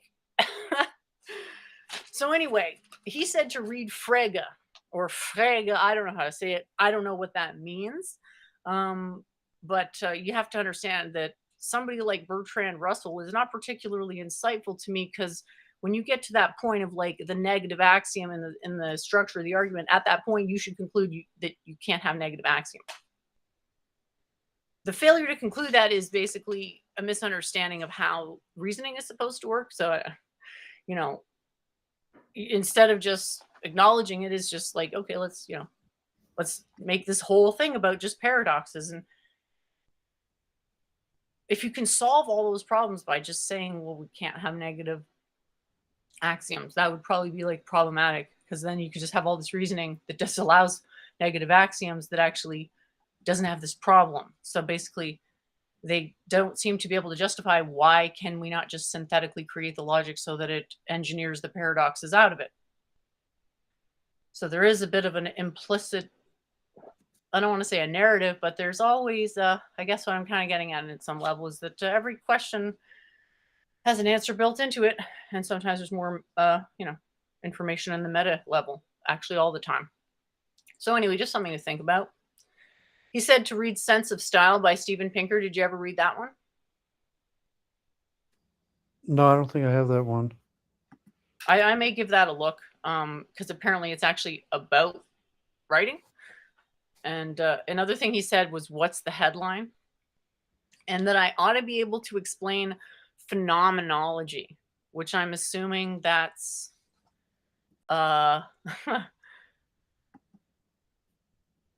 like describing how things appear somehow. I'm not really actually sure what that means.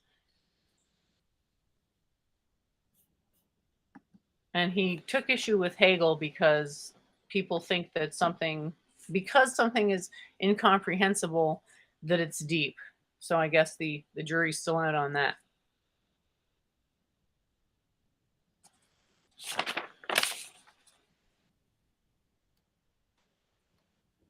So yeah, I'm thinking I'll go and talk to as many authors as possible and maybe try to like understand their motivation to write. I think that will be helpful.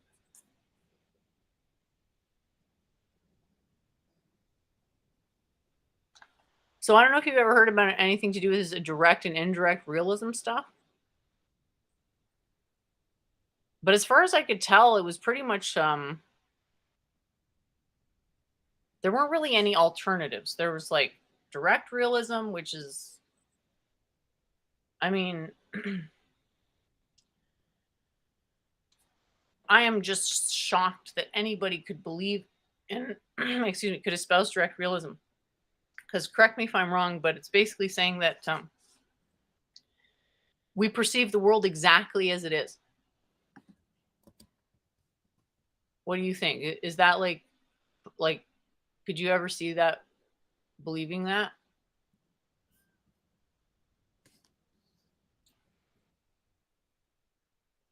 Doooovid, are you there? Yeah. Yeah, so I was asking what you think about direct realism.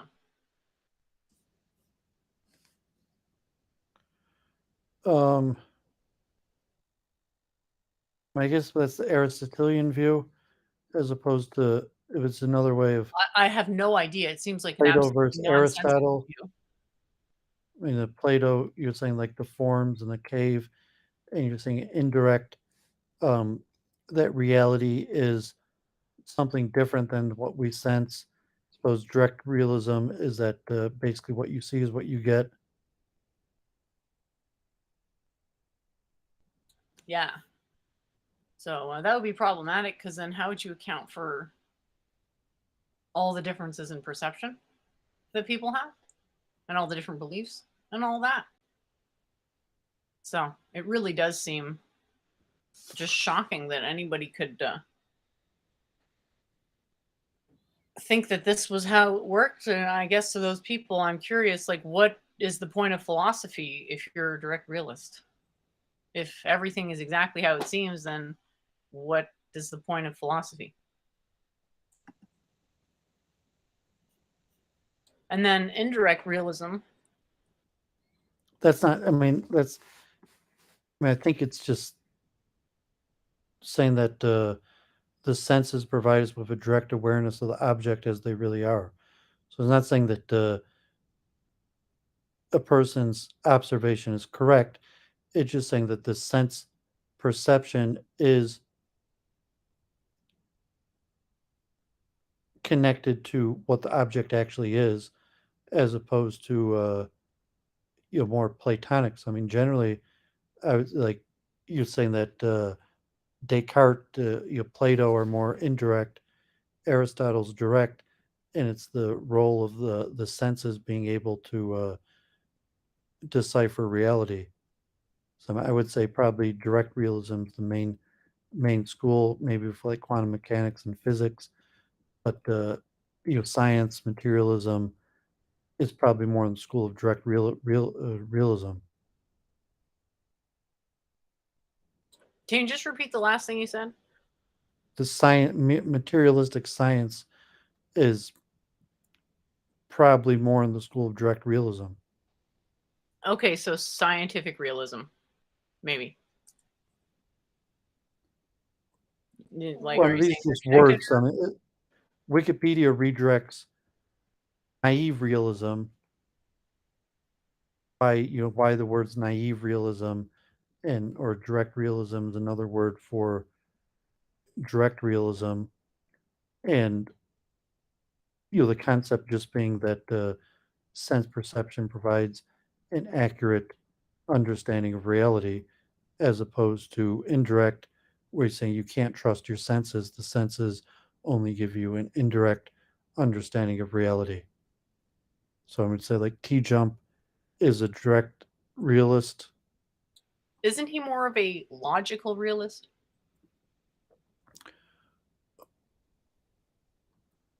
Well, I mean, if your only choices are direct and indirect, I'm just he's a trying to think direct. of, like, what is he arguing on the basis of?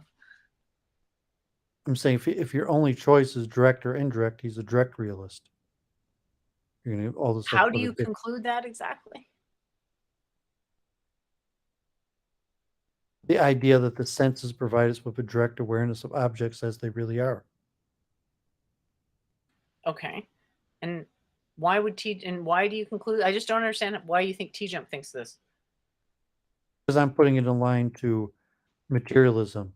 They think, consciousness arises from the brain, that there's no deeper mystery behind the surface. Like, what you see is what you get. I guess to me, if everything is just poofing out of nowhere in the brain, that's a pretty big mystery.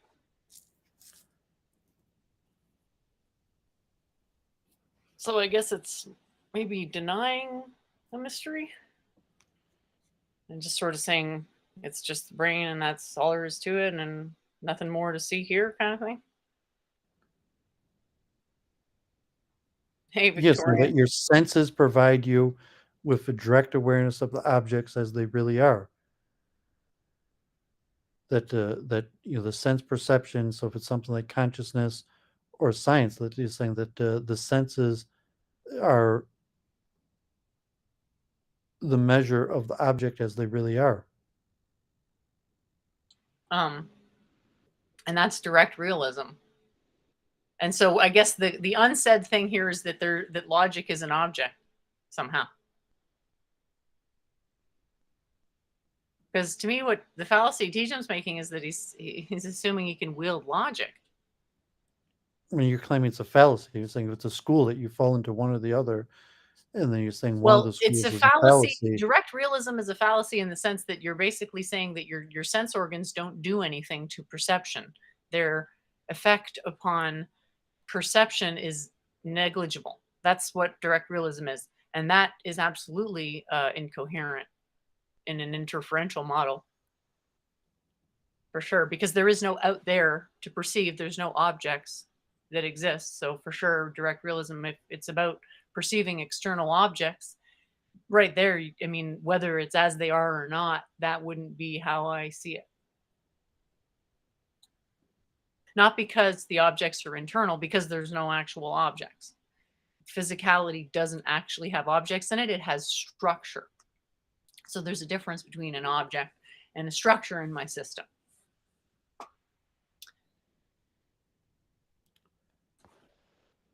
Yeah, I'm not sure what you're doing. I mean, if you're trying to, now you're promoting your own system, and therefore your attacking is logically flawed.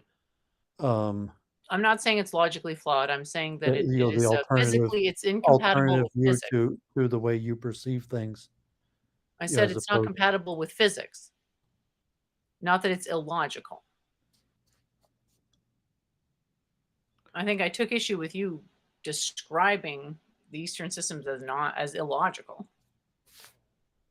But no, I was just confused. And my question about the realism stuff was, is there a third option other than direct and indirect realism? Because I was, I looked up that experiment where the guy wore the pinhole camera and it inverted his field of vision, and then his mind eventually reset the field to the correct orientation. And then when he took do you know what I'm talking about? Have you heard of this experiment? I'm just trying to grab it. Do you know? Okay, I'm going to pull it up here. It's Theodore Erisman and Ivo Kohler's goggle experiment.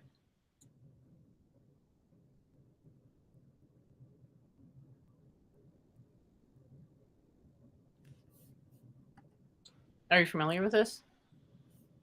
They have a pinhole camera. So anyway, the point is that there's some sort of an inner ear balance mechanism that even if you're presented with an inversion of your visual field, that it eventually corrects itself. Basically, that the preferential orientation of the visual field, no matter how the light's coming into your eyes, is going to be able to recalibrate itself to the correct orientation. Have you heard of this, Doooovid, or yes, no, or? I mean, you shared the link with me this week, and I looked at it, but I'm not sure I'd heard of it. The point was that seems to disprove direct and indirect realism, because this is some type of an optical effect, which is not at all indicative. Like if basically the eye is like a pinhole, so there's an inversion that happens. So there must be another inversion. So there's at least two inversions, which you would expect for there to be some type of a interference effect. And therefore you'd expect there to be distortions from what it was measuring. Yeah, but it's dependent upon the hard problem of consciousness to say that one school is a correct or incorrect necessitates a solution to the hard problem of consciousness. If we're just looking at mind and object, and is there a direct relationship between mind and object, or mind senses an object, that there's a go-between between the mind and the senses and the object. And so if there's a pathway towards, it looks like there's multiple ways to understand it. So like from the Aristotelian Platonic way, where there's the form or there's not the form, where you directly perceive the object and the perception creates the form, or you perceive the object through the form. And I don't know if that would be indirect from the perceiver to the object, and whether there's a filter. And so you could have experiments on types of perception, but it's still going to be dependent upon the hard problem of consciousness. That's why you have schools.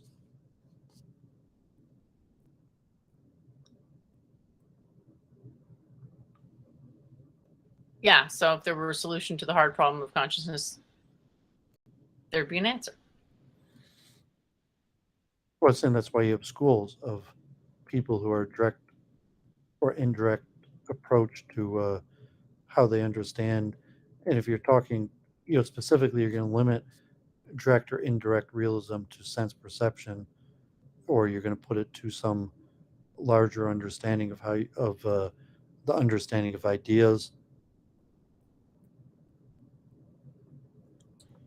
More of a physical argument as to like what's the most real thing, like what's the nature of the relation between outside of ourselves and the perception that's rendered on the inside. So you're putting like a solipsism. That indirect realism is like a form of solipsism, where you say that our internal vision of the world is exactly that. It's our internal vision that we created of what we perceive the world to be like, that doesn't match what the world is actually like, to the direct realism where we perceive what the world is actually like. And then if you want to put that to just visual perception, the pure geometric space, that your perception of visual or your internal representation of the world we live in is representative of what the world is actually like, or that our internal representation of the world we live in is just an incorrect model, like an at best attempt to make a model, but but that model in effect is inaccurate. Well, the model is made out of something that is real, in the sense that if we're going to define, material reality is real, then the model that our quote brain generates for localized consciousness is going to be physical, to the extent that the body is physical, right? So that's fine. So yeah, I guess It's a question like, are they, so if indirect, it's filtered through ideas. Like, And I so, think you're still looking at this as though there's a person to whom experiences are happening. And I'm more thinking of it as like there's a physical reality, and then I can model the body as some type of a pinhole camera slash, like, plus obviously something else much more complicated, and end up with some type of a minimum energy state, which can serve as a standing wave for the intrinsic energy of a system. So it's, yeah. I would say it's probably, I don't like to say anti-realism, because then you're basically saying that you're like on the other side of the universe from reality. So yeah, so I don't know how many times we have to go over the I see the people in the chat, brain having little brain meltdowns, but it's just very simple logic. There's no boundary. Okay, so the stuff that is irreducible is not something you can divide out. So consciousness, if we have that property, well, there's no boundary between us and anything else. So there's nowhere that that property stops and something else starts. And if you think you can find one, the people who think that, they're stuck at brain, and they've got no insight whatsoever. So the brain, no one is convinced of that isn't already convinced.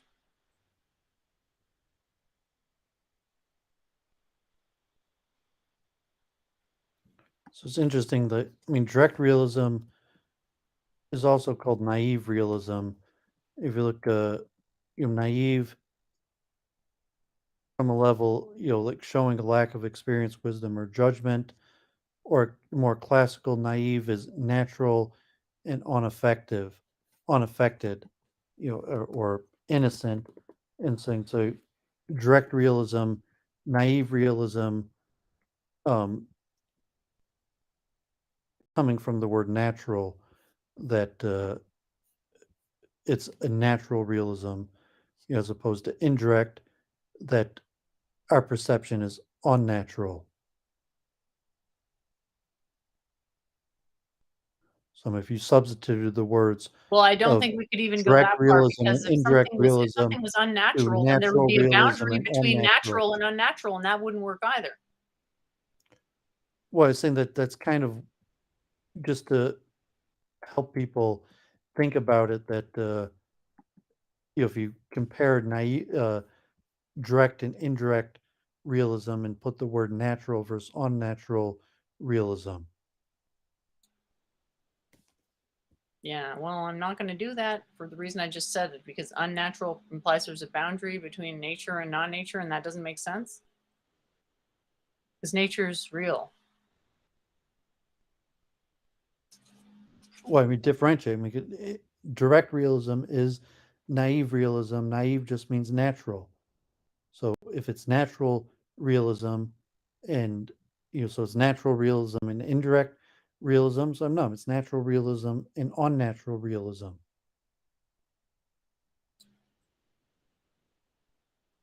And presumably there'd be more than one type of unnatural realism.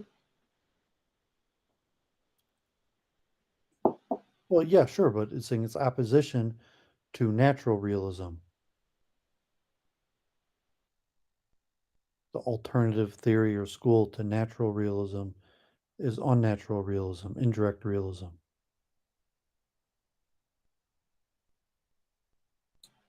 But indirect realism is still kind of realism,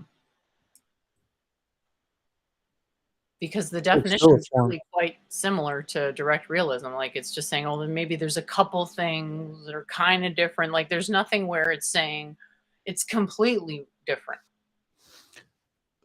Yeah, so I'm the tendency to put it Aristotelian versus Platonic, and if you like indirect, if you look the Platonic forms, or like you're in the cave seeing reflections and you don't know what you're actually seeing, because the best you could do is try to from the reflections or the shadows to determine what the object actually is.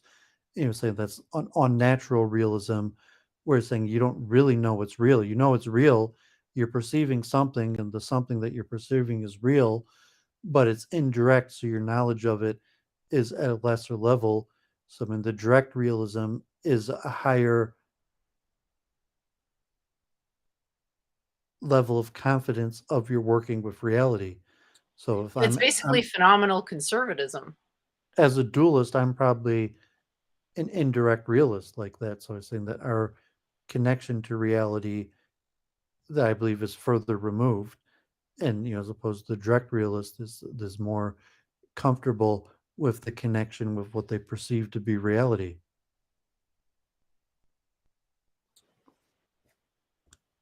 Something like Descartes, I think, is your indirect realist. Descartes an indirect realist? Because the dualism thing, I guess.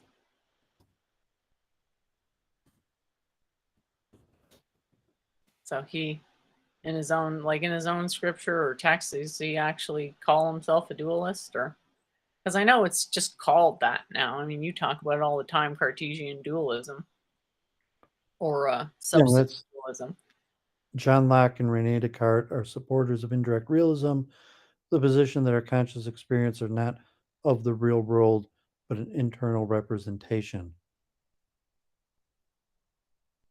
It explains that ideas of the world are only interpretations of sensory input. So, I mean, Descartes is your quintessential indirect realist.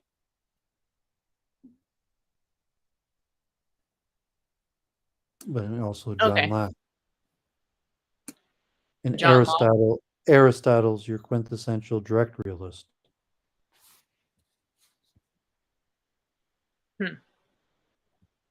Interesting. Yeah, so these are pretty fundamental attributes of the views.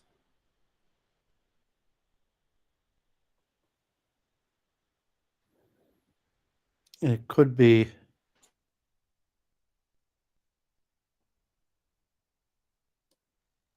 so from the Cartesian point of view, consciousness is more real than sense perception. And from the in the panpsychism point of view, sense perception would be a composite of consciousness. Well, I was saying from the direct realist point of view, sense perception is more real than consciousness, as opposed to the dualistic Cartesian point of view. Consciousness is more important than sense perception, just like Aristotle, Plato, contemplation and thinking about truth, as opposed to Aristotle, experimentation. Direct realism, figuring out reality through experimentation, direct intercourse with sense perception, reality. So indirect realism, that experimentation is still only indirect reaction with reality.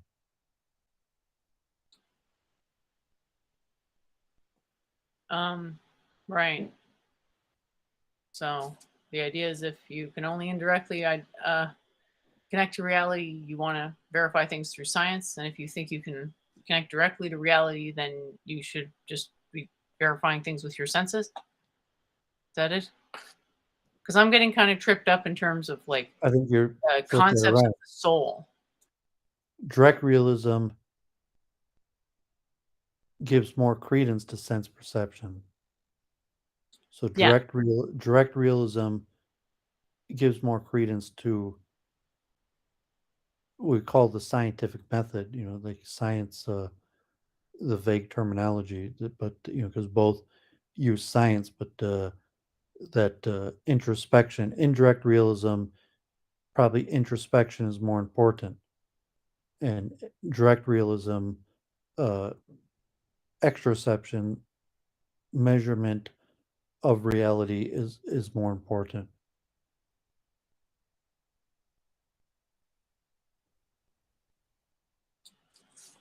Awesome.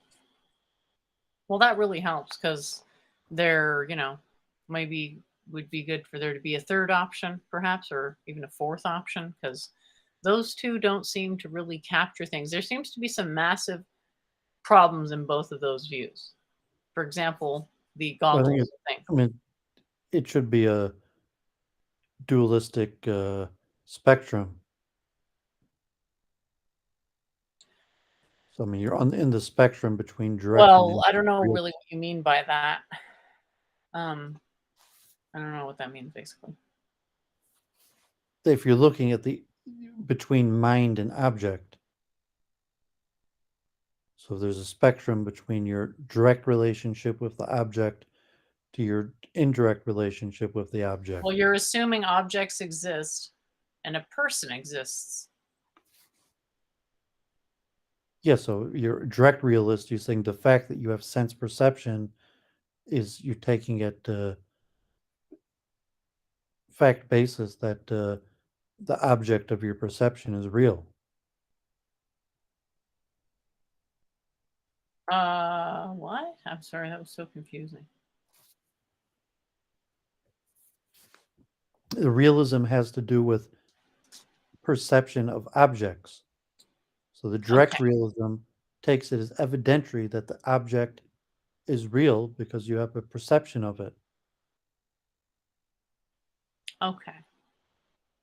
As So the is indirect, there a view that there are no objects, or is that just not a thing?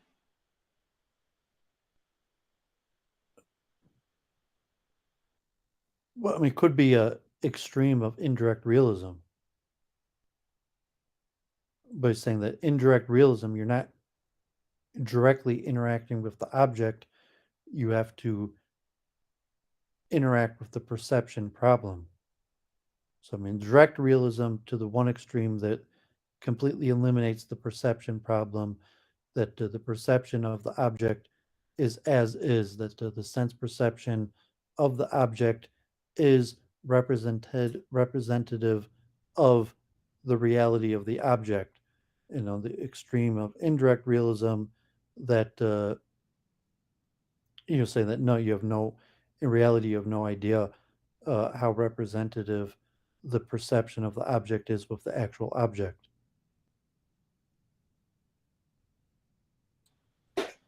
And what are you trying to describe here? Like what I just said? Well, I'm saying that I put it on a spectrum from direct to indirect. That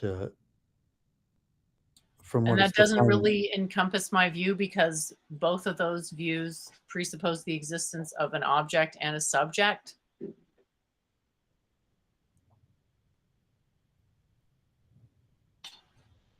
Well, if it's an individuation, like I showed at the beginning, that there's a difference between. Yeah, exactly. So if there's ever a difference, it goes against my logic. So Skyworks asked if there's more than one chair. There's 0 chairs, but then you have to use a model. And then in the model, there's 1 chair. And then materialism has, any number of chairs. But they're not the chair. They're like, shadows of a chair, incomplete copies of a chair, however you want to call it. But something like a chair is a social convention. It doesn't have the same representational reality as something like the periodic table. So even though they're both concepts, they're not at all the same. Because a chair concept really only has a conventional utility, whereas a periodic table has a utility that transcends convention. It's true regardless of the particular circumstances. Whereas a chair, it seems like, well, a chair has to always be true. Well, you kind of need someone sitting in it before it's a true chair. So if that makes any sense. I just wanted to get to those questions in the chat. I love that. So I don't know. I mean, if you want to keep talking about this, like I got tons of opinion on stuff, but we can just move on to the next topic.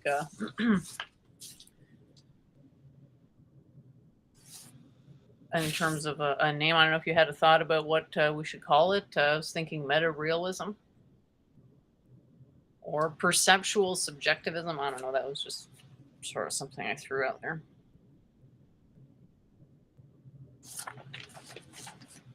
Hello? You getting tired? Yeah, a little bit. So I guess wrap up. Or I guess you got 40 people watching. If you want to keep on rambling, is there anything else you wanted to talk about?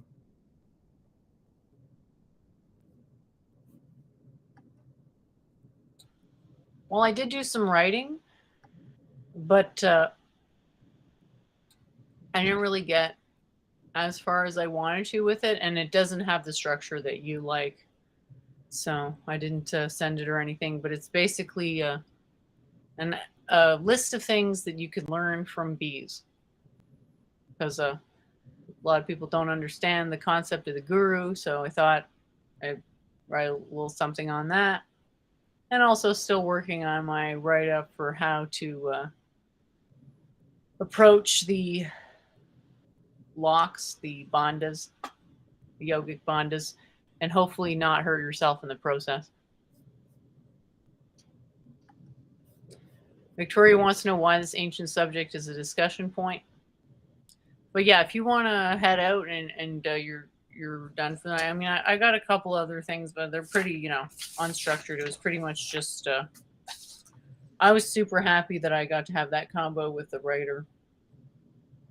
And I did have another combo that was super interesting, but it was all basically more abstract stuff. So like emptiness and that. I sent you. I think I sent you the diagram of it. It was a pretty lengthy explanation about emptiness. So I'm kind of working up a little corpus of reasoning based on emptiness. I got my cosmological argument, where we kind of look at the density of matter in the universe, and this other one where I just talk about basically language, because everything's kind of coming back to like explaining what the heck I'm even doing and what I'm writing about and why it's so hard. And a lot of it actually has something to do with English, the properties of the English language, which is very complicated. Obviously, a lot of history there, but there's I would say it's because of the German word compounding. That's just a guess at this point because I haven't looked at it too deep. But basically, trying to get across several ideas at once. It's so complicated, but then you have to use this super complicated argument as a starting point for another argument. So yeah, I guess do it if you want to wrap up and head out. You can say whatever final words, and yeah, good stream, more viewers than usual. So yay. Okay, great. Yeah, so thanks to Michael, for coming on and covering the news. So there's other things we could have talked about, but it's almost been 5 hours.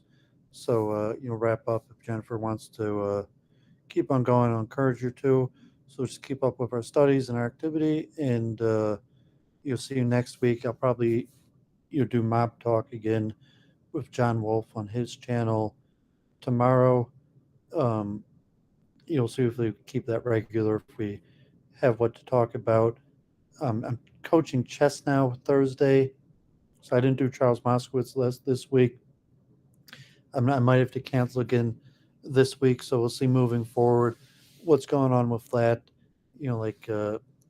He's big into politics and the election, and that only minimally interests me. So we'll see what goes on with that. I'm going to try to do another tour of my library book recommendation Wednesday at 4. Keep that going. Although I'm not sure what I'm going to do. I could do a small thing. Maybe if I did Gurdjieff, I only have like less than 10 Gurdjieff and his follower books. So if I did that, I would probably do more an overview on the thought of Gurdjieff and maybe some of his models of self. Or I could probably do my World War II Holocaust books. Otherwise, I might have to organize it. So I'm going to try to do that again on Wednesday. So that's all my plans for this week. So just continue the research. And, so thanks for tuning in. And, thanks for doing Week in Review, Jennifer. So have a great week, and, we'll see you again next week.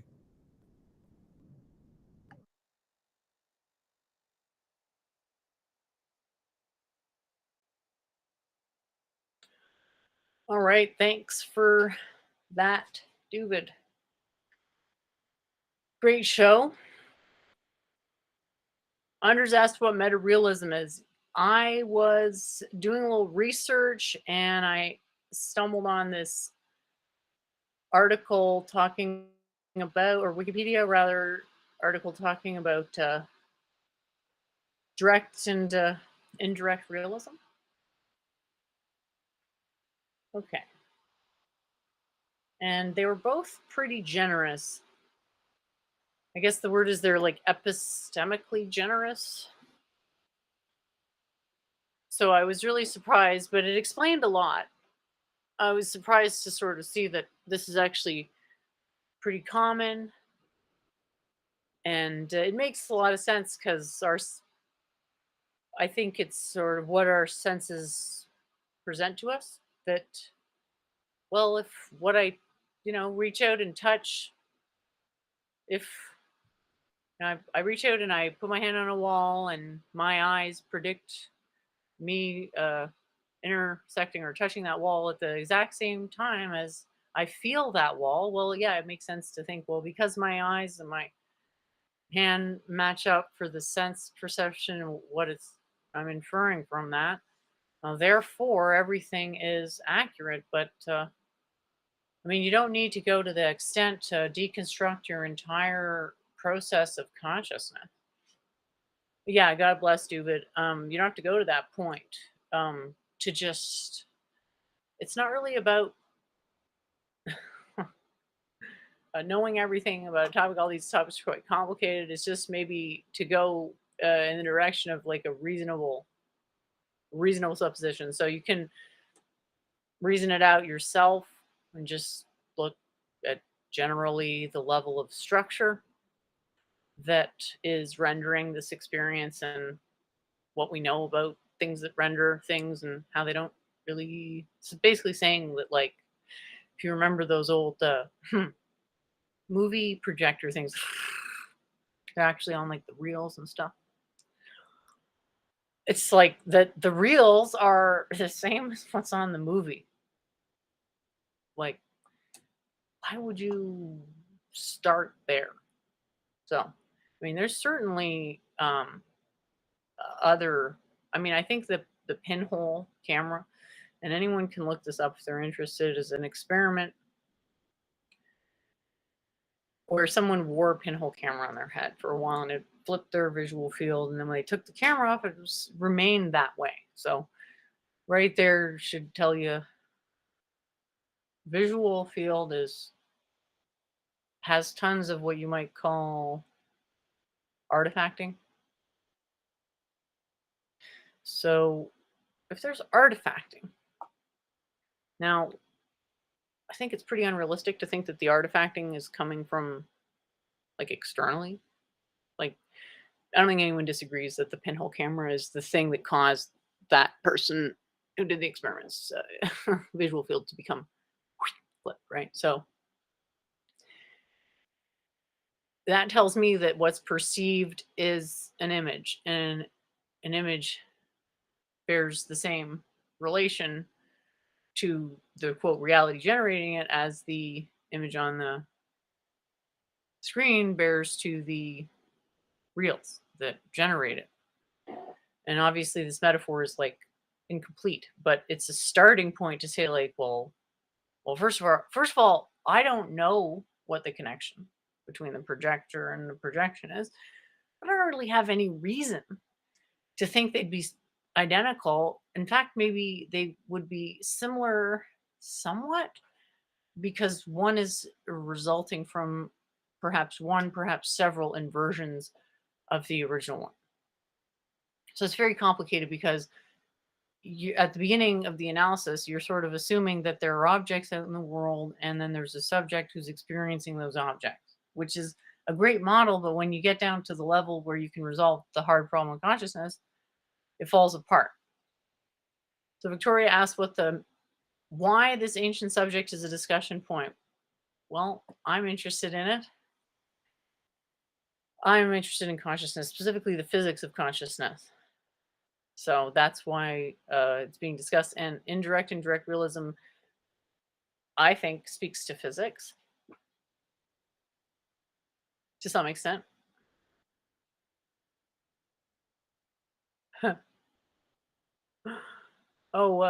Thanks for saying you're interested in my emptiness write-up, Victoria. So I can go through it here. Let's see if it's just showing up on the screen.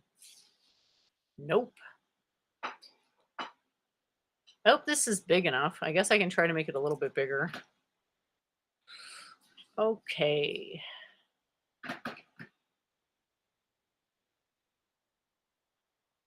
So I don't know really necessarily where to start with this stuff, because modeling, think of it as, okay, rather than modeling, on the one hand, we can model everything as like tessellating circles on a surface. So we've got this surface that I don't know what it is. Like, one option is I can just like tessellate it with like tiles. Or I can just say, well, it's almost equal to a complete surface, but it's not. And then model it as a series of deviations from some original state, which is the idea with non-dualism. You've got no boundaries, but you have an almost a boundary. So let's say you can start with like 98% of a boundary. And then that gets you maybe 70% of the way to your model. And then we still can't build a full boundary, but we can throw another boundary on it, a la not Fourier transform, sorry, Maclaurin, a la Maclaurin series, and just keep adding on terms. So first off is an almost boundary, second is an almost boundary, and so on and so on. And since it never fully becomes a boundary, you can just pile all those pseudo boundaries into a single boundary. But the real trick with parsing these kinds of questions out, and if anyone's actually interested, the easiest one, there's the fewest steps, is deduce why absolute zero is not observable. I can tell you the series of logical inferences or whatever to get to that point, but you really have to think it out yourself and then perceive it, because it's an exercise to work up your mind's eye. So you think, what are we starting with in terms of a supposition? Any observation is interferential. Where does that come from? Panpsychism. So panpsychism, therefore, observation is fundamental. Matter is always under flux. Therefore, the cause of the flux is interference. Interference is the action of consciousness. Boom. Okay. So I just see some of these chats. The chat comments are hilarious. So there's a couple ways you can do it, but you have to maybe, yeah, just start with the absolute zero. So we've got this hypothetically absolute zero system. Now, what are the properties of that system? Well, definitionally, absolute zero has no motion at all. So if we want to observe absolute zero, because we need to observe it to get evidence that to get empirical evidence that it exists, we have to observe it. And to observe it, we have to interfere with it. And to interfere with it is going to deviate it from the state that it's in, which is this hypothetical stationary state. So that's sort of an externalist argument for the impossibility of a true absolute zero state, because it's not actually energetically permissible. And in terms of the simplicity, like, I wouldn't even go to the point of saying that that's a legitimate proof, because it's kind of presupposing a certain level of separateness. Like, it's presupposing that there's the system over here that could be measured by some light, but it's simple enough that it's a good place for a beginner. And then after that, you're just looking at the pure self-interference principle of, like, as something breaks down, the motion that comprises it is more and more likely to interfere with itself and therefore create expansion by virtue of compression. So I wouldn't, like they say in French, casse-toi pas la tête là-dessus. Don't break your head over it. This stuff is really only worthwhile if you're actually thinking it through and when you aren't super beneficial. So start with why, and I'm not saying go through the steps. I'm saying convince yourself by thinking it out. Allow yourself to perceive why. No matter how you constructed a machine, if your machine is an interferometer and every measurement device has to be an interferometer in a panpsychist universe, why definitionally a state that's truly motionless would not be observable by virtue of the motion conferred by observation. And the only alternative is, well, the energy interfering with the system to measure it is somehow lowering the system's energy into the absolute zero state upon interference, which itself would be violating least action principle. So that's probably one of the simpler proofs, because you're talking about very few boundaries. It's just, and very few concepts. Most of the stuff involves more concepts because there's this, if anyone's ever heard of it, the indefinite dyad, like the process, the opposite of that, sort of the definitization is happening in dualistic sense. So best way it's very hard to explain this concept, but the best way I can put it into words is like that you presuppose the truth of a language before you speak it. So you're not just talking about concepts, you're also inheriting the structure from a language. There's like a double, two components informing the meaning attached to words, which is what this whole proof is all about that I have up here now. So this kind of came about because I want to make this point about you have concepts and language, and then you want to define the concepts, and so you automatically have to go to other words, and it ends up that, well, every term is relationally defined to maybe 5 other words or 7 other words or 9 other words, but it's always a terminating set of terms that brings you back to the same word you were at the beginning. In this case, I've got an example with consciousness, awareness, perception, sensation, interference, just an example of how various concepts, if we look them up in a dictionary, would be connected just by virtue of their words. Like, if you look up consciousness, you're probably going to find awareness, most definitions. But then if you look up awareness, you're probably going to find, consciousness. So when we first start looking at a language, we're assuming we don't actually really see those links between the terms. So I'm on stage 1 here of this diagrammatic progression. So when we're starting, before we start, it's just like a bunch of dots. The way I think, and correct me if I'm wrong, but the way you start by understanding language is like a bunch of concepts, nebulous blobs, like a bunch of floating around concepts, kind of like the killer cloud from Super Mario Brothers. It's just sort of there, and they're all there, and you can just sort of pluck them out of the sky. Now, when you go to analyze a language, you realize, oh, the words are defined interrelationally. But like when you think about it, it's like, well, of course, that the idea that a word could have an independent meaning would mean that its definition came from outside of whatever it is we're talking about when we're looking at a dictionary, which presumably is language, which doesn't make any sense. So that's pretty much, I would call that a dependent arising. And so the first stage of dependent arising is just realizing that all these words the definitions of words are self-contained to a language, and that the individual words themselves have no independent meaning. And so you go to stage 2 and stage 3, where these circles, or what was first perceived to be separate circles and then linked circles, eventually the circles actually go to nothing. And then that's what the emptiness is that this thing, the circle initially there, which seemed to be like full of substance, eventually was emptied. And it turned out that all the meaning in the language arose from the set of relations between the words themselves. And so that'd be the first step in the breakdown. So this sort of serves 2 purposes. One is understanding structural language, and the other one is English in particular. Why is English so problematic for expressing certain concepts? And we'll see over time how like the strengths of English, i.e. like you can pick it up and there's a certain flexibility, certain devil may care to the language, but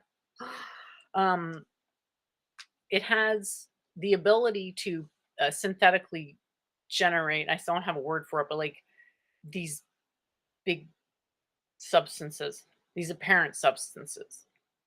And the whole point of this approach is to desubstantiate stuff. I mean, this wouldn't even be to the point of what we're doing in philosophy with regards to like data contrivance. So this is just a basic schematic, a simplified model, a single unit of a fractal of what a dictionary, what might comprise a dictionary. Philosophy is on like inventing a synthetic language where we're purposely removing as many words as we can so that for anyone who wants to join, well, they don't have to learn like 16 words instead of like 300 words or something like that. So this is just a pure statement about meaning and how there are contexts which are can be expressed as lines between terms, which basically are an indication of how many times those or what words are referenced in a given definition.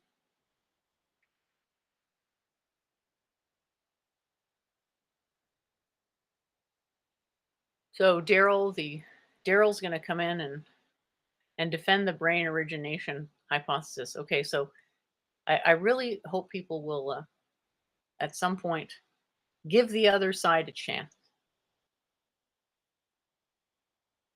because it does start to come across a little weird, because like we all kind of know that you think consciousness comes from the brain and that the brain comes from evolution. What I don't understand is how you couldn't understand that I don't find that compelling.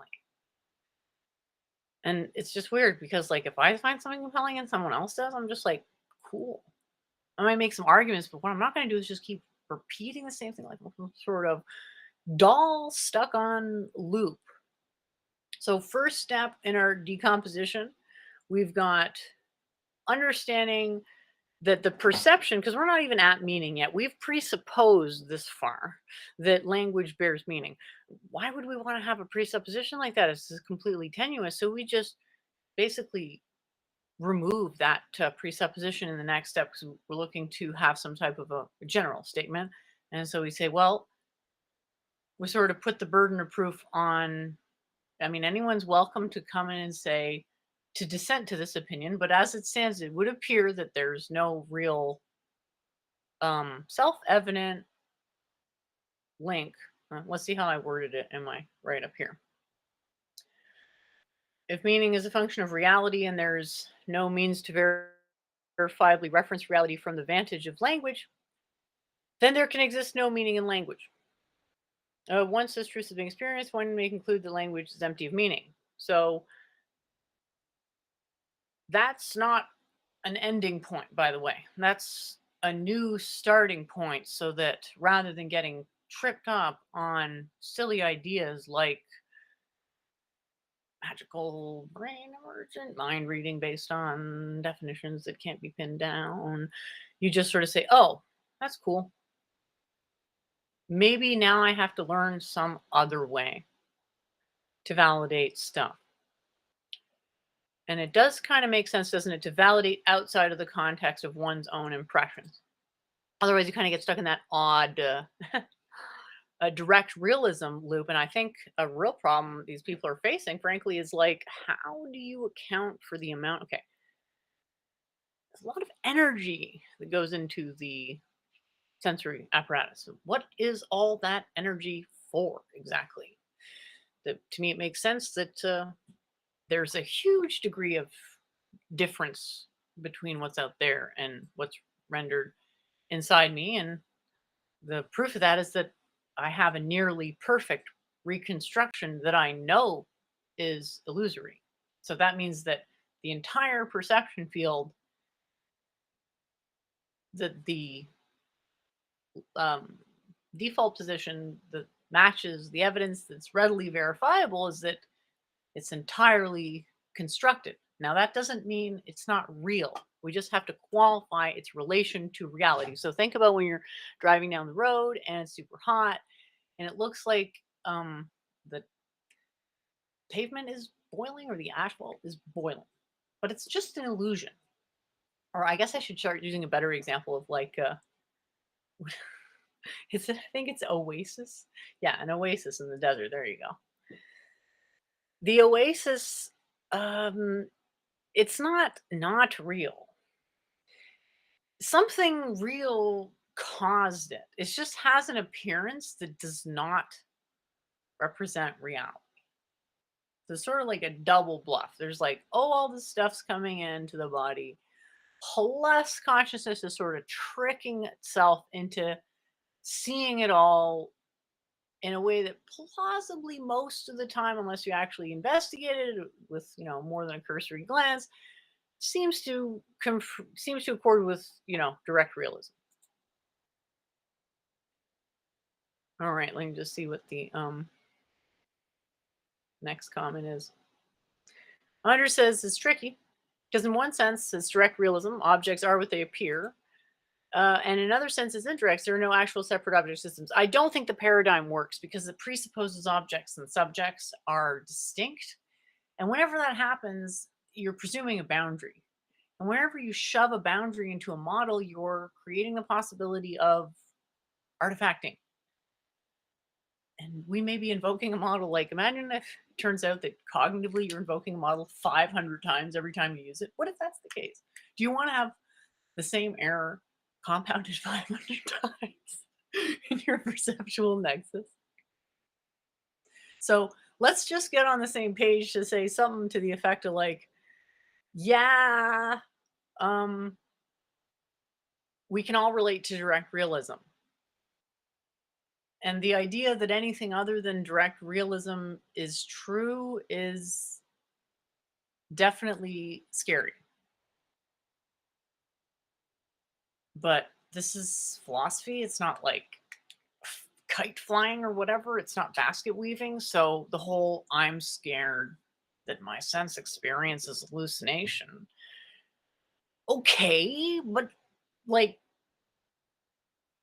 then philosophy kind of becomes like psychology because it's essentially a cope for not being able to face meta-realism or whatever, anti-realism. Like, I hesitate to use anti-realism because it sounds really like extreme and implausible. It's kind of the whole we don't exist thing. Like, I know some people have that opinion, but I just don't think it's compelling because as much as you can construct arguments or whatever in that direction, you're always sort of faced with the limitations of language. Language is metaphorical fundamentally, so you're always, the best you're going to get is just an eigen metaphor. And what does that mean?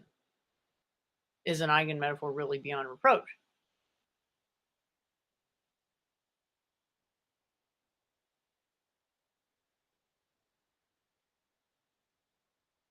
Yeah, Daryl says absolute zero is not possible because there's no more energy to take out of the system. So the way we want to think about it is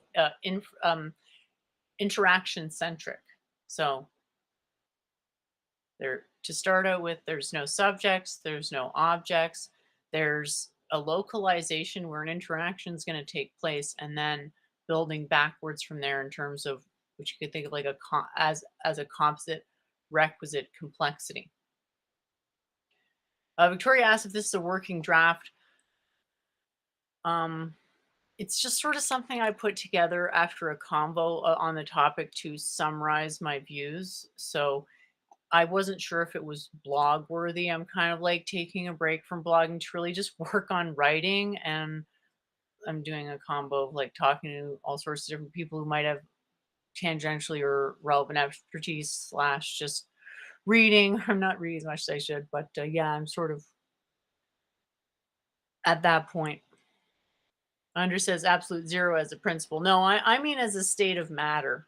So I'm basically saying you want to convince yourself that as a state of matter, in terms of observation, in terms of getting a measurement from that matter to verify that its state is indeed absolute zero, is something that is precluded by the act of measurement itself. So the principle is interferential observation. Now that's anytime there's observation. So that's panpsychism. Observation is fundamental. Consciousness is fundamental. Therefore, observation is fundamental. And the way to define this fundamental consciousness observation is as interference. because everything is essentially under vibration, or rather matter is vibration. And then when the vibration builds up enough, it interferes. So it's like the first level of abstraction on this basis, undifferentiated soup of vibration. So the principle is just least action and interferential observation. So we start with describing the system as matter in a absolutely undeviated state, completely absolute zero, what you might call like an absolute, which you could argue to be an energetic minimum of some kind. It's not the true energetic minimum because we can see that it's not actually observable. And in order to be part of the universe, you have to be observable. So it's understanding that it can seem a bit circular, it can seem a bit confusing, it can seem a bit hollow at first, but this is actually telling us something, and it's giving us a meaningful limit on, it's giving us limits to meaning. That absolute zero is not just a limit in sense of temperature, it's a conceptual, or not a conceptual limit, it's a materiological limit. If we understand things through this panpsychist lens where everything is reducible to interference or interaction. Under says strong induction sounds interesting. I learned that ordinary induction is always shaky because it's not guaranteed to be logically true. I don't really think that is a problem. So if we're okay, so again, this is a big if, but if we're going to be breaking down things along the axis of deduction and induction, ought they both be logically trueable or truth apt through the structure of logic? So to me, that doesn't make any sense. So in my approach, things can't become true until the truth conditions are explicitly stated. And so logic would only be one way that truth could be achieved. It's really just a matter of definition, which comes to, because I do actually think the problem of induction isn't just one problem, it's a class of problems that needs to be distinguished.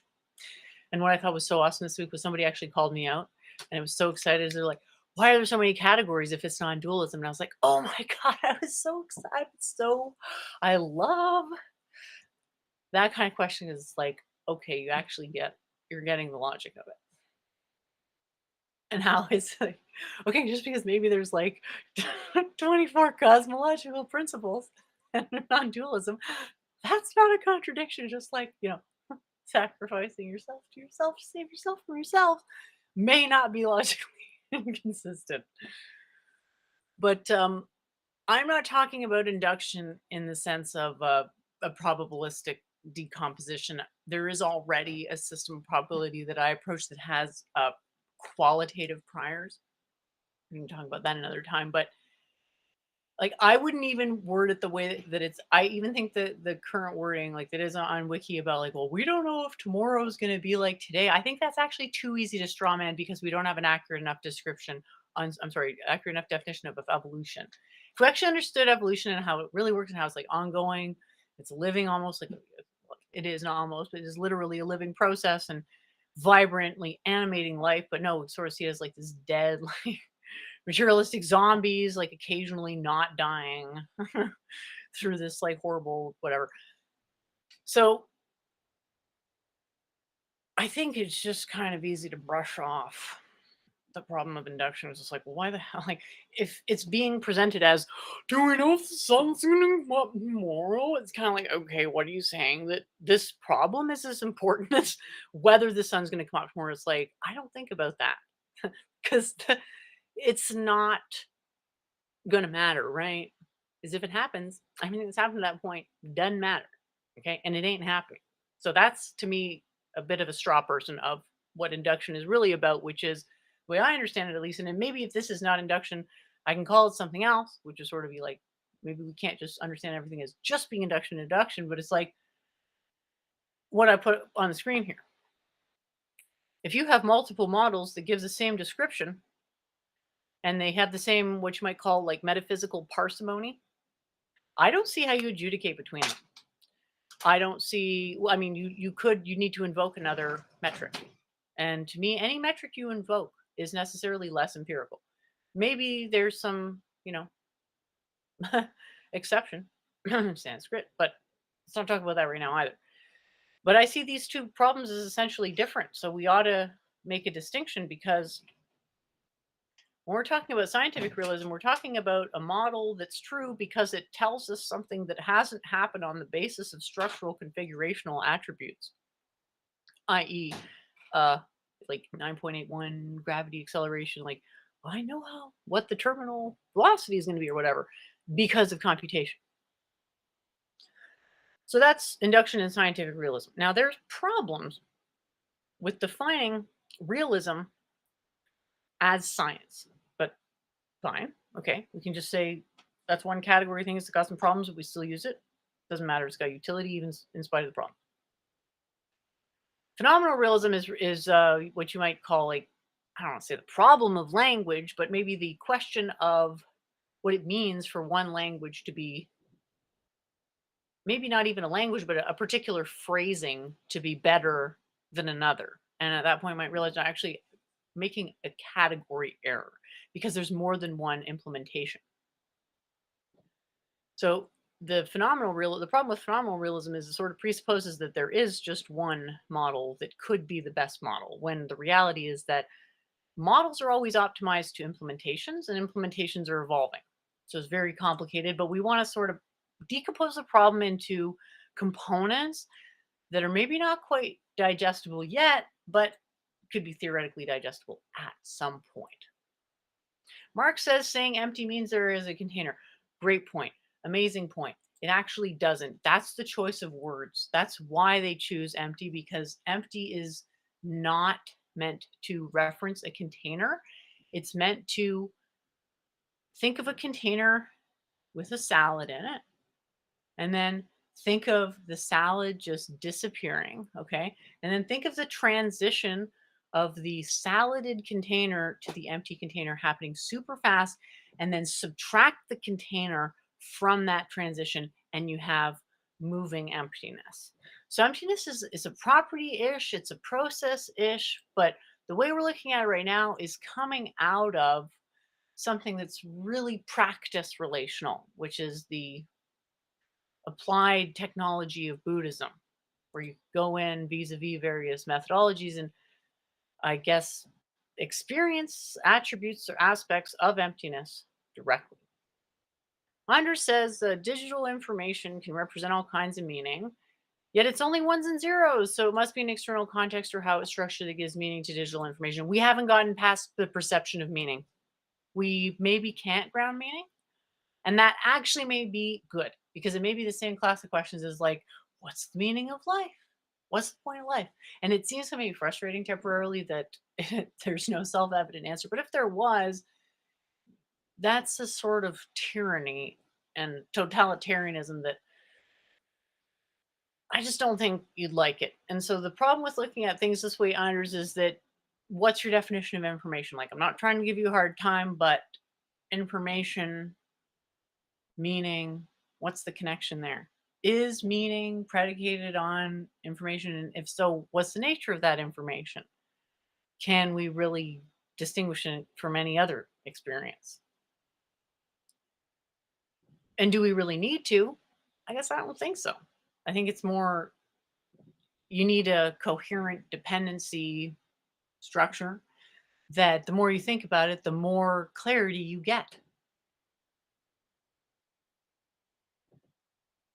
Let's see where we are here.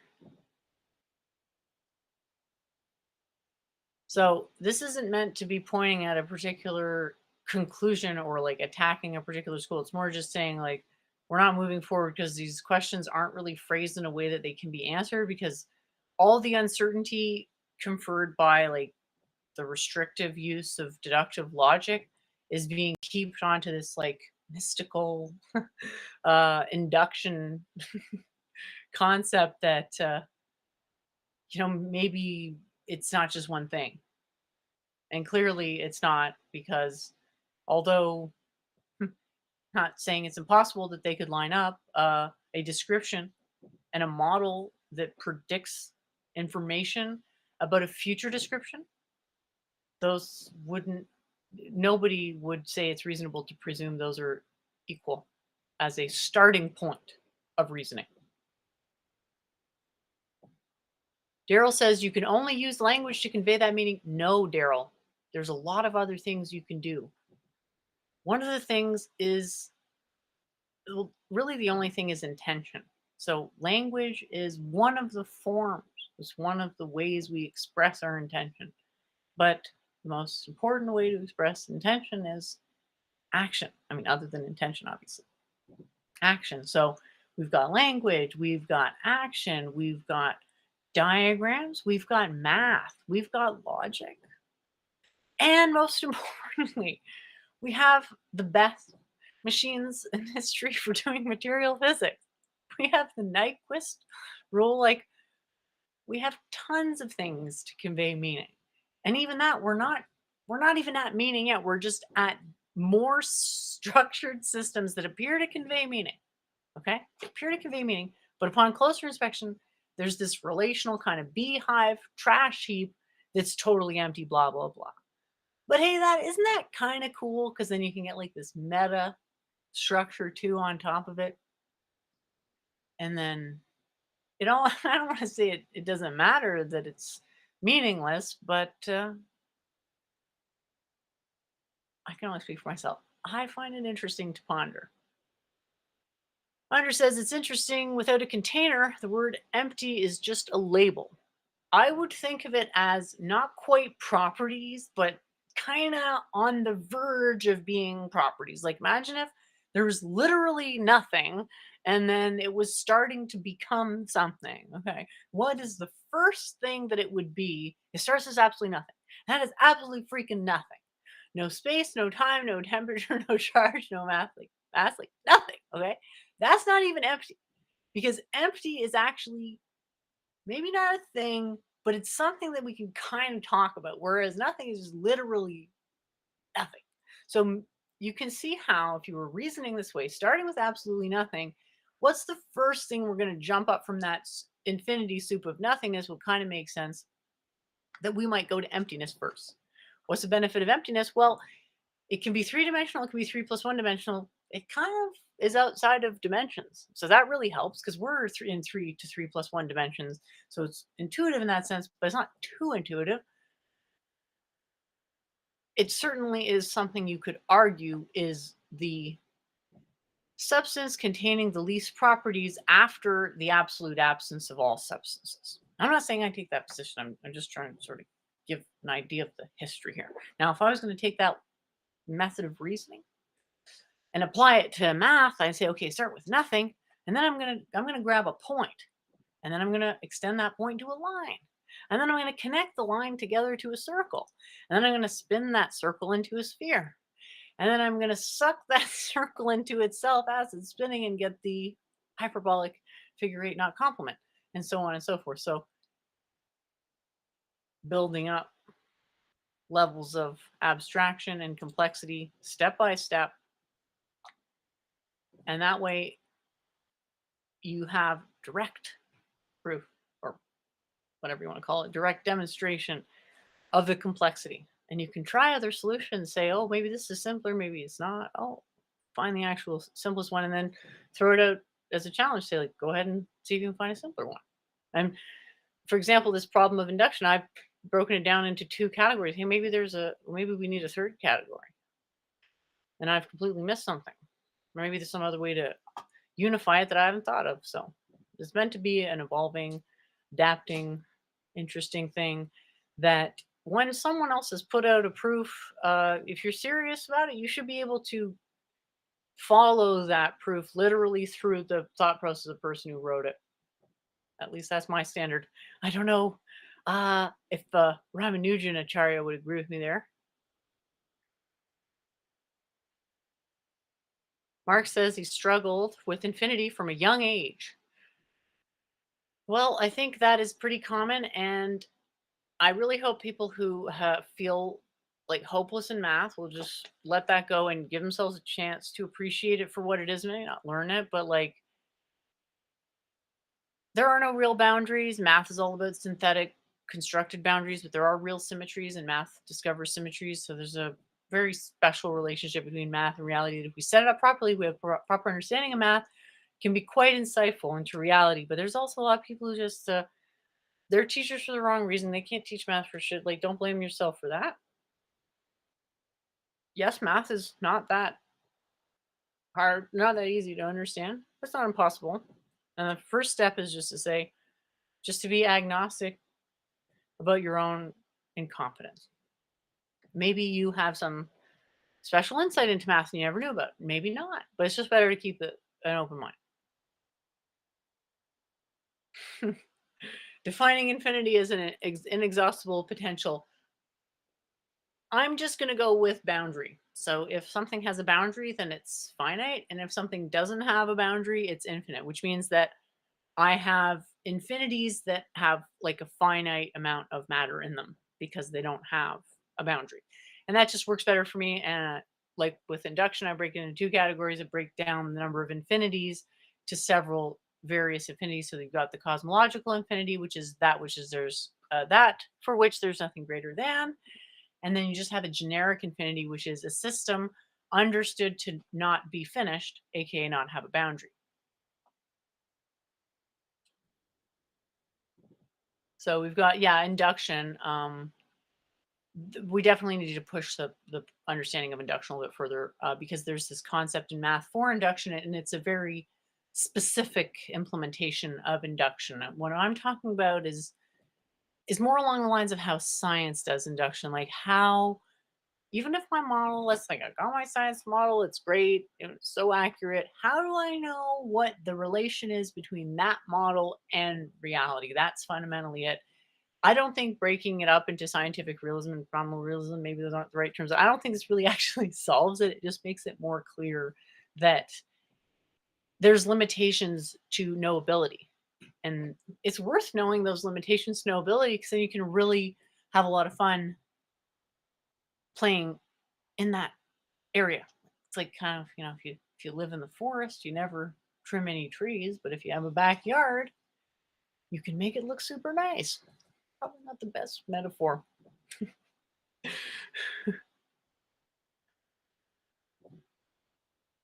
All right, so it looks like we kind of have come to the end of the comments. Thanks everyone for tuning in, and I really appreciate the viewers, and I'm looking forward to the next show. We'll see you. I'm sorry I haven't been doing my book reviews. I keep meaning to, but I'm so lost in this writing project because I don't feel like I'm going fast enough, but I'm still really writing a lot. But then when I look at it, I'm just like, dear God, this is so cringe. But luckily, according to some of the writers I've spoken to, looking at your own work and being physically revolted to the point you feel you might get sick is actually very common for writers. So looking forward to the next one.